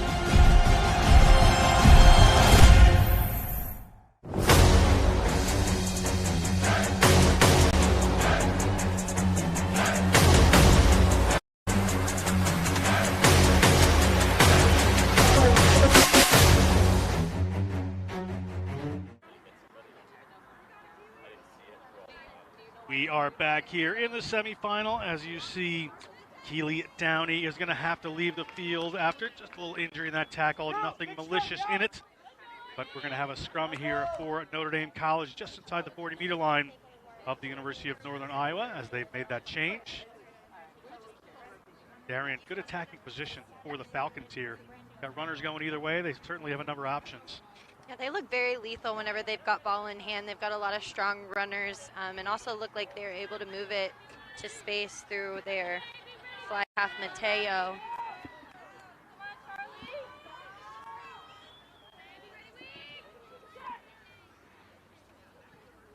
Boeing gets that one in. Persiak has the ball at her feet. Well, out there, it's Mateo. Mateo, a skip pass, a little high, but taken down by Sarah Valentine. Valentine fights, keeps it up there. Allows her teammates to get back into the shape they're looking for. Persiak puts a little tip pass in there. Nice by Abby Rose, just blasting through a couple of defenders. And not releasing by Notre Dame in that. Great work by by Alexis Dirksen to turn that one over. Ball popped there to Bacon. Good little interplay. Ball out here to Tatiana Reed.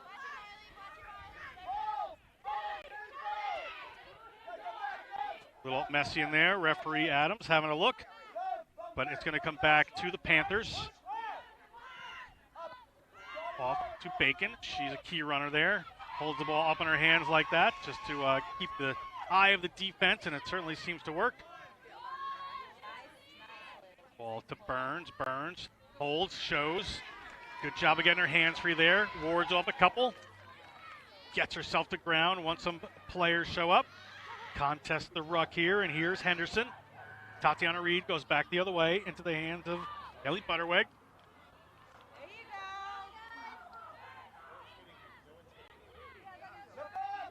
Across to Tatiana Reed. Tatiana Reed looking for some space, looking for an offload, finds it in the try scorer. High tackle before that knock-on. Ciara Standerson-Edwards there. But we're going to come back for a high tackle against Abby Rose. Just a little over anxious there. Yeah, it's hard whenever you have a shifty player, especially whenever there's a height discrepancy, but you have to get low and you have to work to go for knees rather than body.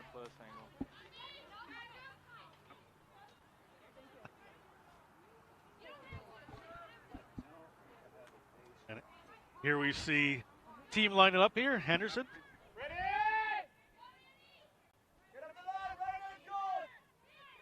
We're off on the penalty. Here comes Emma Bacon. Bacon well met by the Falcons defense. Little run to the side there from Henderson to draw on a couple of people. Gets the ball to Maggie Burns. Maggie Burns shows her power.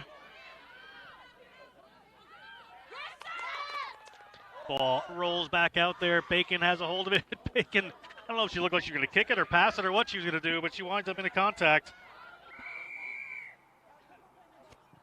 And we have a penalty this time against the Panthers of Northern Iowa.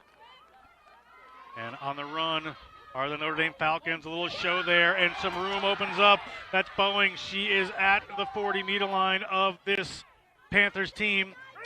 She's going to need some help from her teammates here. She would normally be the receiver. There's Mary McLaughlin. She is well met.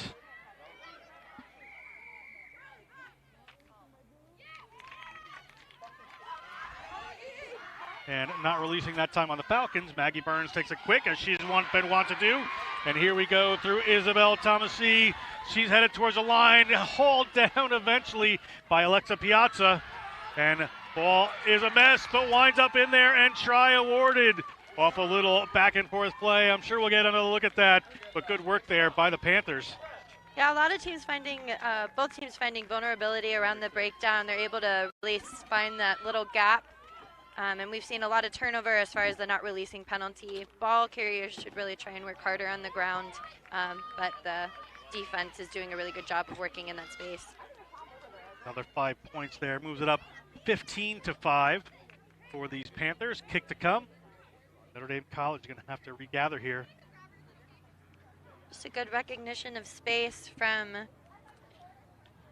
Aubrey Burrish. Yeah, she does a good job of recognizing that nobody decides to fold for Notre Dame College and just picks up the ball and says, I'll go ahead and run this in for everybody.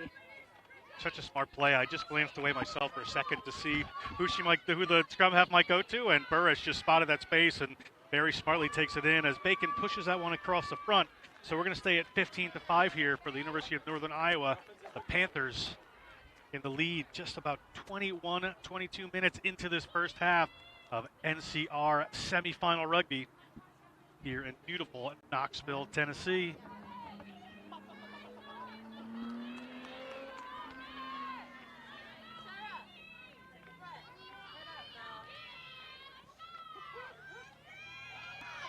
Persiak puts it down. A little confusion there from the Panthers and hauled in a touch after that as no one took it cleanly. So it's going to be a line under here for NDC just outside of the Panthers 22. They really need to put some points on the board here, answering those two tries for the Panthers to be big for them, Darian.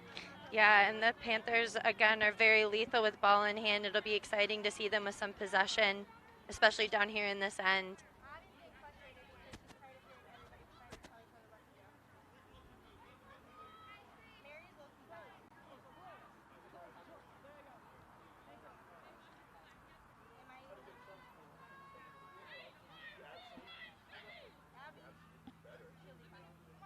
Ball coming in here, up off the top. Going for a maul are the Falcons. Falcons finally have to go around the back. Henderson doing her best to take that one on. Ball moves across field. The gap opens up there for Mateo. Mateo comes back in, but well tackled by that powerful fullback, Stannerson Edwards. And here trying to come over again, Stannerson Edwards again. Anybody comes her way is going to be met with a physical challenge. And here comes McLaughlin. And for Leatherman, her front row propping partner, but ball turned over by Northern Iowa. And a very awkward tackle there. But players gets to the ground. As Henderson comes out, finds Reed. Reed's going to move it across the field. Little tip pass out there. Step back in. Across the 22 they go. This Northern Iowa team really knows what they're trying to accomplish on offense. People playing their roles very, very well. That time, Shea Hansen, the one who took it in. Little fight here at the breakdown, but all's fair, says the referee. So the Notre Dame College Falcons come back up with this one. Across there into the hands of Abby Dickerson. Dickerson moves it to her outside center. Valentine to the ground. And a little bit of a mess here, but it's eventually in there by Jesse Inman. A little over anxious from the second row there. McLaughlin tries to put it back in, but instead hands the ball off to Burrish. Burrish having a heck of a game so far. Burrish across the 22. Burrish finally taken down. Players in to help. Henderson gets there just a tad late, but they're still alive, and there's Inman. Wants to make up for that indiscretion offsides before and has done with a powerful run. Well, now to Reed. Reed's got Maggie Burns. Maggie Burns ready to have a go, and Maggie Burns splits the defense. Maggie Burns has the line in front of her and two people to beat. Maggie Burns still alive, and Maggie Burns gets a 5-pointer of her own after setting up so many good things. The senior from Dubuque, Iowa. Wonderful try, just great run. Yeah, she really spotted the fact that she was up against both of their front row players, both of the props, and as soon as you see that as a back, you really just look to attack flat and hope to beat them with your speed. Just shows very good rugby IQ for Maggie Burns to recognize that and to really take that on.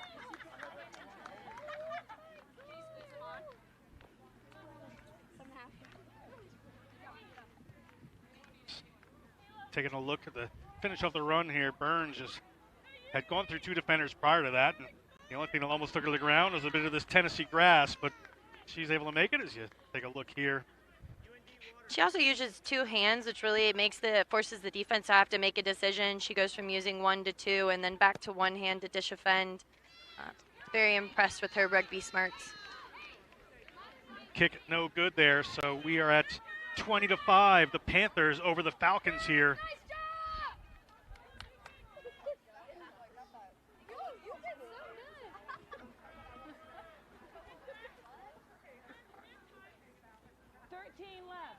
You just got a shot there. You can just see the intensity on Burns' face there.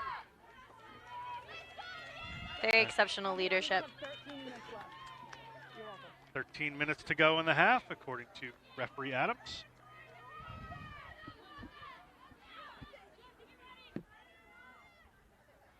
Persiak kicks off yet again. No confusion this time as Emma Bacon says, I got this. Emma Bacon hands off a couple. Gets the ball just across her own 40-meter line.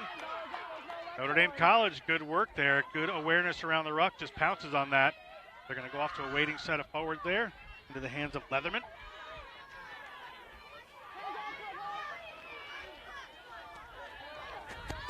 Ball now into the hands of that number 8, Persiak. Persiak offloads there.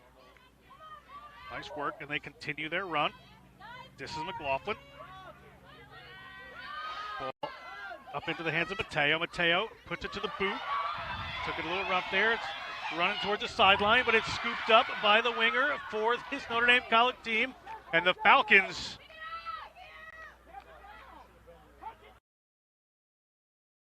find out what happens here.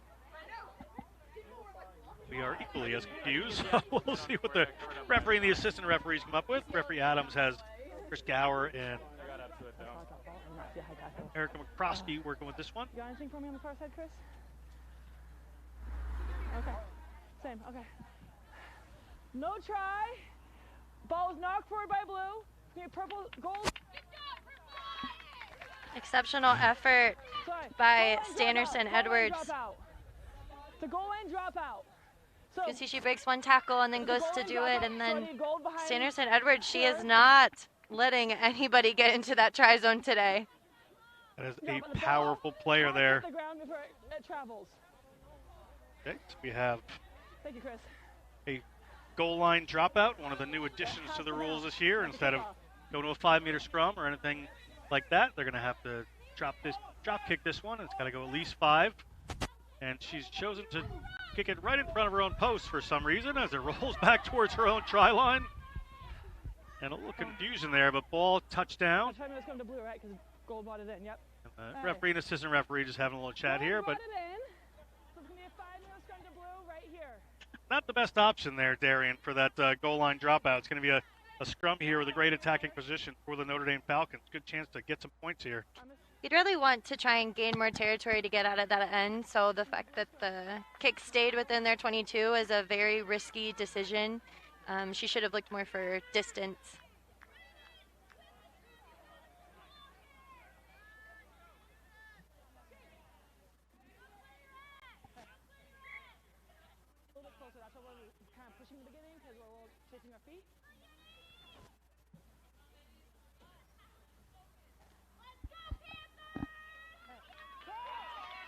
Scrum here for Notre Dame College. Aubrey Boeing played for the Celtic Elite Varsity. She's the MVP when she traveled with them. Comes up to the back there to her high school teammate, Persiak. Persiak looking for the line, but driven back. Hands the ball off. And a battle of wills just outside of the try zone here between these Falcons on the offense and the Panthers on the defense. McLaughlin tries to slide back in. McLaughlin sets the ball back for her team, the Connacht player, one of the 4 Irish provinces. A lot of good rugby in that northern part of the country there, or part of the Republic of Ireland. And knocked on there at the last second by Notre Dame College. University of Northern Iowa Panthers. Opportunity here, but a scrum at their own 5-meter line. Great defensive work. Yeah, they're doing a really good job of closing down that space and recognizing the ball carriers early. Especially whenever you're on that line, it's very easy to commit a lot of penalties, but University of Northern Iowa is showing a lot of determination and a lot of discipline.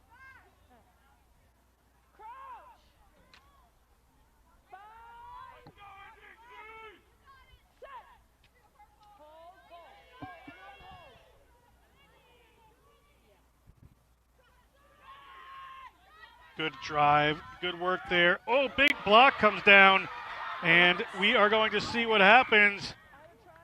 Referee sees a try awarded on a block kick there. Huge game, huge play there for the Falcons. That is 5 points that they really needed as this first half winds down. Great work. Beautiful individual effort by Piazza. She recognized that the scrum half off of the back of the University of Northern Iowa scrum was a little bit low to the 10 and was able to close down that space and land on the ball. That's a very good individual effort from her.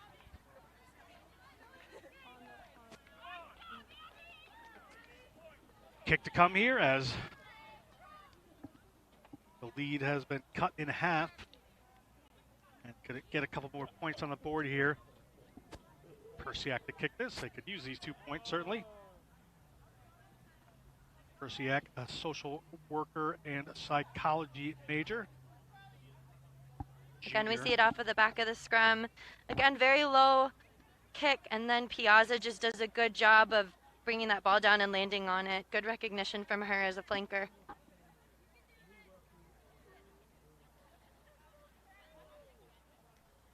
A lot of back row players today with the kicks. It's extremely impressive to see people with that skill. Whoever can make it happen, that's the one you got to work with. But that one's going to be no good, so we're still at 20-10 here. The Panthers leading the Falcons here at Tennessee Rugby Park. This National Collegiate Rugby semifinals. Earlier games pit the small college finals tomorrow at 11 a.m. Eastern between SUNY Cortland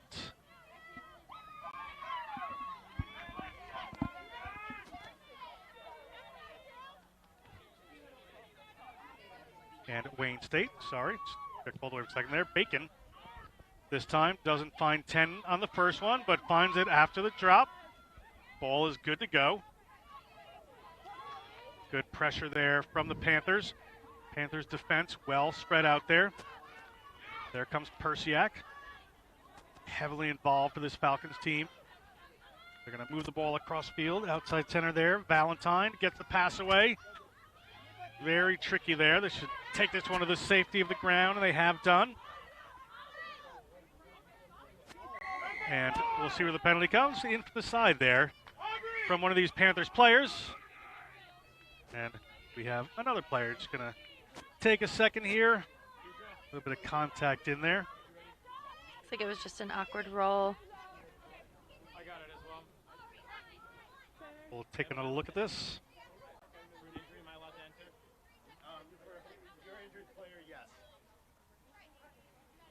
Yeah, the prop for University of Northern Iowa coming in from the side, it's extremely important to come through in the gate.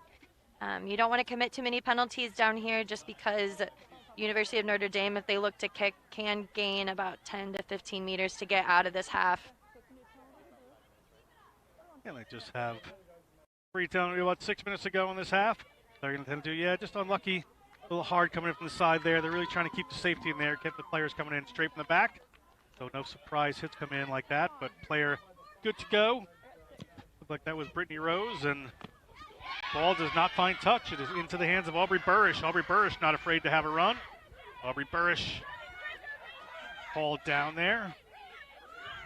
Henderson moves it across to Maggie Burns. Maggie Burns, little basketball pass over. Get it done however you have to get it done. Gets it in the hands of Inman. Inman just outside the 22 of the Falcons. Tatiana Reed has to come in there. So ball comes up to Butterweg. Ball back up to Burns. Burns is going to skip that one out there. Ball winds up in Shea Hanson's hands. And a big clash of wings comes there as Emily Price was met by Majewski. Back up to Maggie Burns. Maggie Burns.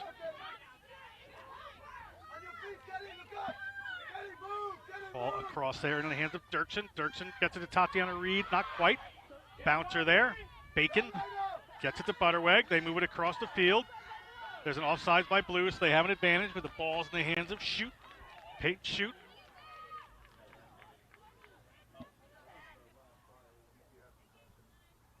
Little pick and go around the back there. They're going to keep this one working, are the Panthers.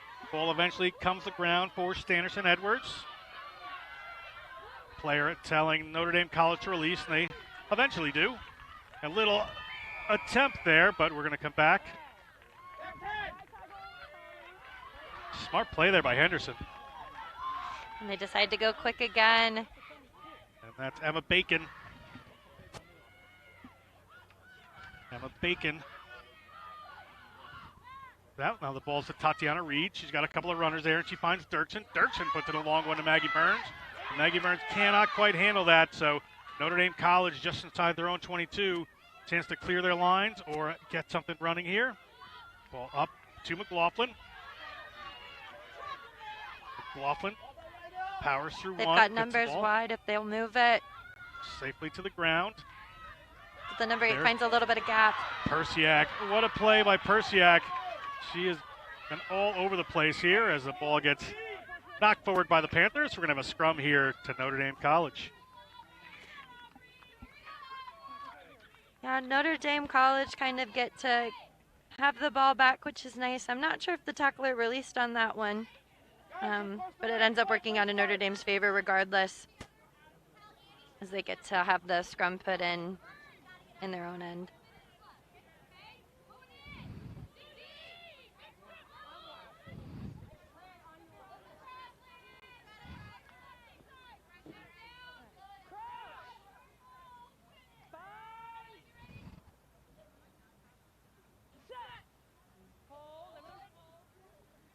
Scrum here for the Falcons late in this first half. 3 or 4 minutes remaining. Referee Adams wants to have a safe scrum here.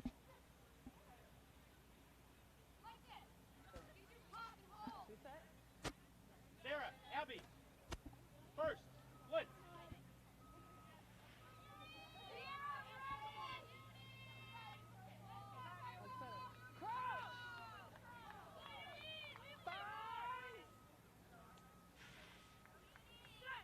Scrum together here. Boeing has that. Ball at Persiak's feet. They're going to go out to Mateo. Mateo took over what looks like a pair of boots on the field there. But ball knocked on by Notre Dame College. Scrum to the Panthers after a double knock on there. Slow to get up as one of these Panthers players, but I'm sure she'll be fine.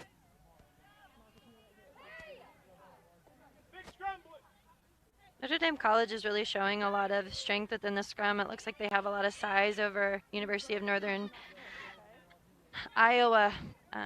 But at the back of the scrum, especially whenever you have the time, it's very important for the scrum half to maintain composure and get a good pass to the fly half.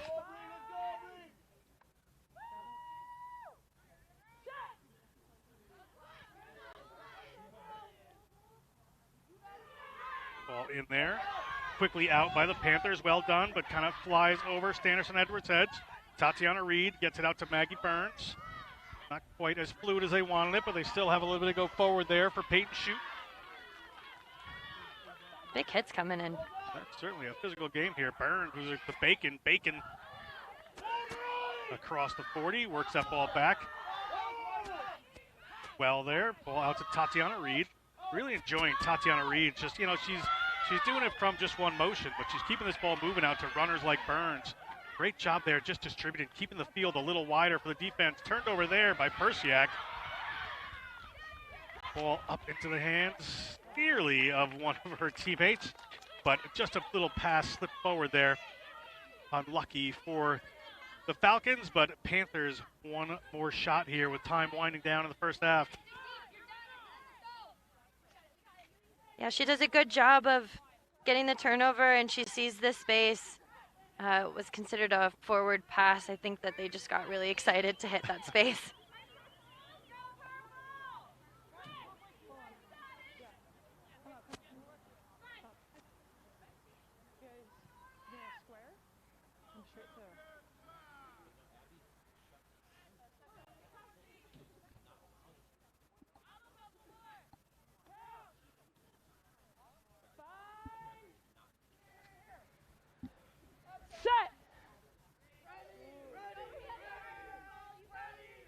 Panthers late scrum in the first half here. Henderson gets it to Tatiana Reed. Tatiana Reed has a little wraparound play coming there. That's Yara Standerson-Edwards. She has been a revelation in this first half, but a haul down right at the 22. Oh, Henderson. It's a professional wrestling style takedown there, but that is going to be the end of our first half here, where Big you just hit. taking a quick look at this big hit. Big hit coming in. Oof. And she does a good job of making sure that the hips don't go above the head. That's an extremely important rule in rugby. Just very good textbook tackle. And that is halftime at 20-10. The Panthers lead the Falcons. University of Northern Iowa in the lead. A lot to play for in the second half. We're going to step away for some messages. We have 40 more minutes of exciting rugby after this. In our game, we play with our hearts. We don't play with sticks, bats, or gloves. We don't wear shoulder pads or helmets. We keep playing when it hurts. And we leave everything on the field. What we wear must be built for our game.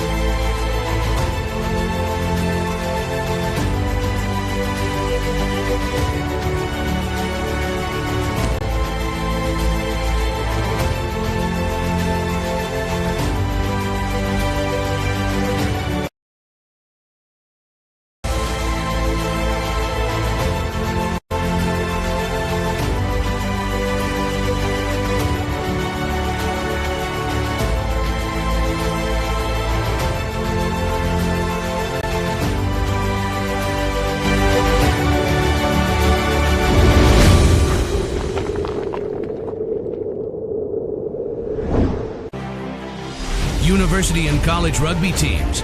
Save 50% on your next custom Rhino Rugby team kit order with a sponsorship from Penn Mutual. Your design, your logos, your colors.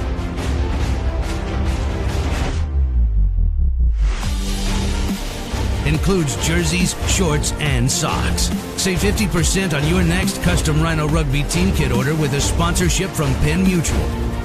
Learn more at rhinorugby.com.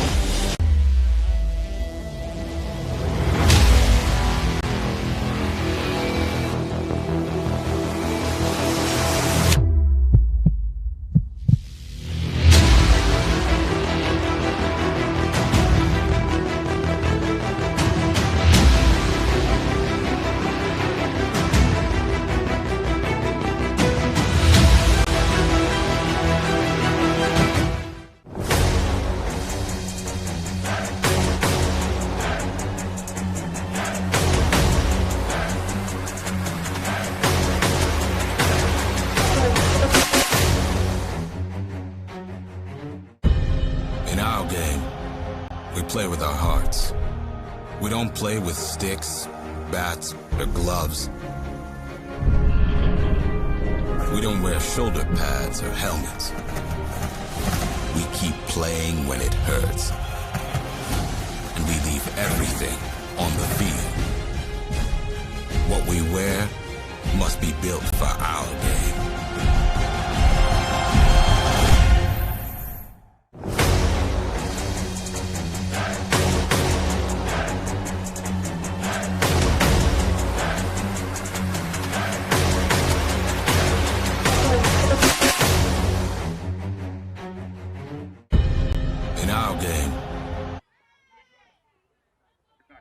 And we are back here at the Tennessee Rugby Park, where you see on your right the Notre Dame College Falcons.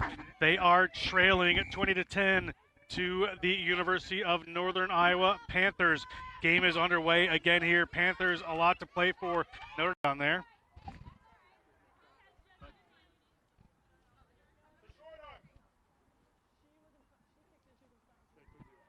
Referee Adams.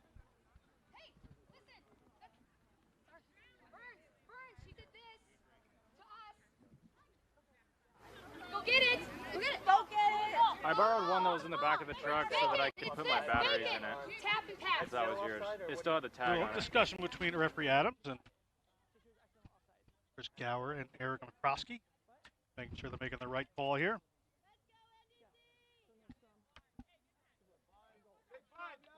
Scrum here to the Panthers. We've sorted that all out. You got it, Annie! Nice job, Bacon!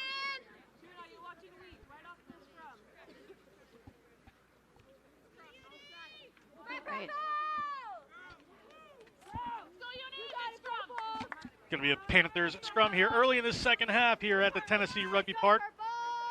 John Broker again with Darian Lovelace for this awesome second half. Pushing, coming for the win. Free kick here, and there goes Emma Bacon. She needs no invitation to start going. Little show and go there from her. Well done.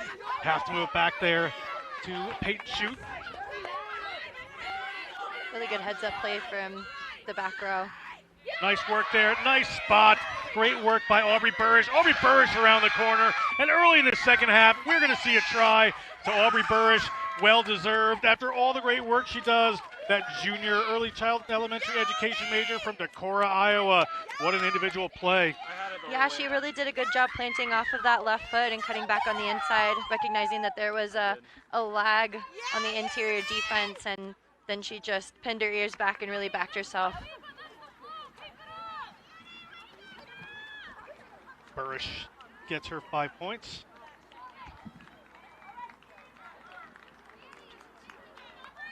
Good hit up there by their wing. And just recognizing the inside gap and the disconnect, and then she just backs herself. That's just very good heads up play from Aubrey Burrish. Bacon, opportunity to put 2 more points on the board here. She's actually the #1 kicker in the Iowa Youth Rugby Association. Wow.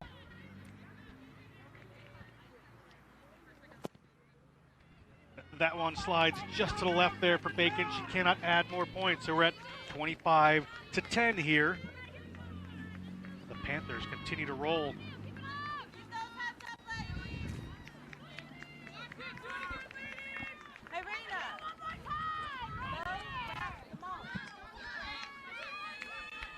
Kickoff to come here from the Falcons. Persiak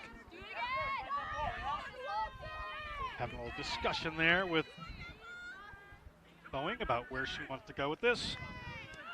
They go for the little dribble up front. Bacon, nice little spin move there, but meets her opposite number. Persiak, a clash of the number 8. Ball nearly over the Panthers player, but they're going to slide it back in. Nice little step back inside by Haley Butterweg. Ball back across here. Little show and go. Sometimes that indecision can confuse the defense a little bit. Maggie Burns couldn't hang on to that one, so it's Persiak comes up with it right on the spot. Boeing looking for a runner and finds it there. And Paula Neves. And it gets across out to Abby Rose. Abby Rose looking to offload to somebody. Ball winds up on the ground. taken away there by Northern Iowa. All that good work by the Falcons goes to nothing at the end, as a little offload there from Burns, just trying to keep this ball alive. They're well inside their own end. See what they decide to do. And stepping inside there, Isabel Thomas. Thomasy, sorry. Long kick over the head of the Notre Dame retreating player there, Snyder. Ball down, a little kicking duel here. Somebody's got to make a decision to do something here.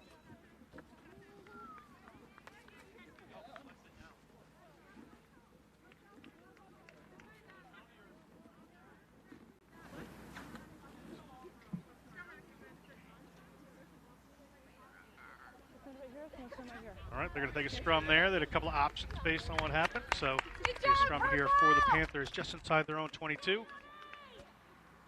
Yeah, you really have to make sure that you were behind the kicker. It kind of looked like an unplanned kick. So unfortunate decision from Notre Dame. I think offense and defense just both lost structure there. And at the end, it was just somebody said, well, I'm just going to try to tackle here. We'll see what happens. Sometimes you just see red whenever you see a ball hit the ground. It's understandable. And forward just stare at their fullbacks and fly half till the kick and duel goes on. Yeah, until the ball comes in front of us.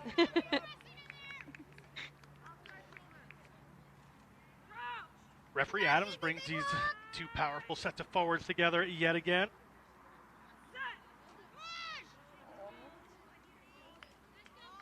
Henderson gets it in. Tries to get the one out quickly, but it doesn't quite happen and knocks it on at the feet of Emma Bacon there. So it's going to be turned over. It's going to be a scrum here for Notre Dame College. Opportunity to run. It's very unfortunate. That's twice now that the scrum half wasn't able to get it out cleanly. Make sure that ball's out before you come up, please. Blue 15. Make sure that ball's out before you come up, please.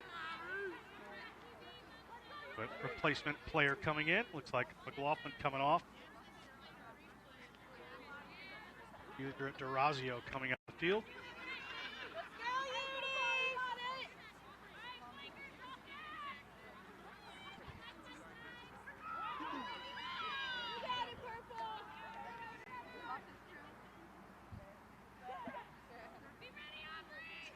Ball in here for the Falcons at the feet of Persiak. Across to Mateo. Mateo looking for a runner. Nice pass in behind. Great handoff. Good work by Valentine. She's just one of those gliding runners. Finds a little space there when she has to. And penalty against the Panthers. They're going to go quick through Boeing, and she's going to find Abby Rose. Abby Rose gets that ball to the ground. Out to Leatherman. Leatherman driving towards the line, trying to take some people with her. Eventually hauled down. Big pick at the back there, and the line is open, and the try is scored, and Notre Dame College takes it to 25-15. Kick to come. Can they claw their way back into this one? We're only a few minutes gone in this second half. Showing a whole lot of resiliency from Notre Dame College, able to bring the gap a little bit closer together and string a few phases down in this end. Persiak is going to try to convert this one.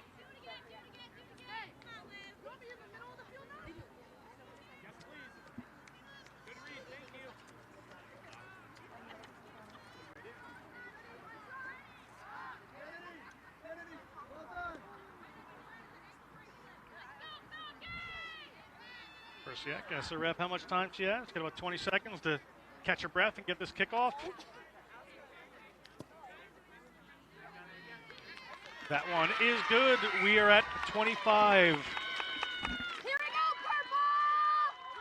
to 12 here at the Tennessee Rugby Park as the semifinal just keeps getting a little more exciting all the time. Plenty to play for. It's yours. Take it. You don't have to wait for them to catch it. You got it, girl. Sorry, it's 25-17. Counting is a little bit wrong there.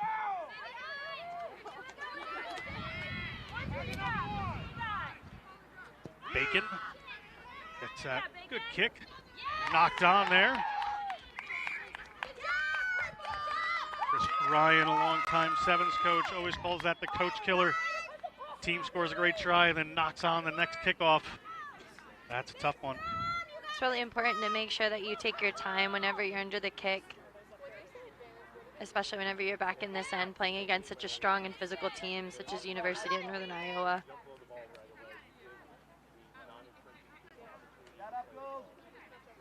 Scrum coming here for the Panthers. They would certainly like to put some more points on the board and answer that Falcons try and conversion off of one of their earlier mistakes.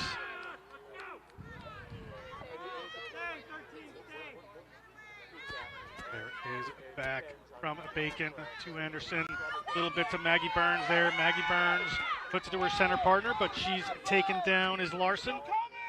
Burns picks and goes off the back there, looking for some help, and she gets it through Tatiana Reed.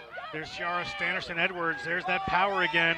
She's going to get to the 22. Bacon is going to get in there and clean that one out. There were some players trying to jackal that one away. Tatiana Reed to Burns, finding some room there, get it into the hands of Burish. Burish safely into the contact. Ball wide out there to Shea Hansen. Shea Hansen gets to the 5-meter line. She wanted more, but she's going to have to settle for that. Ball taken away by the Falcons. Falcons, good poach right on the line there. Massive turnover coming in from Notre Dame College. Shea Hansen just didn't invite enough friends to the party there. Wound up losing the ball, and off they go. Great run coming in here. That's Valentine. Valentine meets her opposite number as they keep trying to come around here. Piazza.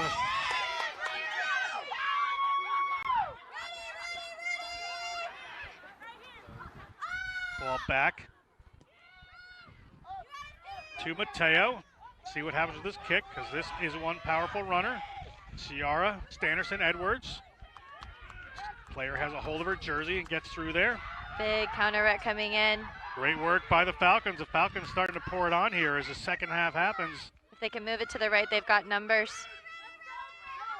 Off they come. Decide to go left. Against Darian's better wishes, they get it, and that's Piazza. A little knock-on creeps in there, and ball winds up in touch. We're going to have a scrum here for the Panthers. So after a couple of good turnovers by the Falcons, it's back in play here. Notre Dame College doing a really good job of recognizing when to go in for the breakdowns. They're holding their weight. Just the recognition after the turnover happens to get it away from the pressure area just doesn't seem to be translating as well.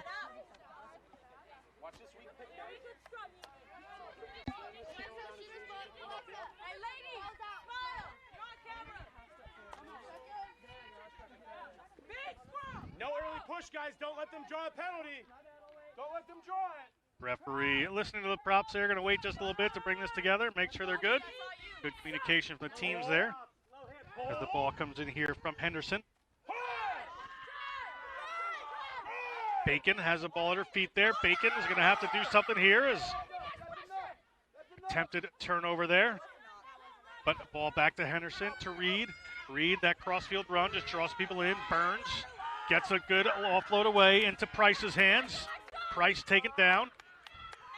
Able to recycle that. Out to Burns. Burns is going to go wide here. And that's going to be Peyton Larson. Peyton Larson back up there to Isabel Thomas-C. Another turnover there. This one, however, just a little illegal. Foul play call there. And quickly taken by Burns and kicked. Wasn't sure that was going to quite make it into touch there. No need to rush that, but the Panthers will have a line out here about 15 meters out from the Falcons line.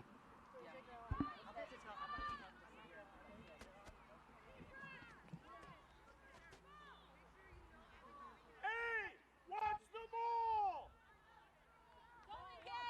Don't engage it! Don't engage it! Back up, two! Charlie, step! Interesting that both teams, both Notre Dame and University of Northern Iowa, have been facing outwards in the line out. Yeah, they're just trying to not show their hand, I think. But here comes a good maul from the Panthers. Notre Dame College trying to stop this, but it's continuing on the roll. Let's see. Referee Adams says that's okay. Ball out to Burns. Burns is going to try to find that line. Burns working through a couple. Burns moving like a game of skee ball through that defense. Ball out there to Burish. Burish is going to bury her head and head towards the line. She's not going to find it this time. Panthers knocking on the door. Ball comes up there to Inman. Inman is over the try line. Can Inman get it down? Inman has been held up. Now, during the day, Darian, I've been watching some of these teams just not really doing the right thing all the time with these goal line dropouts. Let's see what happens here. Yeah, we call it white line fever because you see the white line and you just won't stop till you get there. But it's important to make sure that you're still looking up and recognizing the space and stringing phases together. That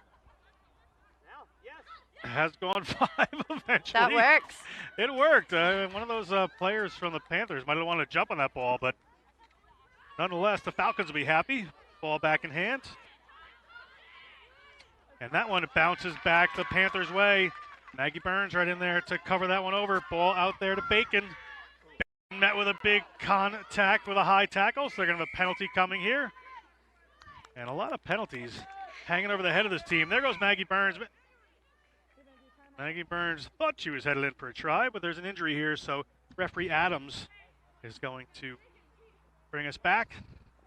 We'll have the penalty coming, but there's just a player down to be attended to here by the medical staff at this National Collegiate Rugby semifinal, where the Panthers from the University of Northern Iowa are leading 25-17 over the Falcons.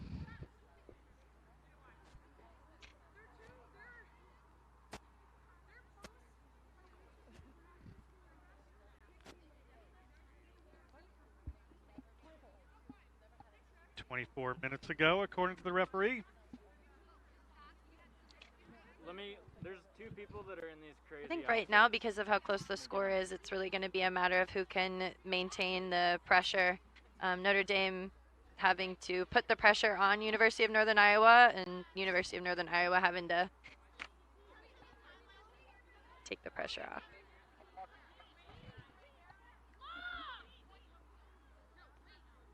Here's a look at the fans here, enjoying the game between these two teams. We're waiting for a player to get checked out here. They seem to be up and moving a little bit. And that was the Falcons player.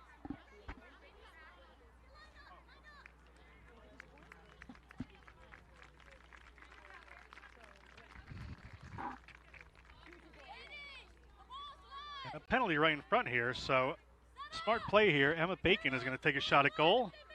Darren needs to point it out. She's an accomplished goal kicker. Extend that lead a little more here. Smart decision from them to elect to take the points here. Oof! Ball live. There we go. And oh, dropped at the last second by Inman. It's going to be a scrum to Notre Dame College, and that could have gone either way right there. Yeah, I was sure that if she had knocked that on, she would have gotten a try under her belt. Good initial reaction to get herself into that position.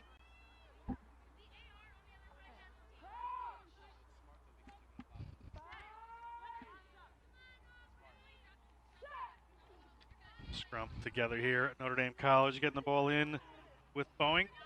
Good pressure coming from the Panthers. Referee, however, gonna just bring that one back together. Nobody really at fault.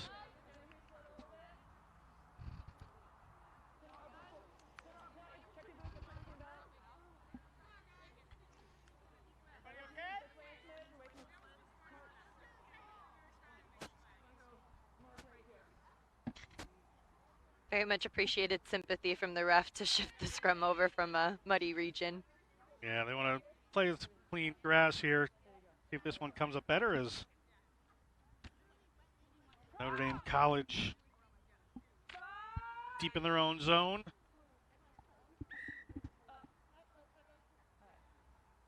And all these stoppages just work in the favor of the Panthers at the moment.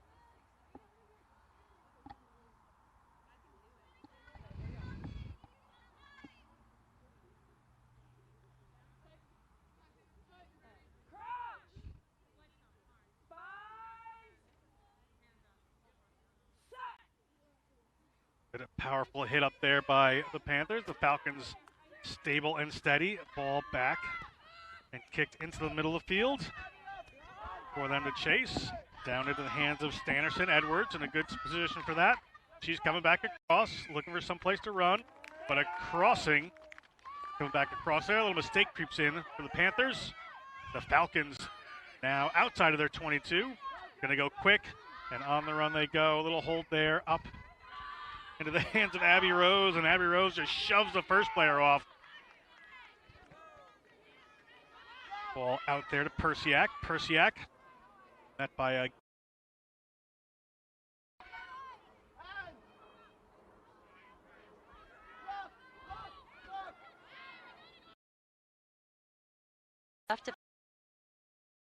ball. Can't quite hang on to that one. It's been turned over. They're going to be able to come through. Bacon at the back of this. Keep it up there. Ball.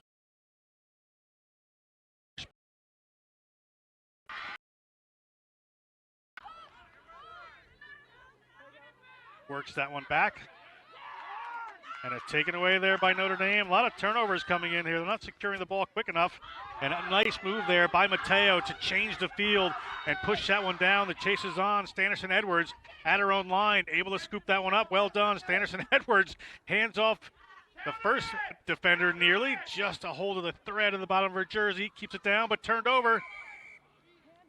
Almost until the referee in a much better seat than I am saw the penalty encroachment from the Falcons. So the Panthers, plenty of time to clear their lines here. Really good kick coming in from Mateo. However, it's really important, again, to maintain that discipline. It seems like that has been Notre Dame's kryptonite throughout this game, has been infractions in the ruck.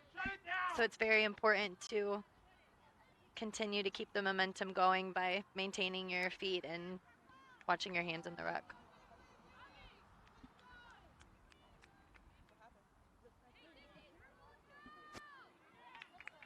Ball to come in here from the Panthers. Isabel Thomasy had a few good runs so far in this game. And not cleanly, but taken down by the Panthers. Inman, good job to just wrap it around and get that ball back in. Persiak working at the counter ruck here, but they're going to go out to Tatiana Reed. Tatiana Reed going to get to Maggie Burns. Maggie Burns getting ball and tackle at the same time, has the wherewithal to get through that defense. They're just in the middle of the field. There's room back there. If somebody decides they want to kick this one, but they're going to keep going into the hands of Shea Hansen. Shea Hansen over the 22. Ball back now to Burns. Burns moves it to Reed. Reed just shovels it across to Bacon. Not really getting to go forward right now, this Panthers team. Going to need to make something happen. But penalty coming in against them for not releasing. Good work there by Notre Dame College.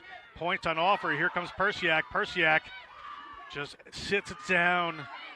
Reed, they've got some room off the right-hand side here. Can they get through? The line is beckoning. Try awarded. 5 points on the board for this Notre Dame College Panthers team, and they are clawing their way back in here as they are up to 22.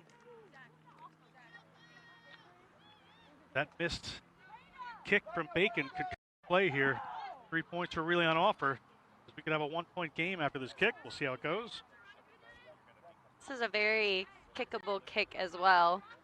Just a little bit off right to the post. Persiak should really take her time in trying to make sure that she slots this kick. She actually just made it from that position about 10 minutes ago. About 15 minutes to go here.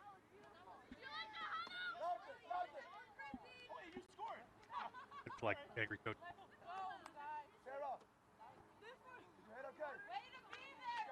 Persiak is taking her time here.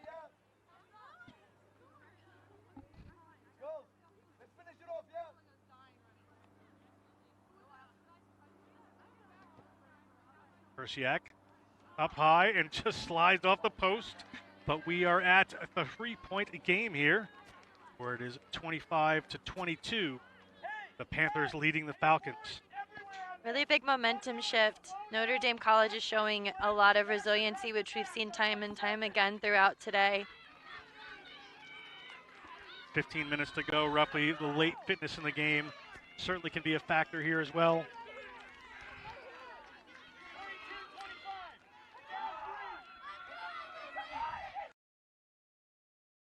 minutes to go here.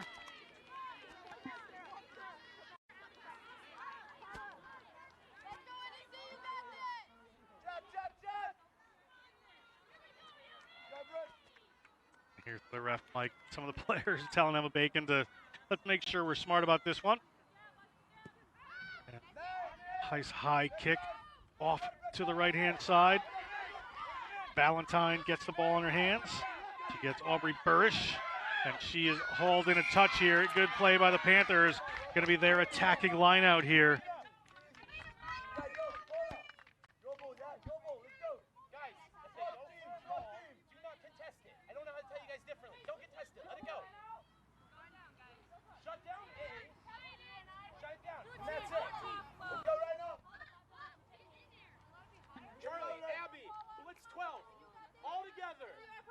Ball coming in for the Panthers. They move to the front here.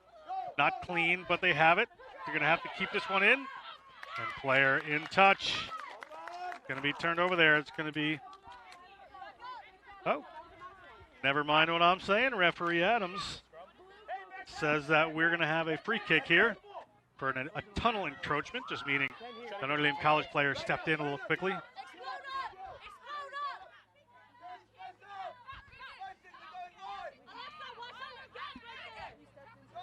Bacon taps and goes, gets it to Tatiana Reed. Tatiana Reed finds Burns, always a safe option there. Burns finds Burrish, always an explosive option there. Counter-Rat coming in from Notre Dame College, so they're really finding a lot of success there, and they turn it over. They have done, and this is the try score, headed again.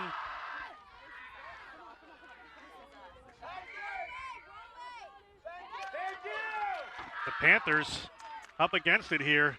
We're sure they're going to go quick, and they have done. Here comes Notre Dame College. A big hit in the middle of the field. Abby Rose tells Emma Bacon she's here to play. If they can move it out wide, they've got a lot of numbers. Leatherman doesn't get the chance to do it, but they get the ball wrapped around, and they do have these numbers out here. Smart play. There's Valentine. Valentine is going to go to Piazza. Piazza is going to come back in. She's on the wrong side of the ball, able to turn that one over. And Persiak, all will. Persiak sees the line in front of her, and we have a lead change coming possibly for the first time in this game, and we do. Try awarded, Notre Dame College. Oh, how your fortunes can change. That was just incredible effort from their back row player, Persiak. She's been exceptional in this game, getting that good go forward and just not going down. This Notre Dame College side is really showing a lot of resiliency, and University of Northern Iowa is going to have to answer back as our time starts to dwindle in this game.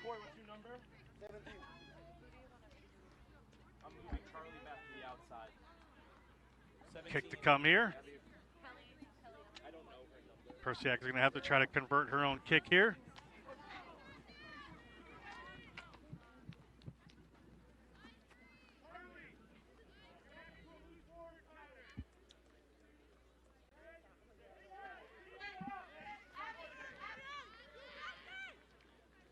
Persiak needs to get this kick away fairly quickly. Off to the favorite side here. She's got 15 seconds.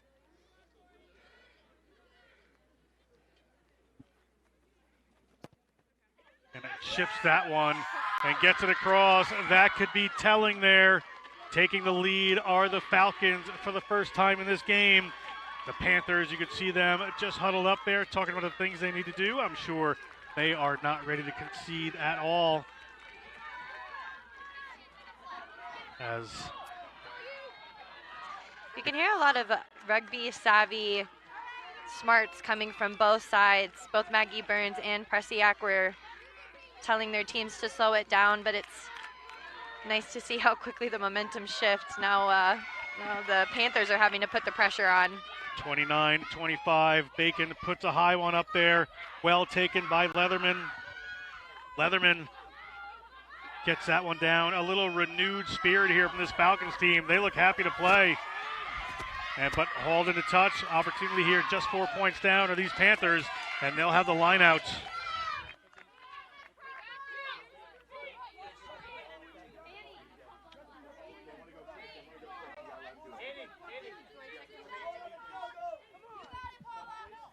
Defensive. substitute coming on here.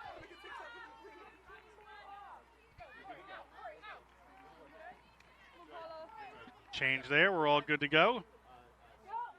Panthers here going to put the ball to the front. It sails over, but not straight. Unfortunate for Northern Iowa.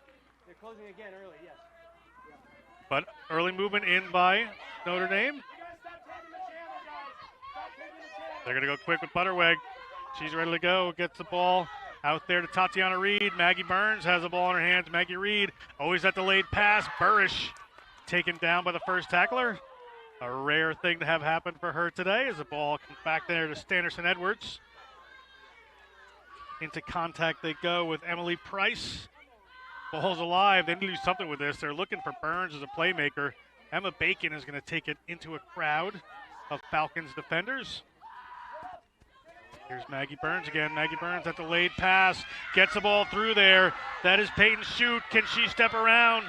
She's got a wrist tackle from the fullback there from Notre Dame College. The person playing fullback now. Here's Burrish. Burrish. Take it down. They're going to need to make sure they're secure in the contact area here. There's been some good turnovers from this team. That ball is Isabel Thomasy across the line of the 22. Henderson to Reed. Reed into the middle of the field to Maggie Burns. Maggie Burns able to step a couple. High tackle creeps in there. But we're going to come back here for another penalty against the Falcons. Maggie Burns walking up. She may try to kick this ball. They've been having a little bit of line-out trouble, so it may not be the preferred option. They're going to go quick. Have done. Ball is off to Dirksen. Dirksen. And a big pile up there. Ball to Tatiana Reed. She gets it to Burrish. Burrish goes over Bacon. Ball is knocked on eventually over there. But penalty advantage against Notre Dame College. Not doing themselves any favors. We're going to come back here. They might want to go quickly. Bacon heading over there. Bacon toes. Bacon goes. Bacon looking for the line. Finds a couple defenders. It looks like they were 10s. Gets the ball to Maggie Burns. Maggie Burns gets that one out there to Shay Hansen. What a collision out on that left-hand side. Can they recover this ball? And unfortunate there for Northern Iowa. Notre Dame College, good work there to force that turnover. Penalty against Notre Dame. Gets out of a little bit of pressure there, but they're going to have a line out inside their 22. Going to have to make sure this one is safe and secure.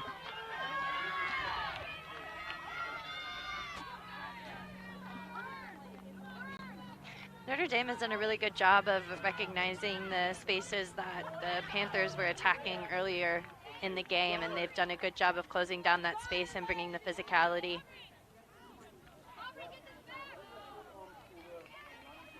Referee now explaining to Notre Dame what their indiscretions were at the line out there. They're stepping into the tunnel between the two teams there.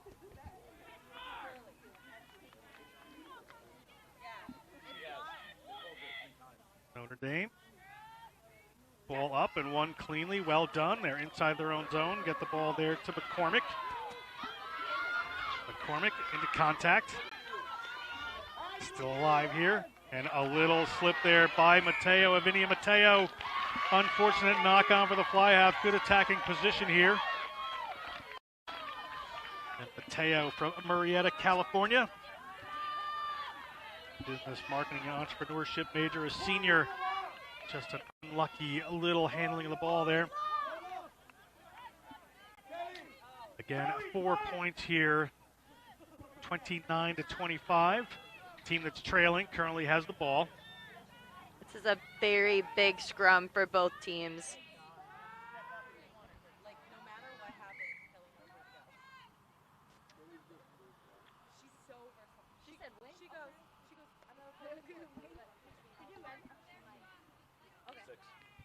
Referee just getting us set up here. We're going to bring it down again. Time winding down. The Panthers going to need to get something done here. They have players split either way. So out one side is Burns, out the other is Tatiana Reed. Both very capable players. Standerson Edwards in behind. They've got some options here. Ball comes up there, goes across to Tatiana Reed. Tatiana Reed gets it out there to Peyton Shoot, but she is alone, and that ball is poached. Probably the wrong opportunity there. Tatiana Reed trying to fight for it. Here come the Falcons at their own 22. Across the 22 they come with Abby Rose. Abby Rose. Slow ball, slow ball, slow ball. Up there, ball spilled. Ball's going backwards. Well done there by the Panthers. Panthers turn that over, and this is anybody's game. All action here. Tension is big. Big break through the line there by Isabel Thomasy. They can move their numbers out left. They've got it. Big Maggie pressure Burns coming on dishes Maggie Burns. She gets up all out there. There's Burrish. Burrish taken down by a couple. Good support there. Standerson Edwards comes around the back. Standerson Edwards tries to get that ball away to Maggie Burns, and it slips in a touch. Give me a line out here for Notre Dame College as the clock winds down. Panthers are going to need a moment of magic if they want to move on to the finals. Whoever wins this will play the winner of Life University versus Marquette University tomorrow at 1:30 Eastern Time, right here on the National Collegiate Rugby Facebook and YouTube pages.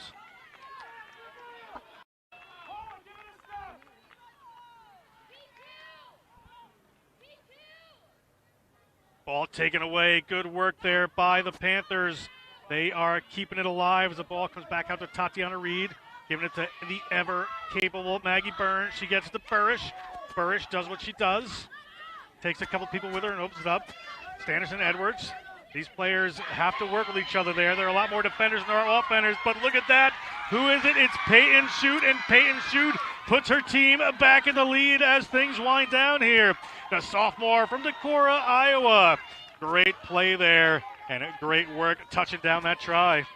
Yeah, again, the resiliency. The Panthers are really demonstrating composure and the ability to look up and recognize the space that was set up by Standerson Edwards, who has just had an incredible game of being able to use that footwork and put that into space. We've got a job to do. This is still anybody's game if Notre Dame College can.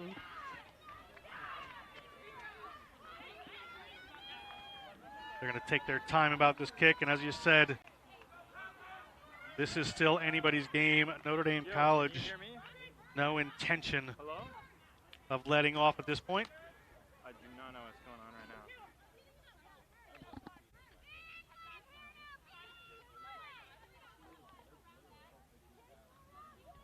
Bacon from Mitchellville, Iowa, went to Southeast Polk High School. Bacon doesn't find that one. Things are interesting. 30-29, 1 point in it. A penalty kick would do it.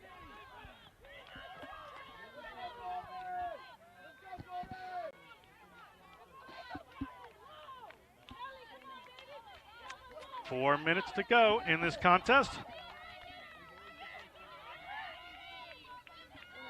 This kick very important here as you see Persiak.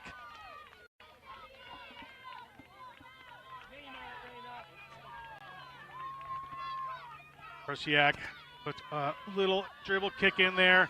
Well taken by Shea Hansen. Get the ball to the ground. Notre Dame players trying to dig that out of there, but doesn't work. A little shift back in. Ball out now to Maggie Burns. Maggie Burns looking for a runner. Finds Standerson Edwards. She tries to hand off one. The ball comes back down. She gets the ball. One of her waiting teammates are across the other side of the field, so couldn't quite catch who it was. Ball back across here. Standerson Edwards is all action at the moment. She wants to put this away as Maggie Burns gets a hold of it. I think University of Northern Iowa has to be a little careful here not to get themselves in any kind of situation they could turn this over as Emma Bacon comes through with it. Valentine over it, but it's going to be one.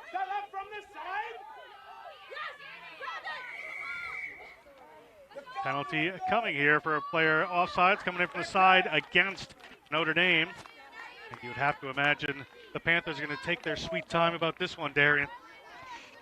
Yeah, Maggie Burns has done an exceptional job as a captain, being able to recognize when they need to put the foot on the gas and when to take it off.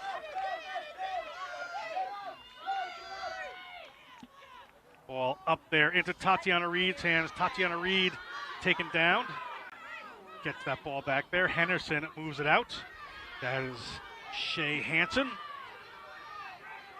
Notre Dame College trying to come in on this one. About 2 minutes left here. Ball up to Bacon. Bacon met with a big challenge, but turned over there by Notre Dame College. All they need is one moment of brilliance here, and we'll see if they can get away with a win in this game. 1 point game has it.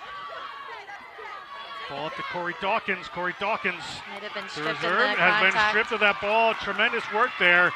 The Panthers, you can hear the excitement from their bench right near us. As the ball comes out here to Tatiana Reed, she puts it wide to Maggie Burns. Maggie Burns just telling her teammates, hey, just get out of my way. I'm just going to go get something done here. You know it's going to be safe. You know it's going to be smart. Get to the Bacon. Similar play. Burns calls for it again. Burns looking for a runner. Tatiana Reed into Dawkins. Standerson Edwards. These same names keep popping up. Standerson Edwards across the 22. Standerson Edwards could close it out here. Standerson Edwards touches it down for the Panthers. And pure excitement. Great work. And those players there and just come together, and finally somebody said, all right, it's going to be me. I'll get this done.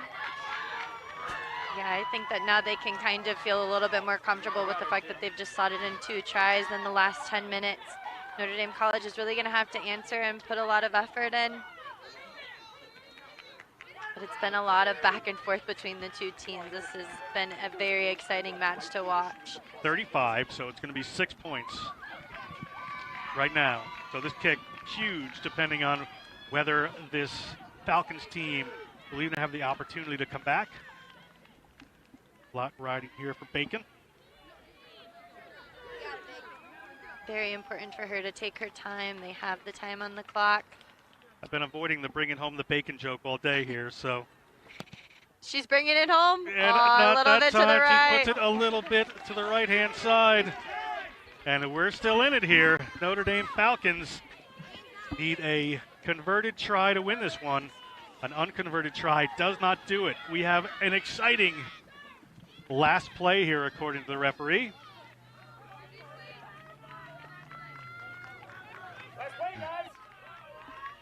Liv, give me a jump ball. Pure nerves on display here.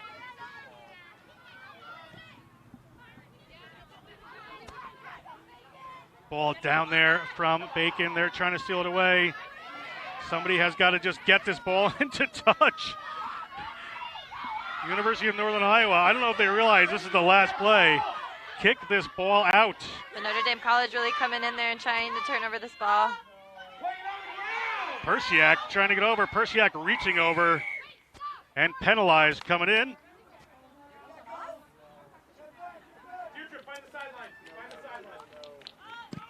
And another lucky broadcaster takes on a ball.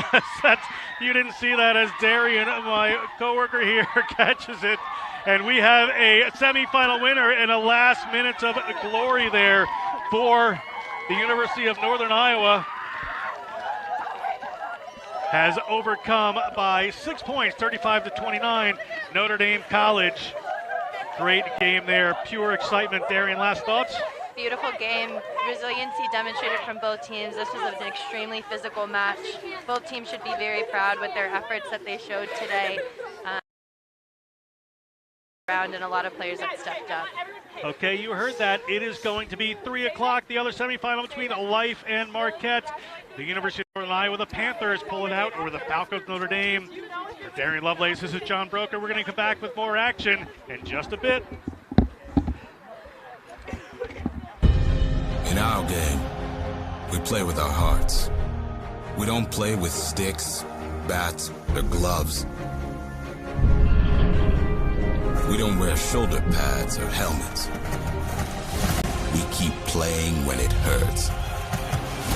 And we leave everything on the field. What we wear must be built for our game.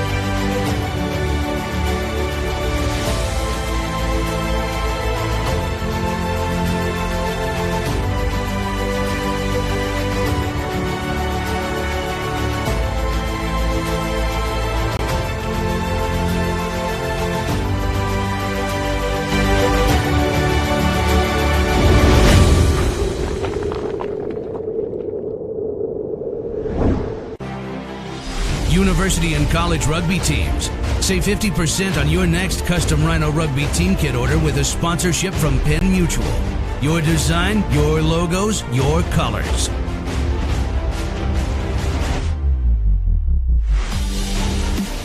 Includes jerseys, shorts, and socks. Save 50% on your next custom Rhino Rugby team kit order with a sponsorship from Penn Mutual. Learn more at rhinorugby.com.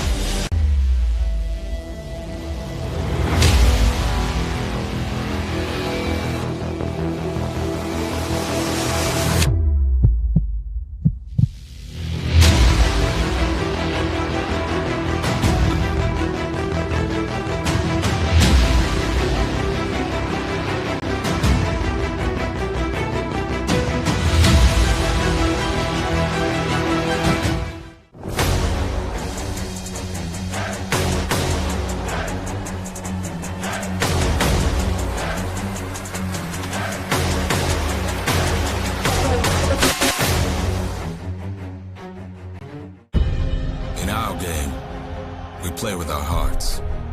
We don't play with sticks, bats, or gloves. We don't wear shoulder pads or helmets. We keep playing when it hurts. And we leave everything on the field. What we wear must be built for our game.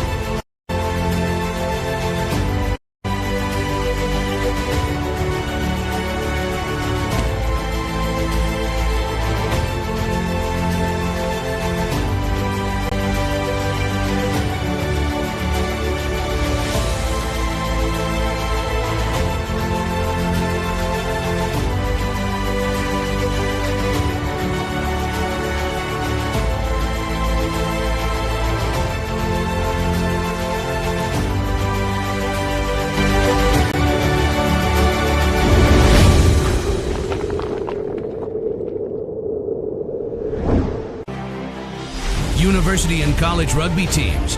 Save 50% on your next custom Rhino Rugby team kit order with a sponsorship from Penn Mutual.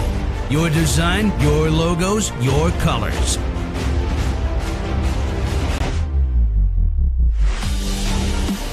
Includes jerseys, shorts, and socks. Save 50% on your next custom Rhino Rugby team kit order with a sponsorship from Penn Mutual. Learn more at rhinorugby.com.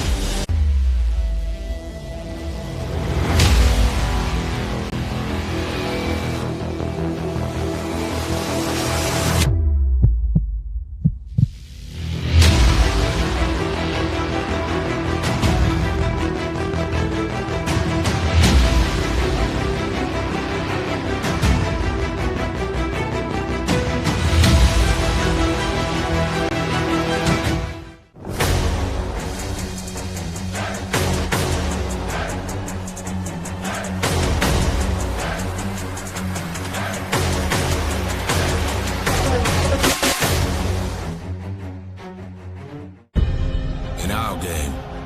We play with our hearts. We don't play with sticks, bats, or gloves. We don't wear shoulder pads or helmets. We keep playing when it hurts. And we leave everything on the field. What we wear must be built for our game.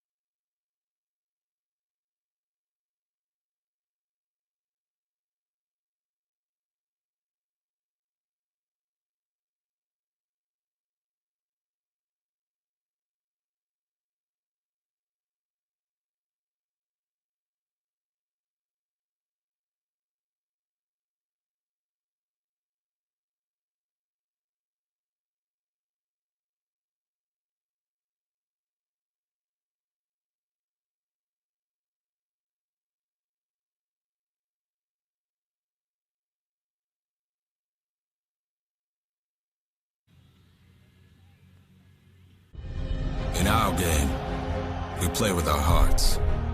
We don't play with sticks, bats, or gloves. We don't wear shoulder pads or helmets. We keep playing when it hurts. And we leave everything on the field. What we wear must be built for our game.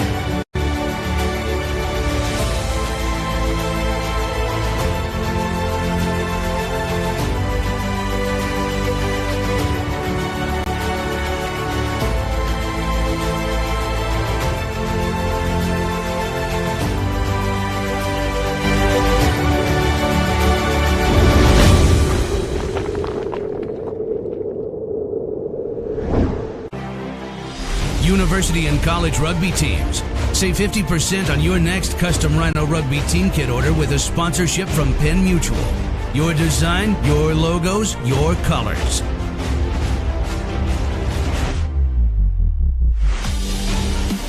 Includes jerseys, shorts, and socks. Save 50% on your next custom Rhino Rugby team kit order with a sponsorship from Penn Mutual. Learn more at rhinorugby.com.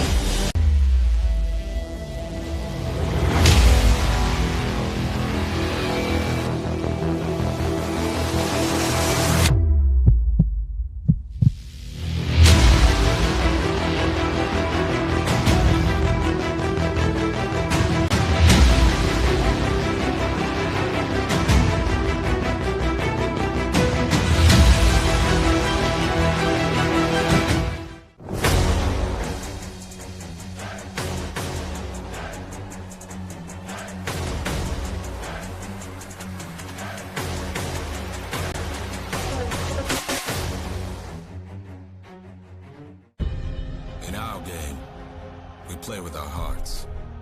We don't play with sticks, bats, or gloves. We don't wear shoulder pads or helmets. We keep playing when it hurts. And we leave everything on the field.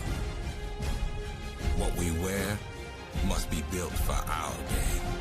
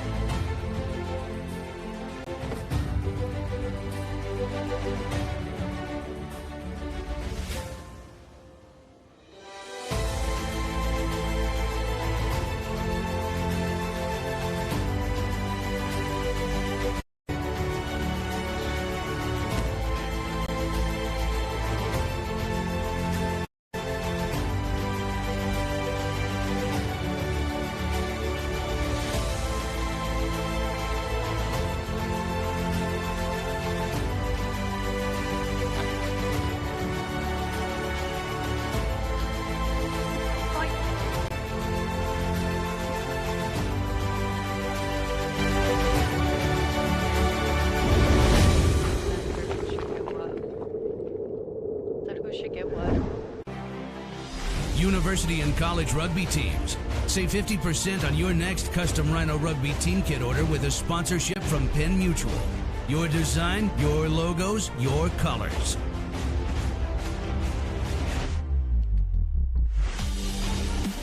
Includes jerseys, shorts, and socks. Save 50% on your next custom Rhino Rugby team kit order with a sponsorship from Penn Mutual. Learn more at rhinorugby.com.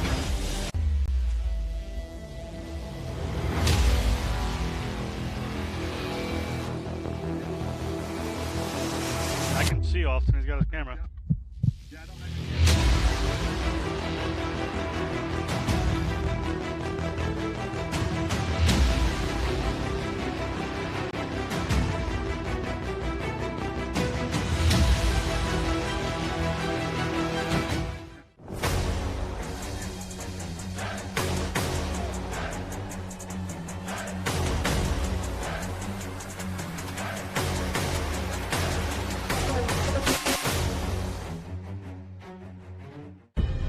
In our game, we play with our hearts.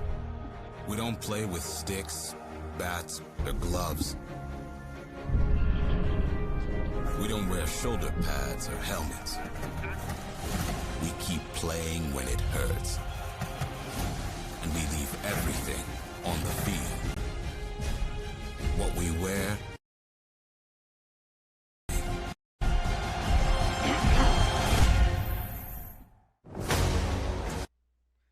And a good afternoon to you, rugby fans, and welcome to beautiful Knoxville, Tennessee. We're at the Tennessee Rugby Park, bringing you this Division I National Collegiate Rugby semifinal between the Running Eagles of Life University and the Golden Eagles of Marquette University. Let's talk about this Life University team and key players to watch during this game. Number 10, the freshman Nina Mason. Rosalind Chow, the coach, is very big on Nina Mason. She's going to have a big job today as a freshman, keeping this offense going for the Running Eagles. And the senior and captain, number 2, Hannah Bokelman, is going to have to bring that experience and that rugby knowledge to the Running Eagles game. In terms of keys to the game for the Running Eagles, it's that rugby IQ. They have some smart players. They have some players highly touted coming out of the high schools they were in. They have to use those smarts against Marquette. They have to attack with speed on the wings. That's going to be difficult for Marquette to deal with. They have to use that speed and use that speed quickly. And on top of that, they have to dominate the set pieces. They can't run out wide until they win it in tight. Going to be very important for the Running Eagles to take this game.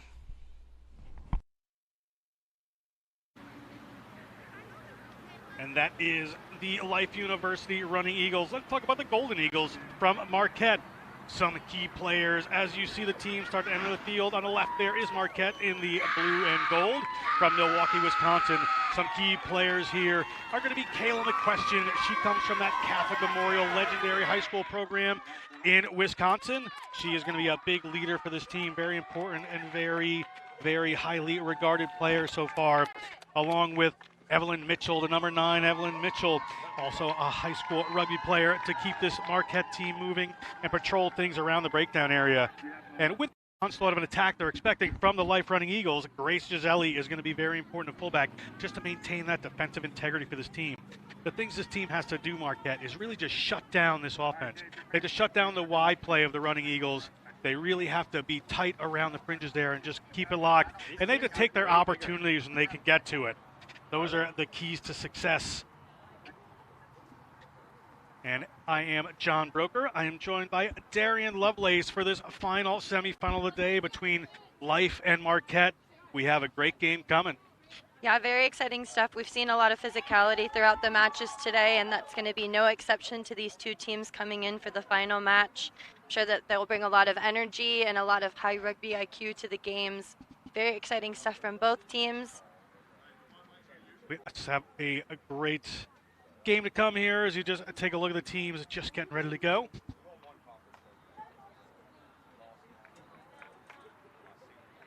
And that if it can live up to the billing of that last game, what pure excitement we had there. Notre Dame College, huge comeback. University of Northern Iowa going to play the winner of this game. It's going to be an interesting day tomorrow, Darian. A lot of back and forth play from both teams, and again, we've seen a lot of resiliency in the fact that teams continue to go into the final whistle, and I think that that will be no exception to both teams here.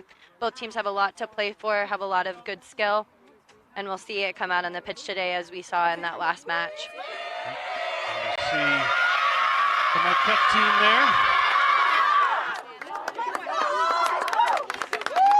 Here are the Running Eagles getting ready to come out on the field. Any minute now, we'll have a semifinal underway.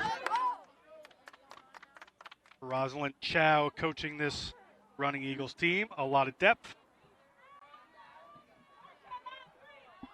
The contest of the Eagles today. It certainly is.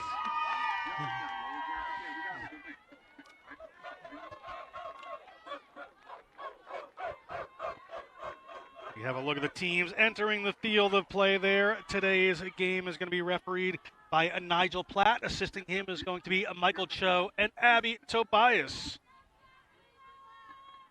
As we look at the people we have working here.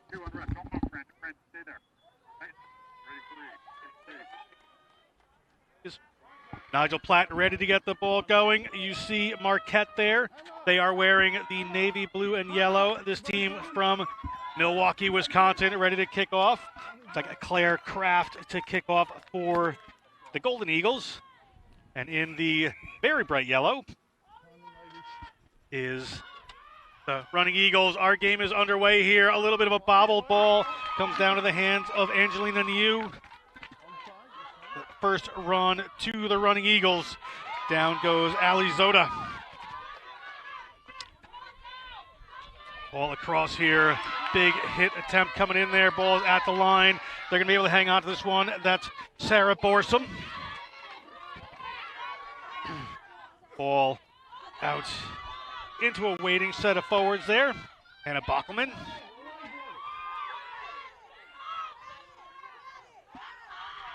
Quick hands from Nina Mason. Nina Mason, key player for this team. Ball into the inside center there. That's Niu again, touching the ball a couple times quickly this game. Referee Platt says play on here. We're good to go. Ball turned over by Marquette. Marquette opportunity here after taking that first wave of attack down.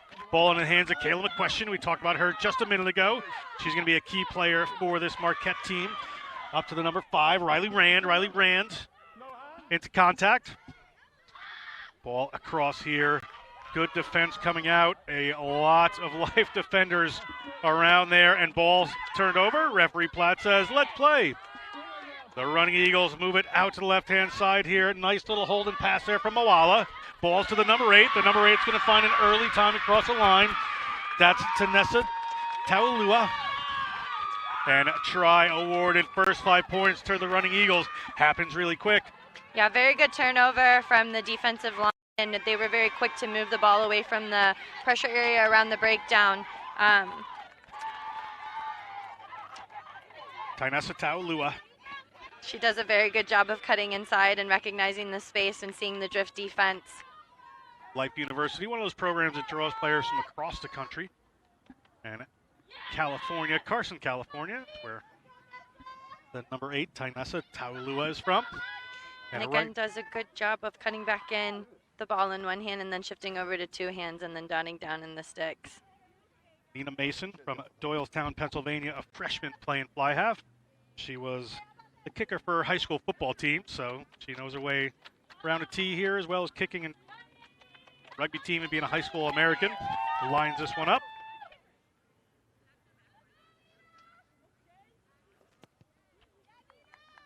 And that one is good. 7-0 to the Running Eagles. Just 2.5 minutes into this first half. And Marquette to kick off.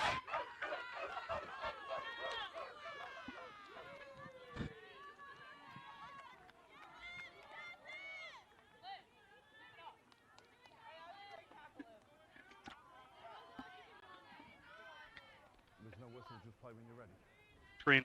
And a good look at that try there, taken down by the number 8. The kickoff there to Niua. moving the ball across. Little handoff there by Nikki Nguyen. Nguyen gets inside the 22. Ball up there. Moala goes back. Takes it at her 22. Mason moves the ball across field.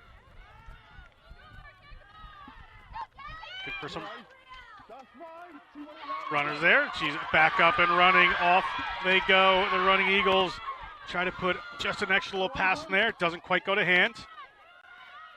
Ball out to Mason. Mason attacks the line, holds and finds a runner. Another nice little ball handle there. Ball out to Moala. Moala steps back in. Moala's across the 22. Moala into the try zone. Great work there by Amaya Moala. Moala gets a try early in this game. The sophomore from Carson, California, played for the South Bay Spartans. Life doing a good job of putting pace onto the ball and really attacking with intent. And Moala really saw that space. Again, that inside step is lethal whenever it comes to drift defenses. She backs herself really well coming from the line, and then that dive really secures it so that you don't have to worry about the ball going haywire. I would have called it just going for little style points, but you can call it a safe play. You know, we have different opinions every now and again. No, wonderful try there by Moala. Just kidding. Nina Mason, second kick of the day in under 5 minutes.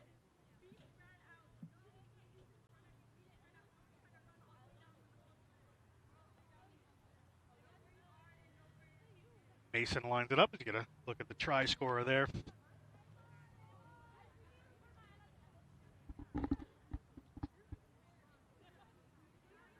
Silence in the crowd here. As, off the post that time. Posts have been very busy today. I know, they're doing a good job of keeping the ball out of there. This is our fourth game in, so if we sound delirious, forgive us.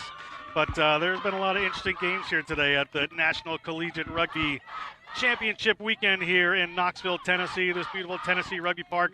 Last game of our day, where Life is out to an early lead, 12-0, 5 minutes over Marquette. The Golden Eagles put that one back up into the hands of Emma Diaz. Emma Diaz tries to pick that one up again after she's already in there. Referee Platt sees it. And they're going to take this one quick. Golden Eagles on the run here. That is Sienna Pierce. Sienna Pierce runs into the front row of the running Eagles. Ball back out here using their forwards. That's Riley Rand. She offloads the ball. Ball into Evelyn Mitchell's hands. Evelyn Mitchell gets it down. Angela Andrews has to step in and distribute that ball. Big double hits coming in from Life University. And Rand gets it up there. Rand hit by a double tackle there. Able to secure possession, but going backwards a little bit is Marquette. Little tip pass there. Up to Kayla McQuestion. McQuestion gets hit. Life really on top of this one.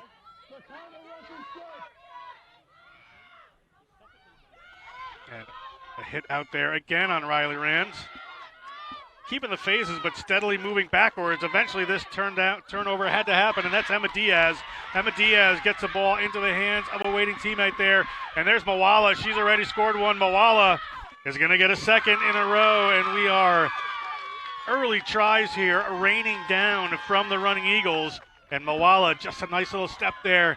Good work by the outside center. Really good footwork from her off of the left-hand side, and that started with really good defense from the running Eagles with double tackles. We see here the ball goes to deck, but the pickup is good, and then that step off the left-hand side with the dive over try. You see it here.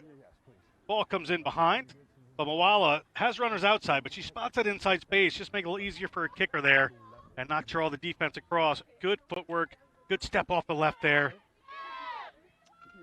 Yeah, if Nia would just get her hands on the ball a little bit more and make sure that she had more control, then that ball would have gone to hand, but still ended up working well. Nina Mason, 1 for 1, or 1 for 2. Now 1 for 3. Not her day to the boot quite yet. Kickoff to come here as we take a look at that try scorer, Amaya Moala. She's points to the good already today. Marquette would like to spend a little bit of time down the other end of the field.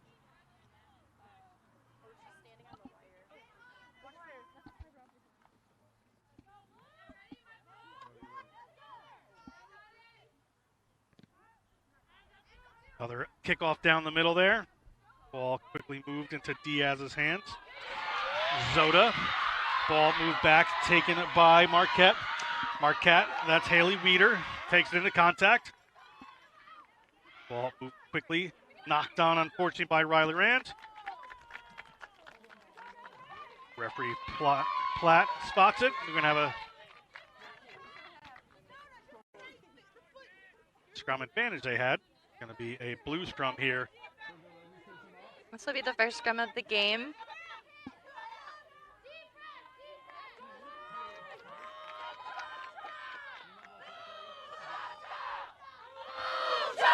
Referee thinks that color is gold. It's their ball! It's their ball! Flat wants to have a good solid scrum here. We have Evelyn Mitchell to put this one in, and number 8 at the back there, Danielle Domini. They want to get this ball quickly. They have secured it, but a lot of work to do. A little bit messy. And attempted to run around there, winds up in a big tackle from the running Eagles. Golden Eagles, ball in hand. Now they move it quickly outside there into Claire Kraft's hands. She moves it out to the wing. They've got some room to run here. And taken down just over the 40-meter line. But we're going to come back for offsides against Life University. Another opportunity here for Marquette. See what they decide to do with this ball. And they're going to put it in the hands of McQuestion. McQuestion's going to get that ball away. But now a penalty against the Golden Eagles. And Life going to slow this one down. Emma Friedland Adams there just keeping everybody calm. They're going to give this ball to Nina Mason. She's going to find a little space down the field here. Does not find touch, however, but got some players streaming onto this one. That ball went forward. Referee Platt spotted that one. Wasn't much else that player back there could do, so it's going to be a great attacking position here for the running Eagles. Yeah, they're putting on a lot of pressure. I think that ball was intended to go out. However, it ends up working in Life's favor. Again, we see here putting the pressure on. It just seems that the player got a little bit in front. Just a matter of mishandling.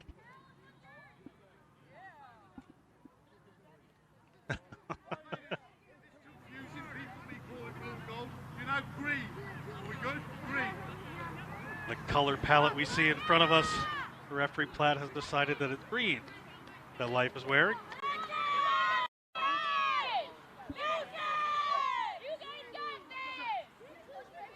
Ball in there from, not quite, Friedland Adams. Going to get that ball in. Referee's going to stop, make sure everything's steady here. Big shove coming in from Life University. They're really going to have to learn how to harbor in that strength and be able to use the drive whenever it's time.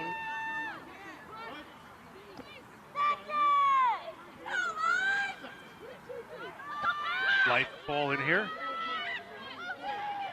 Taulua with the ball at her feet, but they're going to move that ball out to Mason. Mason's going to get it to her outside center. They'll split back in. Good footwork there by Destiny Roberts. Destiny Roberts goes back up to Moala. She puts that ball through the hands of Sarah Borsum. And nearly another try there for the running Eagles, but it's going to be a scrum here for the Marquette Golden Eagles at their own 5-meter line. Good defense coming in from Marquette, able to put the pressure on and really force that pass. Let's go, Marquette. Look where we are. We got big push. Hey, let's go, Marquette. We need this. The white line fever, you focus on the white line and you forget to catch sometimes. Absolutely. In her mind, she had 5 points on the board already. Had to worry about the catch first. Sure, Coach Rosalind Chow will point that out. For sure. Happily. With pleasure, actually. Ball coming in here from Marquette. Big squeeze on by the running Eagles. Ball's falling on the ground there. And the referee is going to talk to the assistant referee. Let's see what the ultimate decision is here.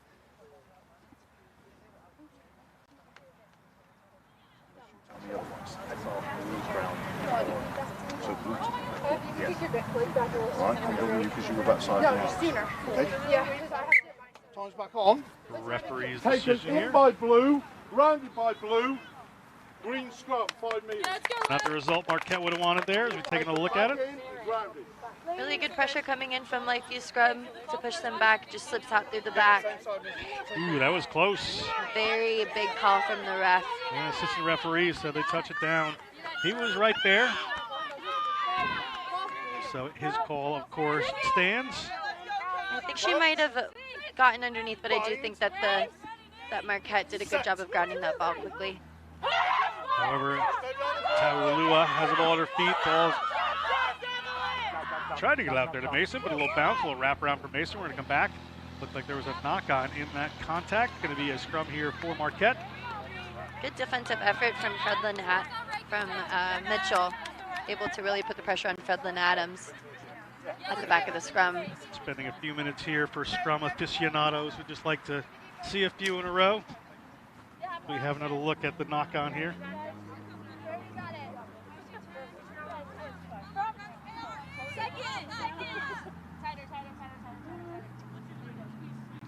We all comfortable, ladies? Yes. Thank you. Crouch. Bind.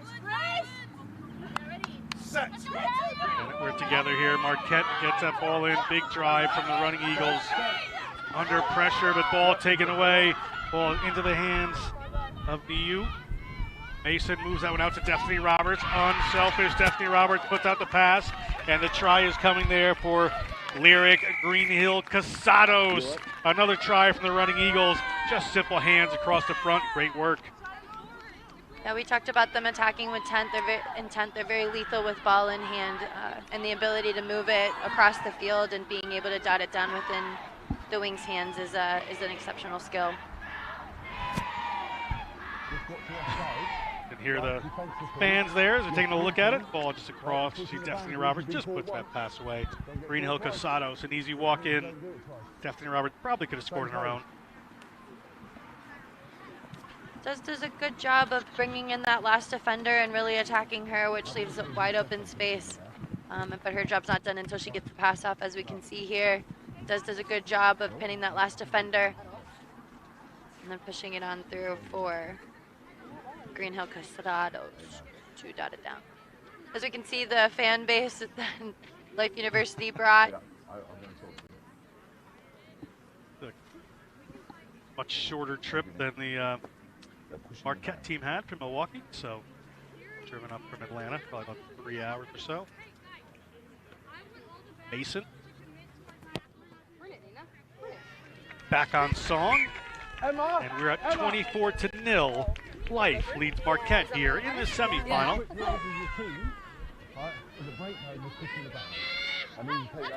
So you can see the Life University fan base that they brought. They decided to wear Christmas stuff and have a theme, so the coaching staff always travels with the theme in mind. I'm from the northeast part of the United States. When I think Christmas, I think cold. I come down here in the beautiful Tennessee weather and people wearing Christmas gear, and I see all the trees around, and it throws me off a little bit, I got to tell you. But here we go as Marquette gets us going again with that unique drop kick. Here comes Diaz. I'm saying Get the ball back there. Little waiting pod, nice little tip pass, but slips forward the pass to Alizada. One of the players wanted to protest, but referee Platt let him know that he was exactly on the spot to make that call. Zada, a grad student, studying to be a doctor of chiropractor from Poughkeepsie, New York. Five. You're setting the ball, don't bridge over it. I need you to roll inside. Fair contest, remember. Thank you. Referee Platt really talking about this breakdown area. He told the Life captain to talk to her team and let them know they're pushing the boundaries around the contact area. Sure, they'd love to continue to push those boundaries. Big squeeze coming in here, having to dig the ball out is Evelyn Mitchell, and big hits coming in. More power coming in, but Marquette able to hang on to this one. Myron Couch takes that one in. Looking for some runners here. Get the ball up to Kalis Stepovic. Ball up this time. Another waiting forward, playing a little bit tight here. Now ahead of steam. We'll see where they can go. That's Riley Rand. She's had a few good carries today. But that's gone forward. And that one goes forward, so referee Platt's going to bring us back. Scrum here for Marquette. 7. Don't break off early. Seeing a lot of contact happening within the breakdown from both teams. Life University, again, just had a talking to from our referee about staying disciplined. As you can see, we have some fans that did travel all the way from Milwaukee. Yeah, they are Riley Rand fans. He's from Elkhorn, Wisconsin. Ladies, come up. Yeah. Okay, we're reaching here. All right, I need you to close the distance because like this, and then we're both reaching. Okay, let's fix it, please. Abby, come take this side for me. Real lesson of the laws here from referee Platt. Very clear about why he's making these calls he's making. You never want to question what a ref wants. They usually are pretty definitive.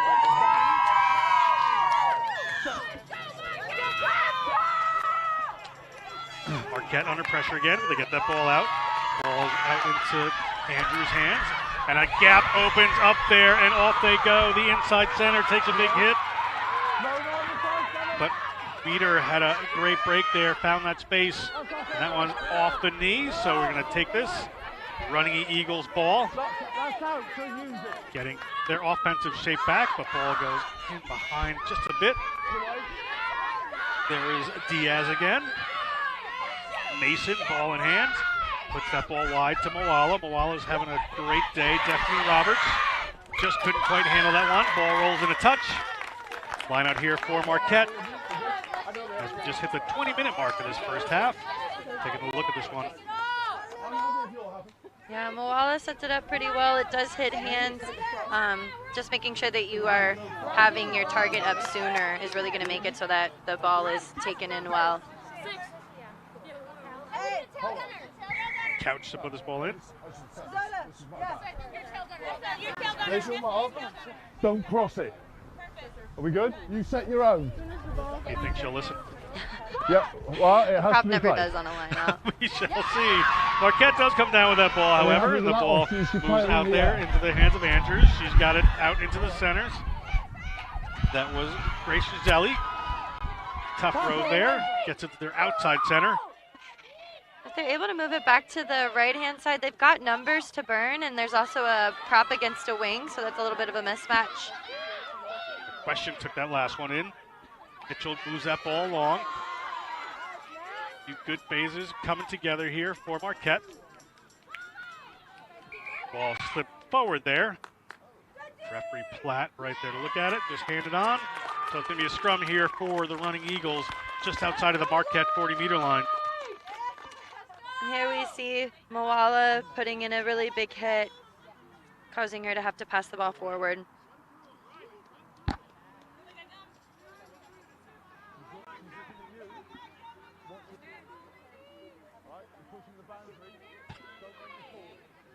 Referee Platt really loves his boundaries. Having another conversation about those running Eagles players just working around the edge there, doing everything they can as the ball's going to come in for the running Eagles. Bind.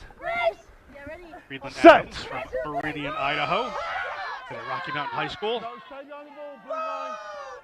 And good work there to take that one away as the ball comes down to BU. She gets taken down. Moala couldn't handle that. Marquette ball in hand again. You can hear the excitement from their players and fans. They're trying to get some purchase on their offense here, but yeah, Dominique can't quite make that happen. But a hand on the ground, I believe, from one of the players who was already down. Hold on, you all right? Do you need a minute? Slow to get up. Hey, she just spoke to you. I'm not going to speak to you twice. Off they go for a quick one. This is Couch hit by a couple. Sorry, that was Brielle Evan. But ball taken away. Moala gets that ball into Destiny Roberts' hands. Destiny Roberts gets a pass knocked forward. It winds up in Moala's hands. Moala handle a few. Destiny Roberts is going to break away. Destiny Roberts just great running. Those little shimmy moves there. And she's across the try line. Destiny Roberts, 5 points on some great open field play by the Running Eagles. Yeah, they're doing a good job of moving the ball, and Moala was in that phase of play twice where she was just able to get her hands free.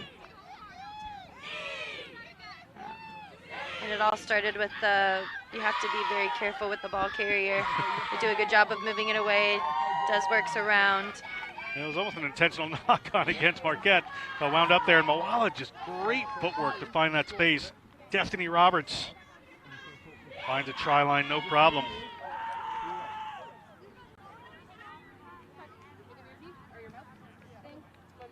Kick right in front here for Mason. And there we go with the intentional knock. Moala cutting back in again. She's so powerful off that left side. And then Des says, I want to get the ball back again. And she runs and she dots it down right underneath the sticks. Destiny Roberts, the junior from Charlotte, North Carolina.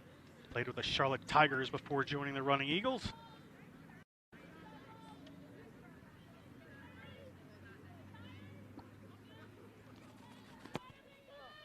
Mason gets that one. She's a little happier with herself at the moment. As the score rolls on here for the Running Eagles. Have a player getting attended to for Marquette. Maybe a replacement coming in. And that is Frankie Ingram coming on the field.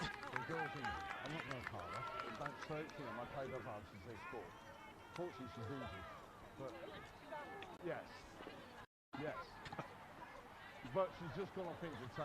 But just be aware that would have been yellow in my book. The referee Platt explaining the yellow card he would have had to give in there on that intentional knock-on. The player unfortunately had to leave the field. We are underway again here with the Running Eagles. 25 minutes gone, 15 minutes left in the first half. 29-0 for Life over Marquette. Blue player has to roll out of there. Working hard at it, but the ball is underneath her. Referee is just going to let them go and play on there. The ball is up in the hands of Alizada. Alizada gets the ball back into Hannah Balkelman. She hands it over, but ripped away by Marquette. Good play. Room in behind if they chose to kick it in, but they're going to run this one. Players queuing up to have it go at this Life side. They've got numbers out left if they decide to move it. Ball up into the hands of Riley Rand. Riley Rand, a very important part of this team. Ball back across there to Brielle Eben. Again, hit by one of these Life defenders. Continuing to use their forwards throughout the phase of play. And eventually something had to turn as player just wouldn't release there. Like you were saying, you know, using that concept of forward, somebody's going to get isolated after a while. I'm giving you the mark.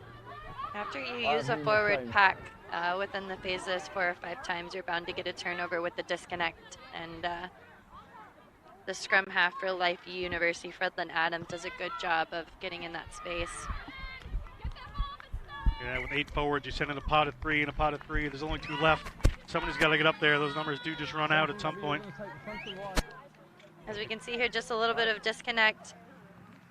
Fredlyn Adams does a good job of getting in that space and really holding her weight under the rock.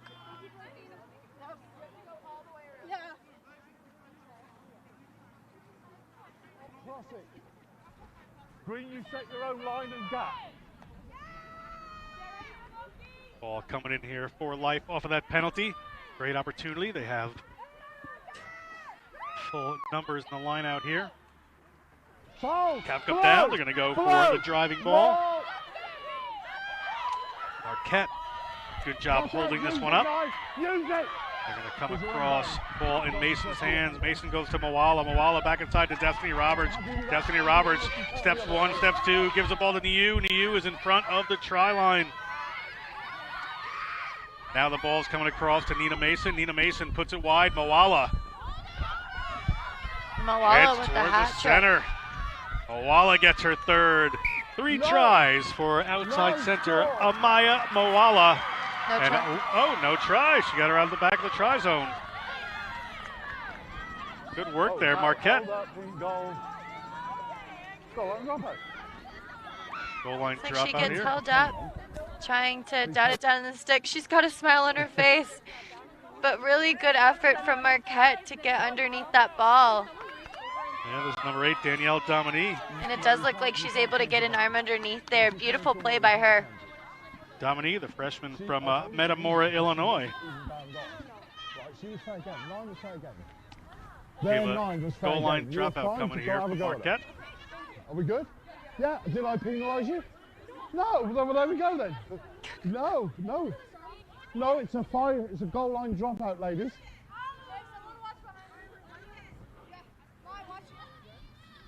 No, you can't charge.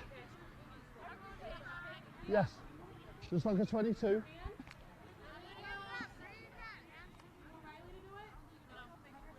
But let's go today, please. Here's the goal line dropout. Just has to go 5. Goes into Taulua's hands. She moves it out. Little show and go from the scrum half. Hooker going over the line. Let's see, are they good? A referee is going to confer with the assistant referee. That was Hannah Bolkelman.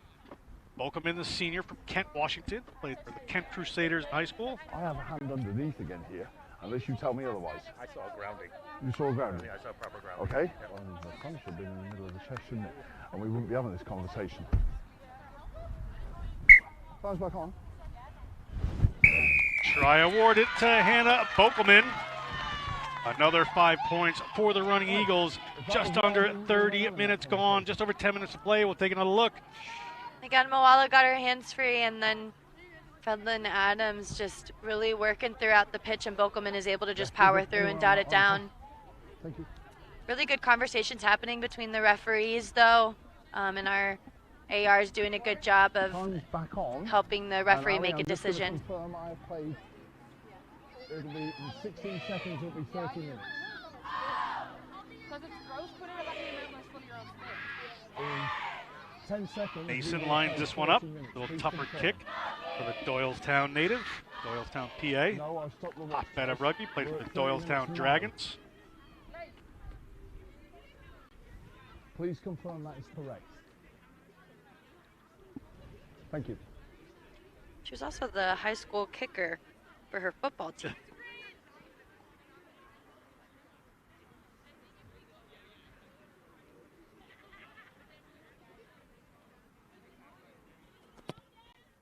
Nice strike there. Just pushes across the front. Mason. Having a good chat there. Marquette coming back out, ready to play. No, no good.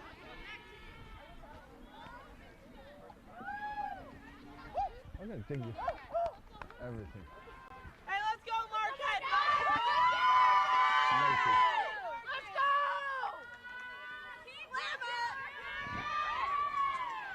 Ladies, hold on. You've only got 14 on the field. Referee making sure they have enough players. Oh, sorry, my bad. My math was never really good. Another drop kick comes short there. Nguyen looking to pick it up, but it winds up in Niu's hands. Angelina Niu. They get the ball out to just about the 40. They've got runners there. A little tip pass. And there is Ali Zoda. Ali Zoda thrown back into her own players. They're going to come wide to Mason. Mason's got some runners. Mason's got Moala. Little pop to Destiny Roberts. That connection's pretty good. That pass just a bit forward, right in front of us here. Scrum coming for Marquette. That could have been another 5-pointer for the Running Eagles. Yeah, they were really attacking the space very well. Just a no-look pass from Destiny Roberts. She snaps her head a little bit too late, and Moala is just not able to bring in the pass. Oh, my apologies. That is Taula.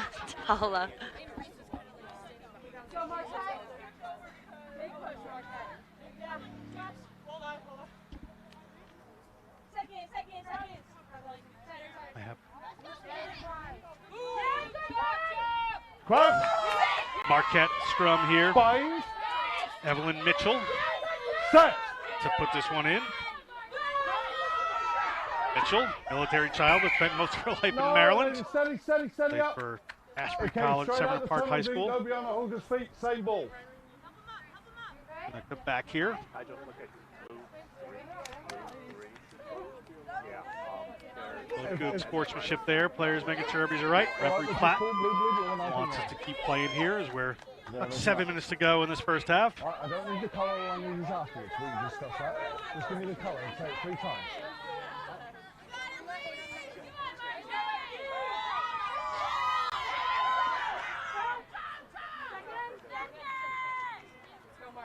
Crouch, bind, set. Marquette hooks that one. Ball at the back there. Bouncing around just a bit. Comes squirting out. They're going to have a little bit of work to do, but hauled into touch they go. Tough play there for Mitchell.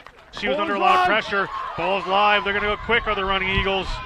There's Nikki Nguyen. Nikki Nguyen gets through a few. Happy to keep running. Good hands there from Niu. Niu gets the ball to Mason. Mason straightens up her line.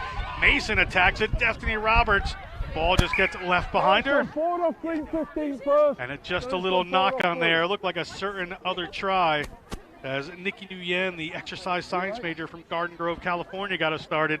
But in the end, just a little knock on, trying to push that pass. We'll have another scrum here to Marquette.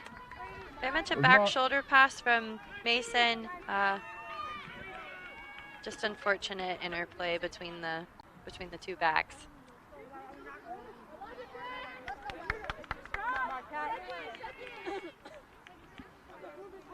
Abby. Crouch, bind, set. Ball to the back there for Marquette. Again, under pressure. Able to get that one away.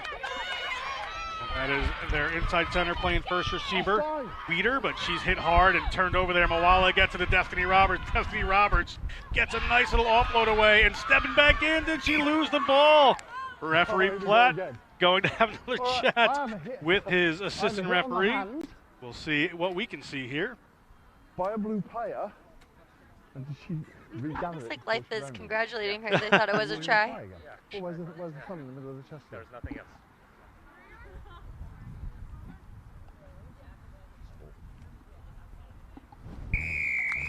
Try awarded to Life.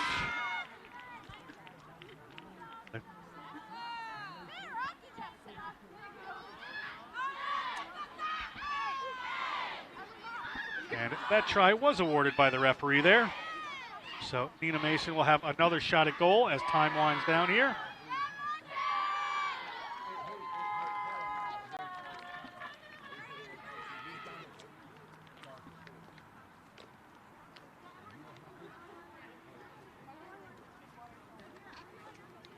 Good communication coming in from the referee. Certainly is. He's being very considerate of his ARs because he trusts their eyes.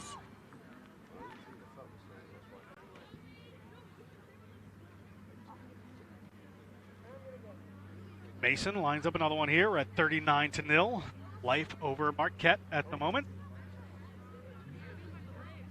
Just about 5 minutes to go in this first half. Here at the National Collegiate Rugby semifinals, and Nina Mason, good strike on that one. It takes them to 41. Life over Marquette. 5 minutes to go in this half. Marquette showing a lot of heart, though. They're running up to the line and getting ready for the next kickoff. A lot of energy coming from there. Number 8, Domini. She's pumped up and ready to play for the last 5 minutes. They certainly didn't come from all the way from Milwaukee to just not work at this one, so they're going to go at it again. This looked like a big bowling run there from Khalees Sakamoto Wolfram. Ball across into the hands of a waiting runner. That's Zada. Zada. Ball out to Nina Mason. They're going to use that width again. Moala, that nice straightening line. Destiny Roberts, always there for that pass. Destiny Roberts tackled at the bootlaces. Still have ball in hand. Power coming in from Sakamoto Wolfram again. Ball across to Mason. Mason waiting tandem forward there. Get the ball to Yu. They don't quite get her to ground. Yu is going to get to the 40-meter line. Ball across here. Here's Mason. Mason attacking the line. Mason can't quite find her way in between two, but gets the ball up. Moala able to keep her feet. Ball into the hands of Emily Mack. Haven't seen tons of her yet today. That pass may have slipped forward. Player running towards the line, but referee Platt whistles it up. Just unfortunate from them, but Nikki Nguyen just doing a really good job of trying to get her hand on the ball twice. She's showing exceptional speed. Right here, she pops it off and then looks to loop around. Just unfortunate and loses her balance a little bit with the one-handed offload. You have to make sure that you're in a stable platform to be able to pop it off. You know, you're up 41 points. You're just having fun. Those little extra passes, you know, as even coaches, it's, you know, think it's not necessary, but the players think it's on. It's okay to risk. Yeah. Just have to make sure that your skills are still working.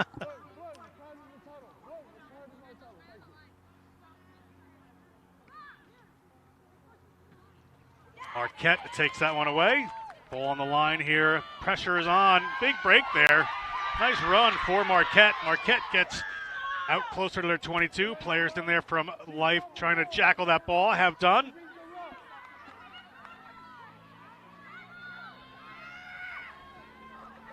Ball out across there. Abigail Bachman, open tight flanker, offloads that one. Taking that down towards the line, fighting for every step are the running Eagles. What power coming through there. That looked like Mack. Little individual run here, player going for it. Friedland Adams couldn't quite find it. Taulua at the back of this, gets it up to big Emma Diaz. Emma Diaz heads towards the line. Two chances. You set it and then you hit your hand, it's gone forward. And it went forward off one of the Life players. We're going to have a scrum here at their 5-meter line to Marquette. Sometimes whenever you get down in your end and you're up by so much, you don't focus on the little skills. Right here we just see a mishandling where she takes her eyes off of the ball for 1 split second, and then we end up seeing a knock on just right outside of their try zone.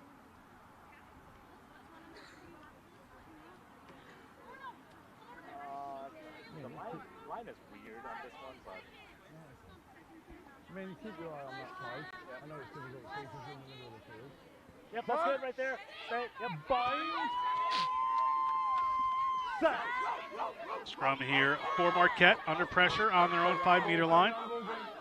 Ball comes out, gonna get across the line, gonna have a go. Time winded down, we have 1 minute left in the game clock. Referee Platt might have an extra couple of seconds. And he's gonna whistle for Emily Mack coming in from the side. Marquette going quick from their own line. Big hit coming in there on Evelyn Mitchell. Onside, you're all off again. Step forward. Step! Step! Referee asking the Life players to move back just a bit. Here they come through Brielle Eben. Brielle Eben takes that one in. Eben from Reedsville, Wisconsin, junior. Tackle Green away. Good, thank you. Thank you, 13, good work. Forwards are very ball hungry from Marquette. They really want to take this ball up into Life University's forward pack, but Life U doing a really good job of not letting them have much space. No, it's on the rock. Ball up here to Marquette. They are battling inside their own 22 as we are at 40 minutes on our clock, so we're in referee's time. Maybe an extra little bit of time, and playing with fire here is Marquette. Great defensive line from the running Eagles. Ball up there again to Brielle Eben. And in their own zone, ball goes down. Lots of trouble here for Marquette. They're going to need to do something here as they are held up at their own line. Ball held up. I've got taken back in by Green, but what I've got is half-time, ladies. And that is halftime here. 41-0. The running Eagles lead the Golden Eagles in this National Collegiate Rugby semifinal. Thoughts on that first half? Again, I think that Life University is really showing their rugby IQ and their skill set as far as being able to really put pace under the ball. Trying to utilize their forwards. They're showing a lot of strength and a lot of hard work throughout it. I would hope that they would start to utilize their backs a little bit more in the second half as they look to progress throughout the rest of the match. That is the word here, 41-0. Halftime, we're going to step aside, be back with second half action in just about 5 minutes. We good for a second? In our game, we play with our hearts. We don't play with sticks, bats, or gloves. We don't wear shoulder pads or helmets. We keep playing when it hurts. And we leave everything on the field. What we wear must be built for our game.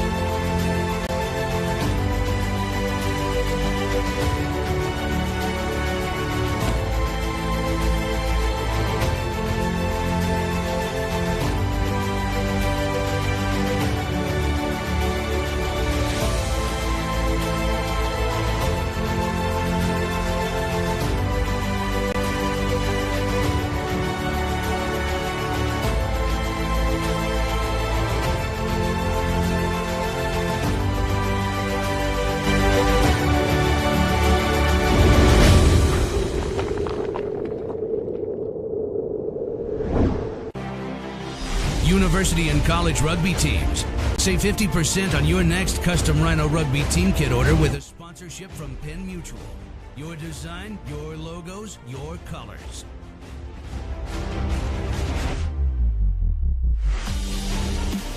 Includes jerseys, shorts, and socks. Save 50% on your next custom Rhino Rugby team kit order with a sponsorship from Penn Mutual.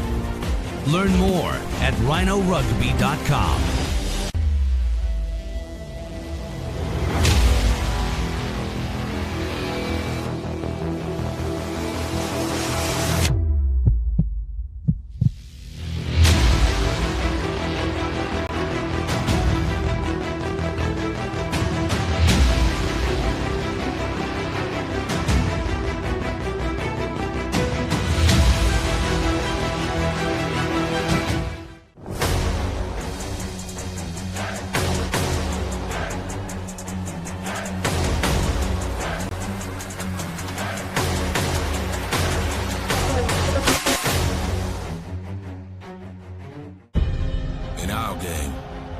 Play with our hearts. We don't play with sticks, bats, or gloves. We don't wear shoulder pads or helmets. We keep playing when it hurts. And we leave everything on the field. What we wear must be built for our game.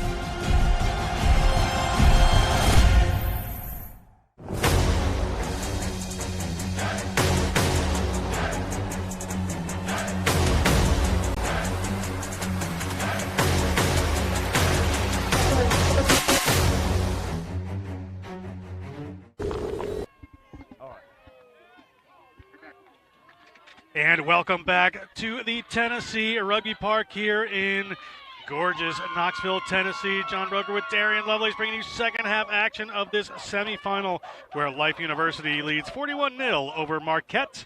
And we are ready to go. The Running Eagles and the Golden Eagles. Referee Platt's having a little bit of a word here with one of the Marquette before they get going, talking to Angela Andrews. And Life is going to kick off, running left to right on your screen. Darren, you're the coach of Marquette. They've had listen in, see the chat he's having here.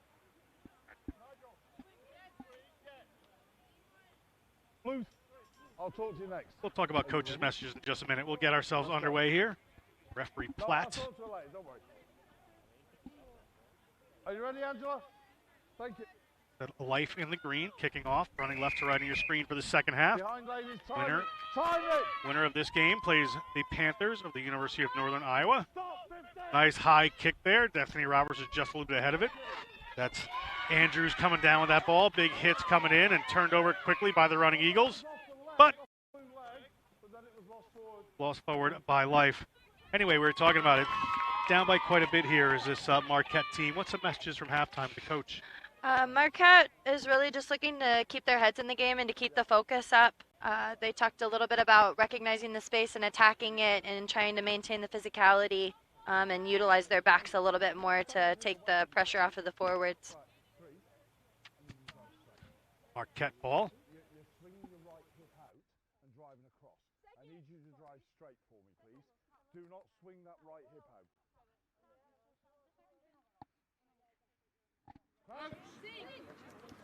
Fine. Let's go, pal. Come on, Blue. Set. Marquette getting driven back once again. Ball squirts on the back for Mitchell to get. Gets to Andrews. They get it to the danger run in the middle of the field. Weeder. They're going to move it wide.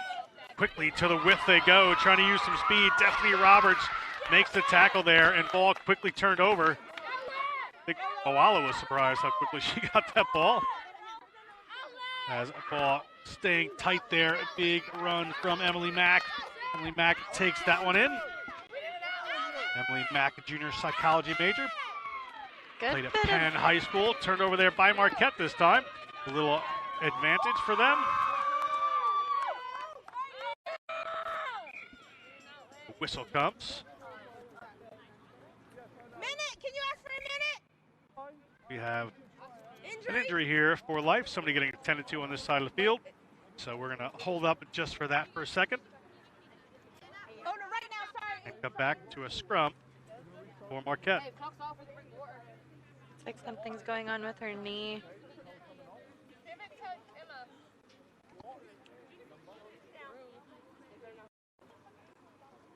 Looks like she's in a lot of bit of pain. So hopefully it's just a cramp. What she comes up with here. Yeah, you can help her off. You can help her off. You need more help? No, we got 2 people. Let's go, Ro. Aurora Greb-Bonham comes on the field. You good, Emma? Yeah, Emma. Looks like we're going to have a replacement. Coming in, number 21, Aurora Greb-Bonham is going to come on, I believe, for Fredlin Adams. Greb-Bonham from Vero Beach, Florida. Played rugby for Indian River down there. Indian River has an exceptional rugby club down in Florida. They've done a really good job of developing really good athletes to come out of there. Slightly biased because I'm from Florida, but Indian River definitely has a really good program down there. Probably a little uncomfortable. Lyric, halfback. Like Greb-Bonham has come in at the scrum half position. That's where our change was. Mitchell gets his ball in for Marquette. Ball out there to Andrews in the middle of the field. Weeder puts a long pass in there. Destiny Roberts on the spot and gets up and takes the ball and puts a pass away. Here's Niu. Niu unselfishly gets the ball away, but just quite slipped. And a try coming there for Lyric Greenhill Casados. scores the first 5-pointer of this second half, 46 points. Life leads Marquette University. Good defensive work there from Destiny Roberts, able to make the hit, pop back up and get the poach, and then get the pass off to Angelina New. We see here with the hit and then the pop-up where she flashes her hands, able to get it off to Angelina New. She struggled a little bit to get off those offloads, but it ends up working out in the end as Greenhill Casados dots it down. Yeah, the try comes from Greenhill Casados, a sophomore from Long Beach, California. Played for the South Bay Spartans, was a 2019 high school club national champion. Now plying her trade in Georgia with Life University. Nina Mason.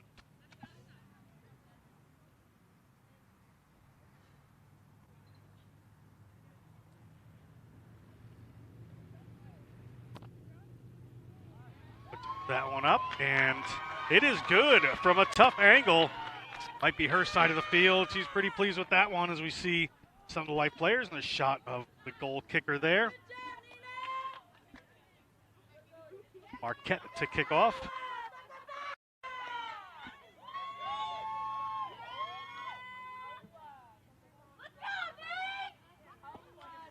Marquette taking a little time about this.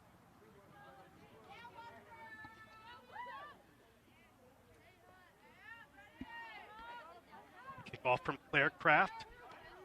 Well handled there by Diaz, Emma Diaz, across the 50-meter line. Support immediately there. Coming across. Bockelman.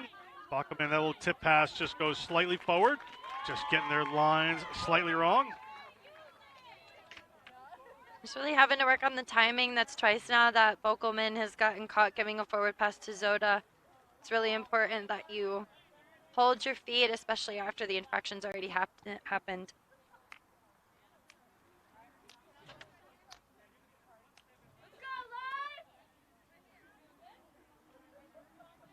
Mitchell again to put the ball in here.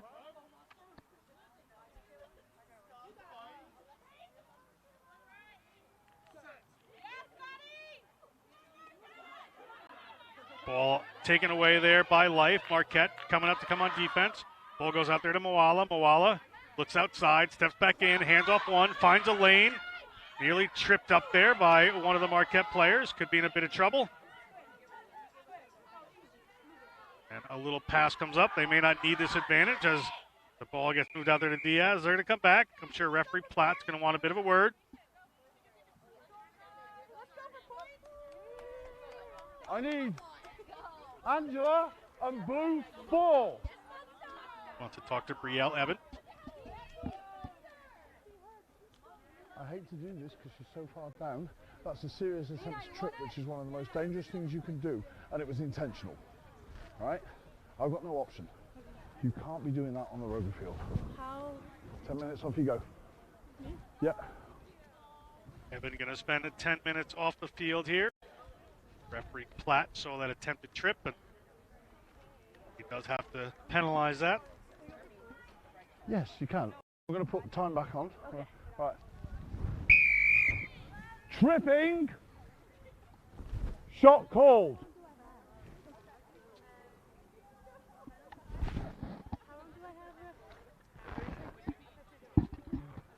We have a shot at goal coming here for Nina Mason. Laws. I'll tell you when you're getting close to, if you get close to, all right? You focus on what you're doing.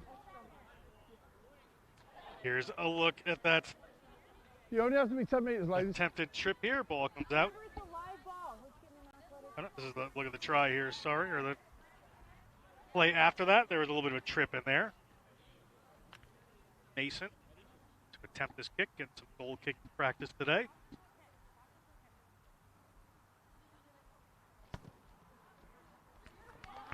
That one is good. Moving the score along.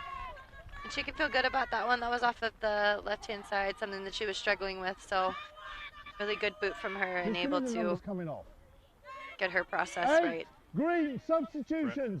8. 49 1. Here. And who?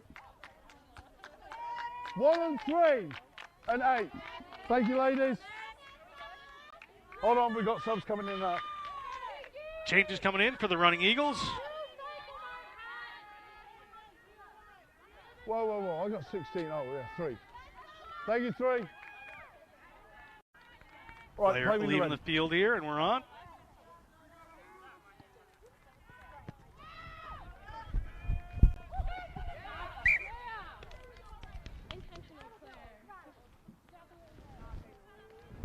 It was almost lateral, but not.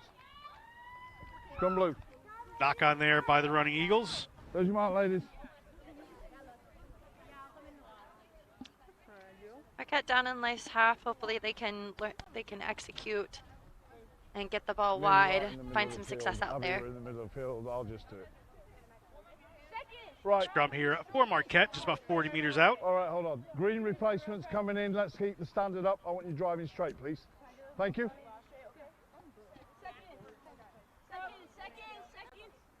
Crouch. Bind. Set. Ball coming back for Marquette. This one's going to work for him. Mitchell gets the ball. Little trouble coming in. There's a wing isolated out here. See how she does. That's Kaylee Wright. Whistle coming here. Knock on from Marquette. Going to be a scrum here for the running Eagles just inside their half of this Marquette Golden Eagles team. Another opportunity here. Going back to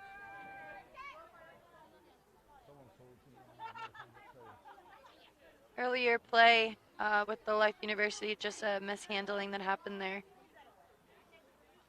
And we'll come back for the scrum. And that was from our earlier penalty for the yellow card.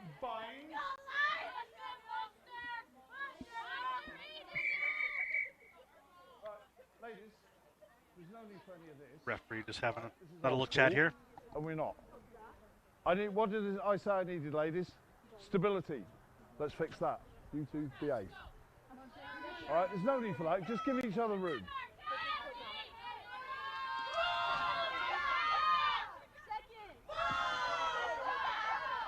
Crouch. 8 minutes gone in the second half. Life running Eagles have a scrum just inside the Marquette half. Give her room. Ball back to the tail there. It is out to Mason. Mason gets it to Niu. Niu gets it back on the wraparound. Get the ball across to the try scorer, who gets the ball out there to Daphne Roberts. Cutting back in. Here we go on the wing. That's Barsom. It looks like it's been stripped and a turnover in possession from Marquette. Marquette could work there to turn that over. See if they can turn this into something. Big hits coming in. Double tackle from Diaz and Moala. Looks like they'll go back in with their forwards with Marquette. Just outside the 22. Attempted strip there from Moala, but they're going to keep moving here. Forwards from Marquette, just powering their way up. See what they do, as we talked about before. Try these forward pods too many times. Never know what's going to happen. Ball show and go there. Fly half coming back in. Angela Andrews from Cleveland, Ohio. And ripped away there by Moala. Moala showing her all-round game. Ball to the ground for the running Eagles. Ball off there, looking for somebody who was Bockelman, but couldn't find them. We're going to come back for a penalty against Marquette. I believe it's for an offsides.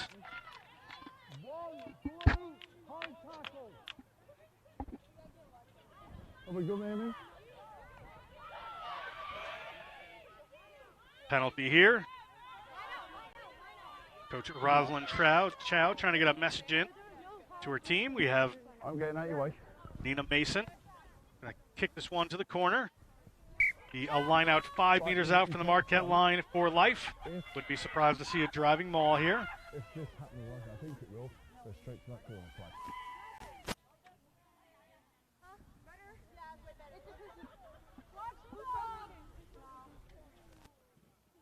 Blue, take the line.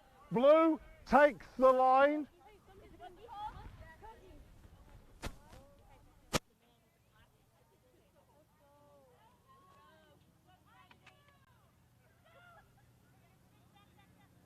Ball up in the middle, comes down, they go back to the front there, but ball gets bobbled. Receivers stationary. She's come out of the line, acting as the second receiver. Penalty against Life there for having two people in that receiver position. So that penalty came from having the two receivers, and it looks like whenever she steps out, that's where the penalty came from. The knock-on had nothing to do with that. Penalty here for Marquette. They find touch, but they're going to have to get a line out here just inside. Ladies, do you understand what I'm saying? She came out the line and stopped. Therefore, you've got two receivers, you've got two scrum halves. If she'd have been in motion, it wouldn't have been a problem, but she stopped. 17 Green stopped. Penalty there on Amelia Noah, trying to take that ball around the front. Marquette ball here. Yes. I have no clue what you said. No. Marquette. No. Get a jumper up there. Ball comes back, but on the ground, under pressure they are. Nobody seems to want this ball for the Golden Eagles. Ball is back at the try line. Attacking ball. Grounded by them. 5-meter scrum here for the running Eagles. I'm not doing it when blue are defending. No. 5 Green substitution. 5 Green. Another player coming in here for Life. That's Serenity Hampton, the sophomore from Chattanooga, Tennessee. Plays volleyball at Life as well. Yes. I wonder if she has some fans out there, seeing as how she's from Tennessee. Come back to the home state. As local as he can be, I suppose. Right. Actually, on the 5. Hey, ladies. Come this way. On the 5, sorry. There's your mark. Go, good, thank you. Thank you, Hooker. You took the mark. Good. That's, I apologise. Crouch. Bind. Set. Ball in for the running Eagles. Running Eagles there. Plenty of room to run. It looked like they might be able to have a drive over try, but the 8-man picks it up at the back and is able to dot it down. And that's Eileen McGillivray. McGillivray, the replacement there, freshman from Boat of Garden, Scotland, played for the Highland Rugby Football Club, studying exercise science here in the States. Gets a try in this semifinal for the running Eagles as the points continue to pour on for this team. Just in line with the L of the Land Rover. Nina Mason having a very, very hard angle and see the try. As we can see, Life University tries to keep it in, and then she sees the space and is able to see scrum half defending the line and powers it over for a try. Yeah, sorry. When someone was trying to talk Mason with a tricky angle here.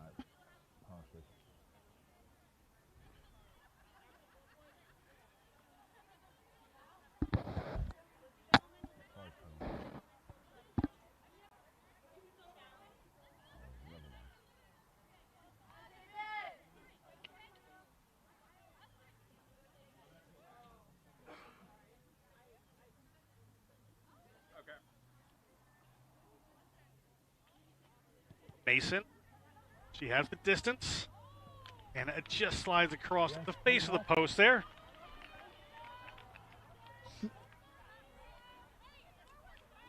Six Green sub continues on the way to the finals here. A couple of subs coming in for Marquette. Emily Nguyen for Marquette. And 1 blue substitution. I'm not keeping this in bin, am I? That's your job. Sorry? Okay. Kick to come here. Players coming into the game. Player back in from a yellow card.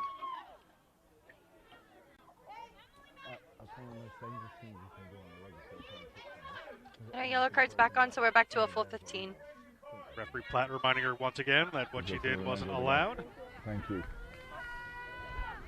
But should have learned her lesson in that 10-minute spell, but right, whenever you're ready, Blue. Just a little gentle reminder from referee Platt. Kick Kickoff taken by Life University. Abigail Bachman takes that one in. Out, so you better use it. Thank you. Ball up to player penalized earlier, Amelia Noah. Noah gets across the 40-meter line. Noah takes a crowd of people with her. Ball to Mason. Mason shows once, gets it back again. Moala across the 22, gets it to Niu. Niu, little one-handed offload there. Things are going to hand for the Running Eagles. And we are going to have another Running Eagles try here, right under the post. Number 11, second one of this half. Greenhill Casados touches it down, and Life continue the assault on the Golden Eagles of Marquette. Really good interplay between Life University along that sideline. A lot of one-handed offloads, as you can see here. The try scorer from the last one from Scotland gives an offload. And right here we see the interplay.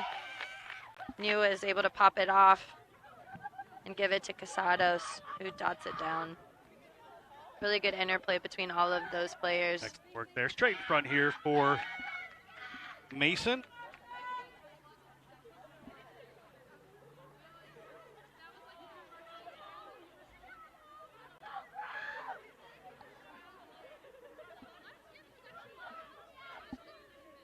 Mason lines this one up. Players working their way back here.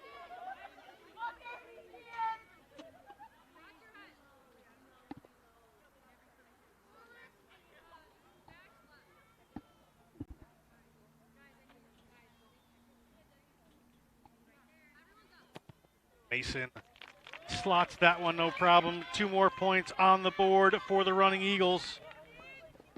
And here comes Marquette really racing up to the line, ready to play. Showing a lot of resiliency. That's been the common theme throughout today. Again, we look at this play once again. Casados able to get it over the line and jot it down for a try.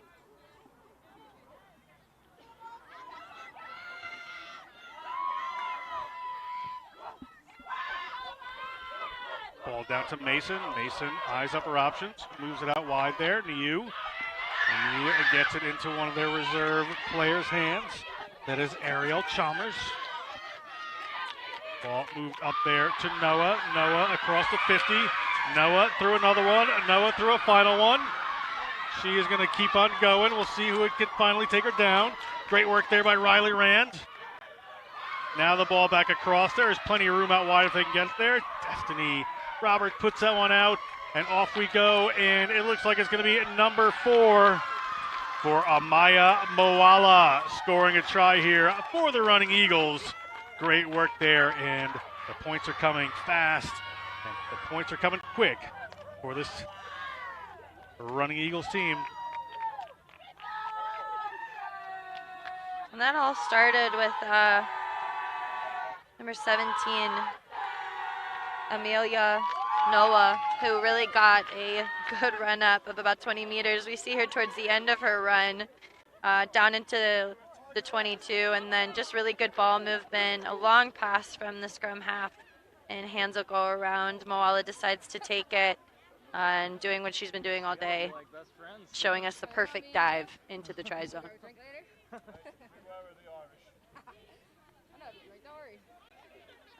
Referee Platt discussing his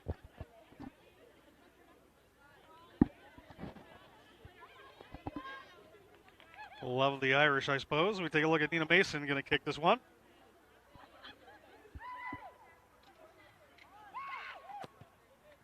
Mason hits that one, and it goes.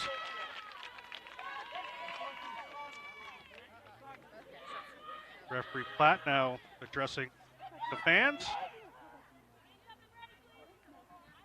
Which can be respectable. I mean,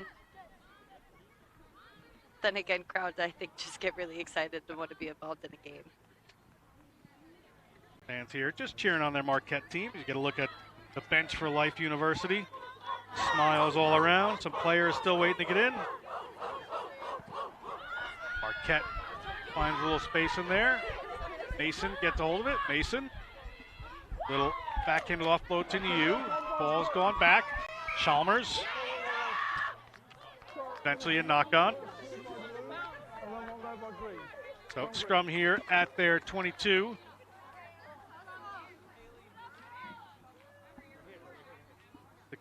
To nil. The Life leads this one. And Life down in their end. This is the first time that we've seen them back behind here, so we'll see what they decide to do as they run it out. Hey, let's go, Marquette! Just about halfway through the second half here.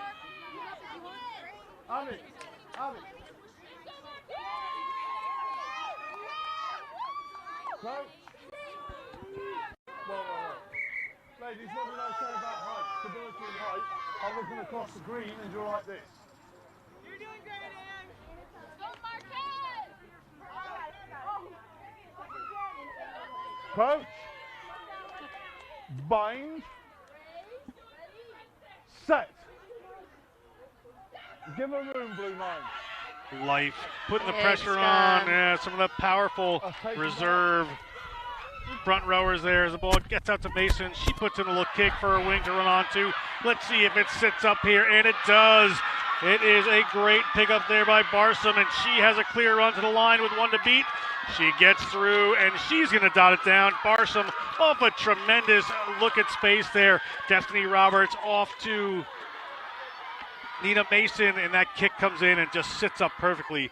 Beautiful try for the Running Eagles.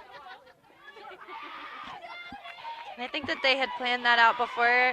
Des steps into the to the fly half position, and we see Mason come in from out the back and just sets it up perfectly. A nice little bounce that happens. We see a lot. We see a chase down, and she almost gets her, but she's got a lot of momentum going, and she just slides it in for the try. Yeah, Barsom gets that one done.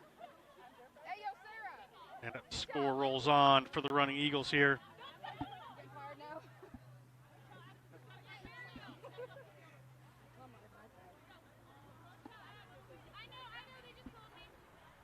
No, don't come to me.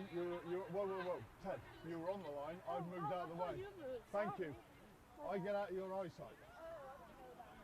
Mason sets up her kick.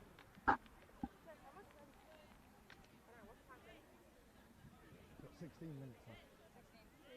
Referee lets us know there's about 16 minutes left to go in this contest, so clock is correct here.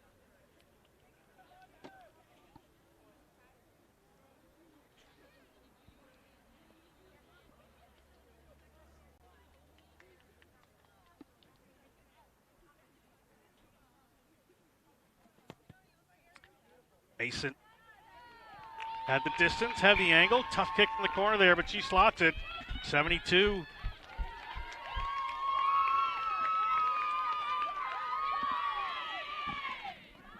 And Marquette's players still ready to go here. Keep working, ladies. Keep working.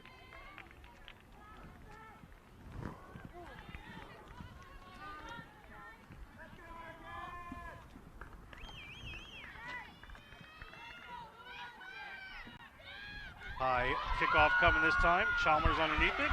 Takes it right in front of her. Breaks through a couple tackles. Gets across the 40. Wasn't held, but she's going to keep going. She's across the 50. She's going to keep those legs pumping. Off we go. A ball out into the middle of the field. The big runners. There she is. Amelia Noah. Fan favorite, clearly. Ball up there No, that's to grab coming bottom. across the side. You must come through the gate. Penalty coming in on an angle. Marquette. Whoa. Marquette thinking about taking this one quick. And have done. Marquette evading a big tackle there is Riley Rand. Riley Rand gets to midfield. Ball out here into a waiting pot of forwards. Coming from a bit of distance back there. Well covered by that Running Eagles defense. Ball back across here to Brielle Evans' hands. Brielle Evans gets past a couple of players. Marquette certainly still fighting here, the Golden Eagles, but ball winds up in Destiny Roberts' hands after a turnover there. And Destiny Roberts gets the 22, swarmed by blue and gold jerseys. Ball comes out here into the hands of Bachman. Bachman moves it across. Niu gets a hold of it. And she wasn't held. She's able to offload that ball. Looks going to be a pretty clear run in under the post there for Hannah Bockelman. Hannah Bockelman scores that one from Kent, Washington, a former Kent Crusader. Biopsychology major of life. Touches down another 5 points. Someone say something to me. Abby, say something. Yeah, that's good. Thank you. There's a look at the try score.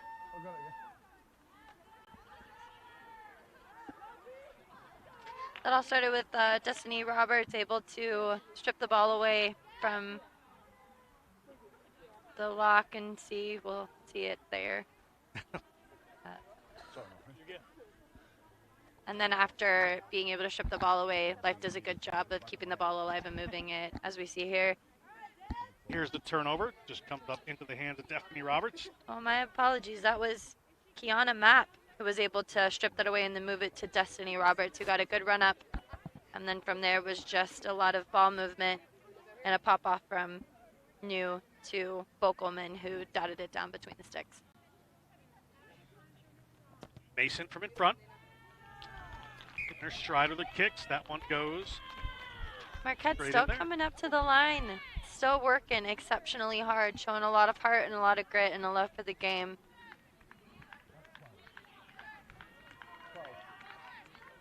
Marquette back up here to kick off. Players keeping each other rousted up. They're up against a very tough Life team here.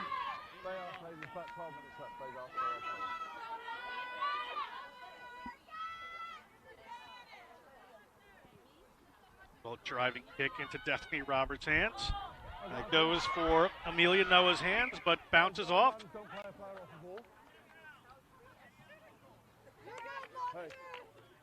Knock on there by Life. It's going to be a scrum here to Marquette. They can get this one cleanly. I think everybody would love to see them find the try zone at least once today.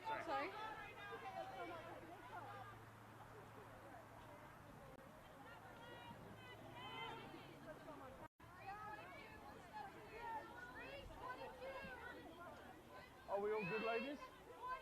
Crouch. Bind. Set. Marquette. Referee has to bring that one up. Powerful front row for the running Eagles there. Straight. You're driving across. Okay? Straight, please. Are we good, Kiki? So you're a rescue On the for same page as me? Good. All right, you're pushing this hip and then driving across it. All right? there was a Referee replacement Platt. player there. Go ahead. Referee Platt being very descriptive on what he wants and what his expectation is of the front row to ensure safety from both sides. Crouch. Bind. Set. Much better. Thank you. Ball comes straight out there. We're going to reset this one. Thank you. But it didn't go past the hooker's feet, either hooker. Straight out, same ball. Are you all right? Are you okay? Tell me yes and look at me. All right. Let's set down another one. Just a couple minutes going on here. Interesting noises coming in from the scrum towards the end of the game. Front rowers are quirky people. That's the truth. Bind. Set. Marquette gets that one back. Stay boundary. And on the attack, they go. Get the ball there inside center. Weeder, but ball slips in behind her. Life, little tussle for the ball on the ground there. Going to be won by Life. Runners, the try scorer there, Bockelman. Puts it up into the hands of Kiana Mapp. Ball is available. Across here, first receiver again for Bachman. Gets it to Destiny Roberts. Always got her hands free looking. Good work there by Bachman again. Move that ball off to McGilvray, but ball up into the hands of Madison Zabin. But we're going to come back after the whistle. That was forward. A little forward pass there. Scrum here coming for Marquette just inside their own 40-meter line. As we've got 10 minutes to go in this contest. Winner of this match, of course, looking like it's going to be Life University. Will play at the University of Northern Iowa tomorrow, 1:30 p.m. Eastern Time. There's your mark, ladies. Here at Tennessee Rugby Park Just in watch him Knoxville. driving straight. the NCR Championship. Right. Ladies, front That'll rows, be an all the eyes exciting are on you. match. Please keep it straight. Yeah. I'm with you, Monster. Crouch. Big drive. Bind. Set. Ball in for Marquette here. Hook back quickly. Big Yeah, push no, coming. I'm- Winds up hold into on, the we're hands playing of that. Gillivray. Somebody has to go in there and get that. Has done through Chalmers. That was Bachman. She's been instrumental in the second half in that first receiver spot a lot. Ball up there to Kiana Away, Bath. Blue. And the ball goes wide from Nina Mason to Destiny Roberts. She holds it, gets it out there. Wing to wing as they started, but they're okay now. Ball in the hand of Barsom. She just scored one a couple of minutes ago. Here comes Life. Again, Bachman in that first receiver position. Don't lift the leg. Ball's going to come back cleanly here. Good, thank you. To Mason's hands. They've got some runners. Okay. Destiny Roberts gets a high tackle there. Dragged to the ground by Riley Rand. The referee puts a shrill whistle in here. We'll have a little bit of a conversation and most likely another card.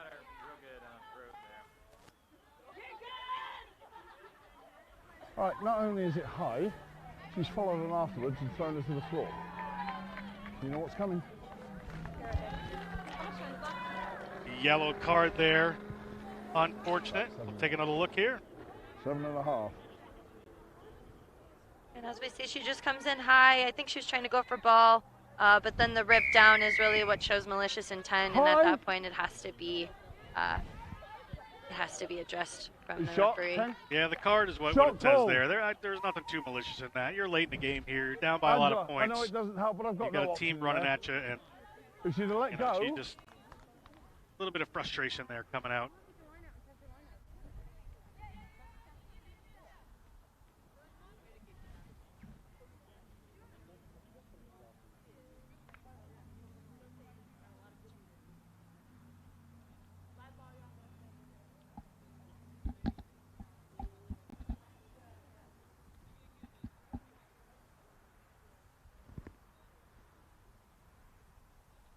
Mason with shot straight front here.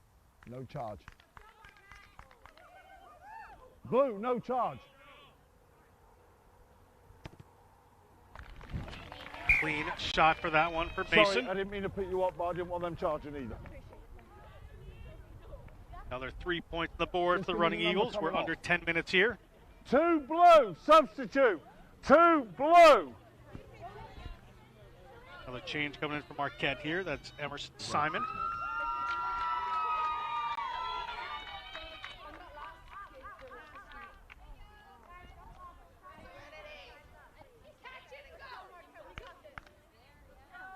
Keep playing, ladies. 6 minutes. 6 minutes to go according to the referee here. One more kickoff coming from Marquette. They get that one high. To the hands of Serenity Hampton. Serenity Hampton breaks through and across the 50. Be She's very hauled careful, down. sir. I know she shouldn't have it there, but Ball up into the hands of Noah. Noah puts a little inside pass in to Bockelman. tackle, release blue. Stay up, Grace, stay up. Stay up, on your feet. Ball out there to Mason. Mason flips through and gets a pass away. Moala maybe in for 5, but offloads it there. And it looks like number 19.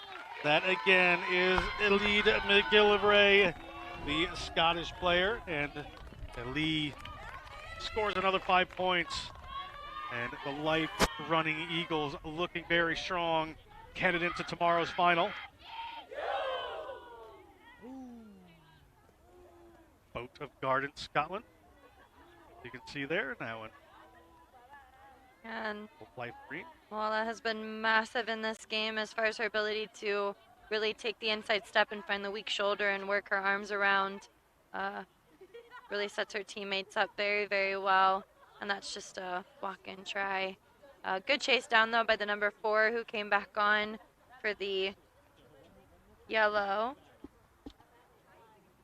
Brielle Eben. I really like that 10, 12, 13 combination here. You know, it's Mason, it's you, and Walla, and they're all really calm under pressure. You know, they all play well. They're all looking at the options around them, finding everything's going on there. They have a really, really good partnership there. Very impressed by the way they played today. And when you have the firepower outside you that they do, they're able to unleash that fairly well.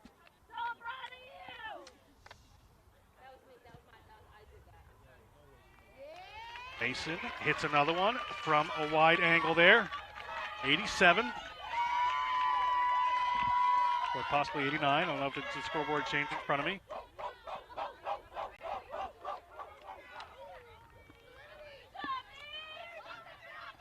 Good positive talk coming in from Marquette.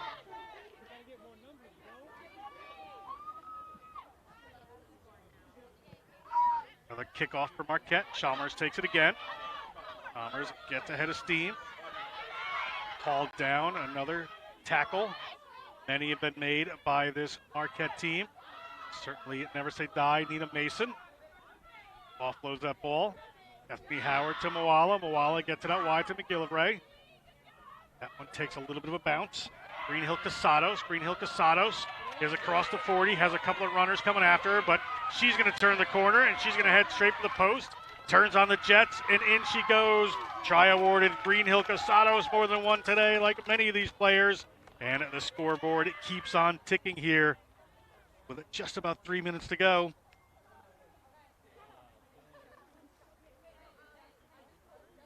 We've taken a look at her, just taking the corner there.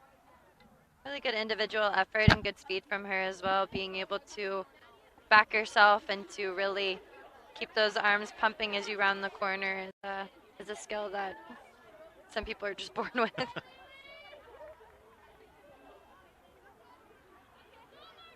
There we get another look at it here.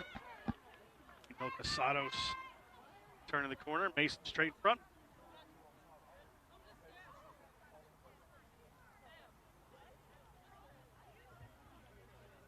Nina Mason here.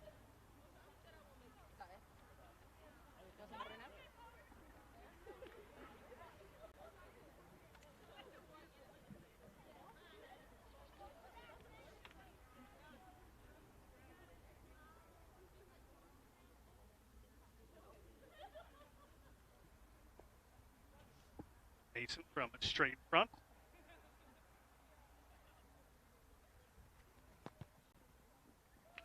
And slots that one, no problem.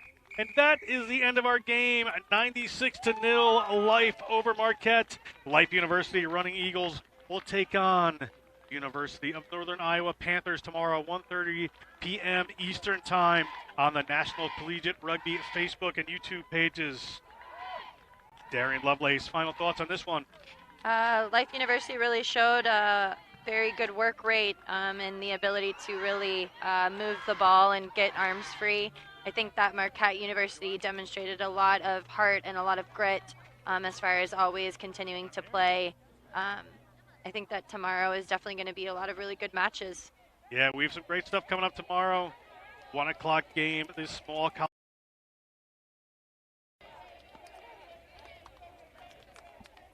Wayne State, we'll have to find out who they're going to play. Slipped my mind right now. I've called so many games today. But this one, Life into the finals versus the Panthers of the University of Northern Iowa. Join us tomorrow for Darian Lovelace. This is John Broker. NCR Championship Weekend comes back tomorrow. We will see you at the next rugby game.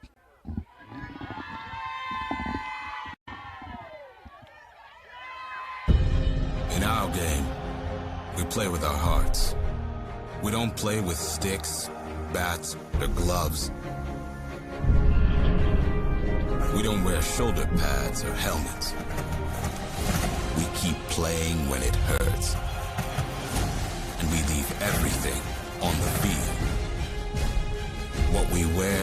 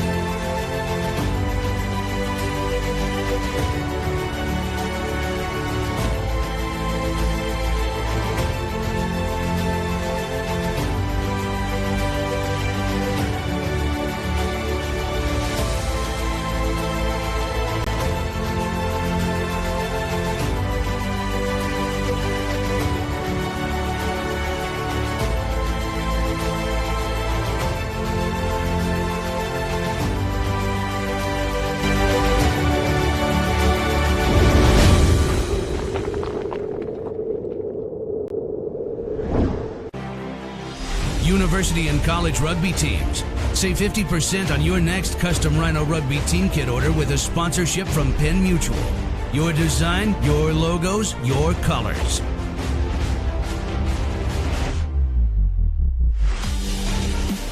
Includes jerseys, shorts, and socks. Save 50% on your next custom Rhino Rugby team kit order with a sponsorship from Penn Mutual. Learn more at rhinorugby.com.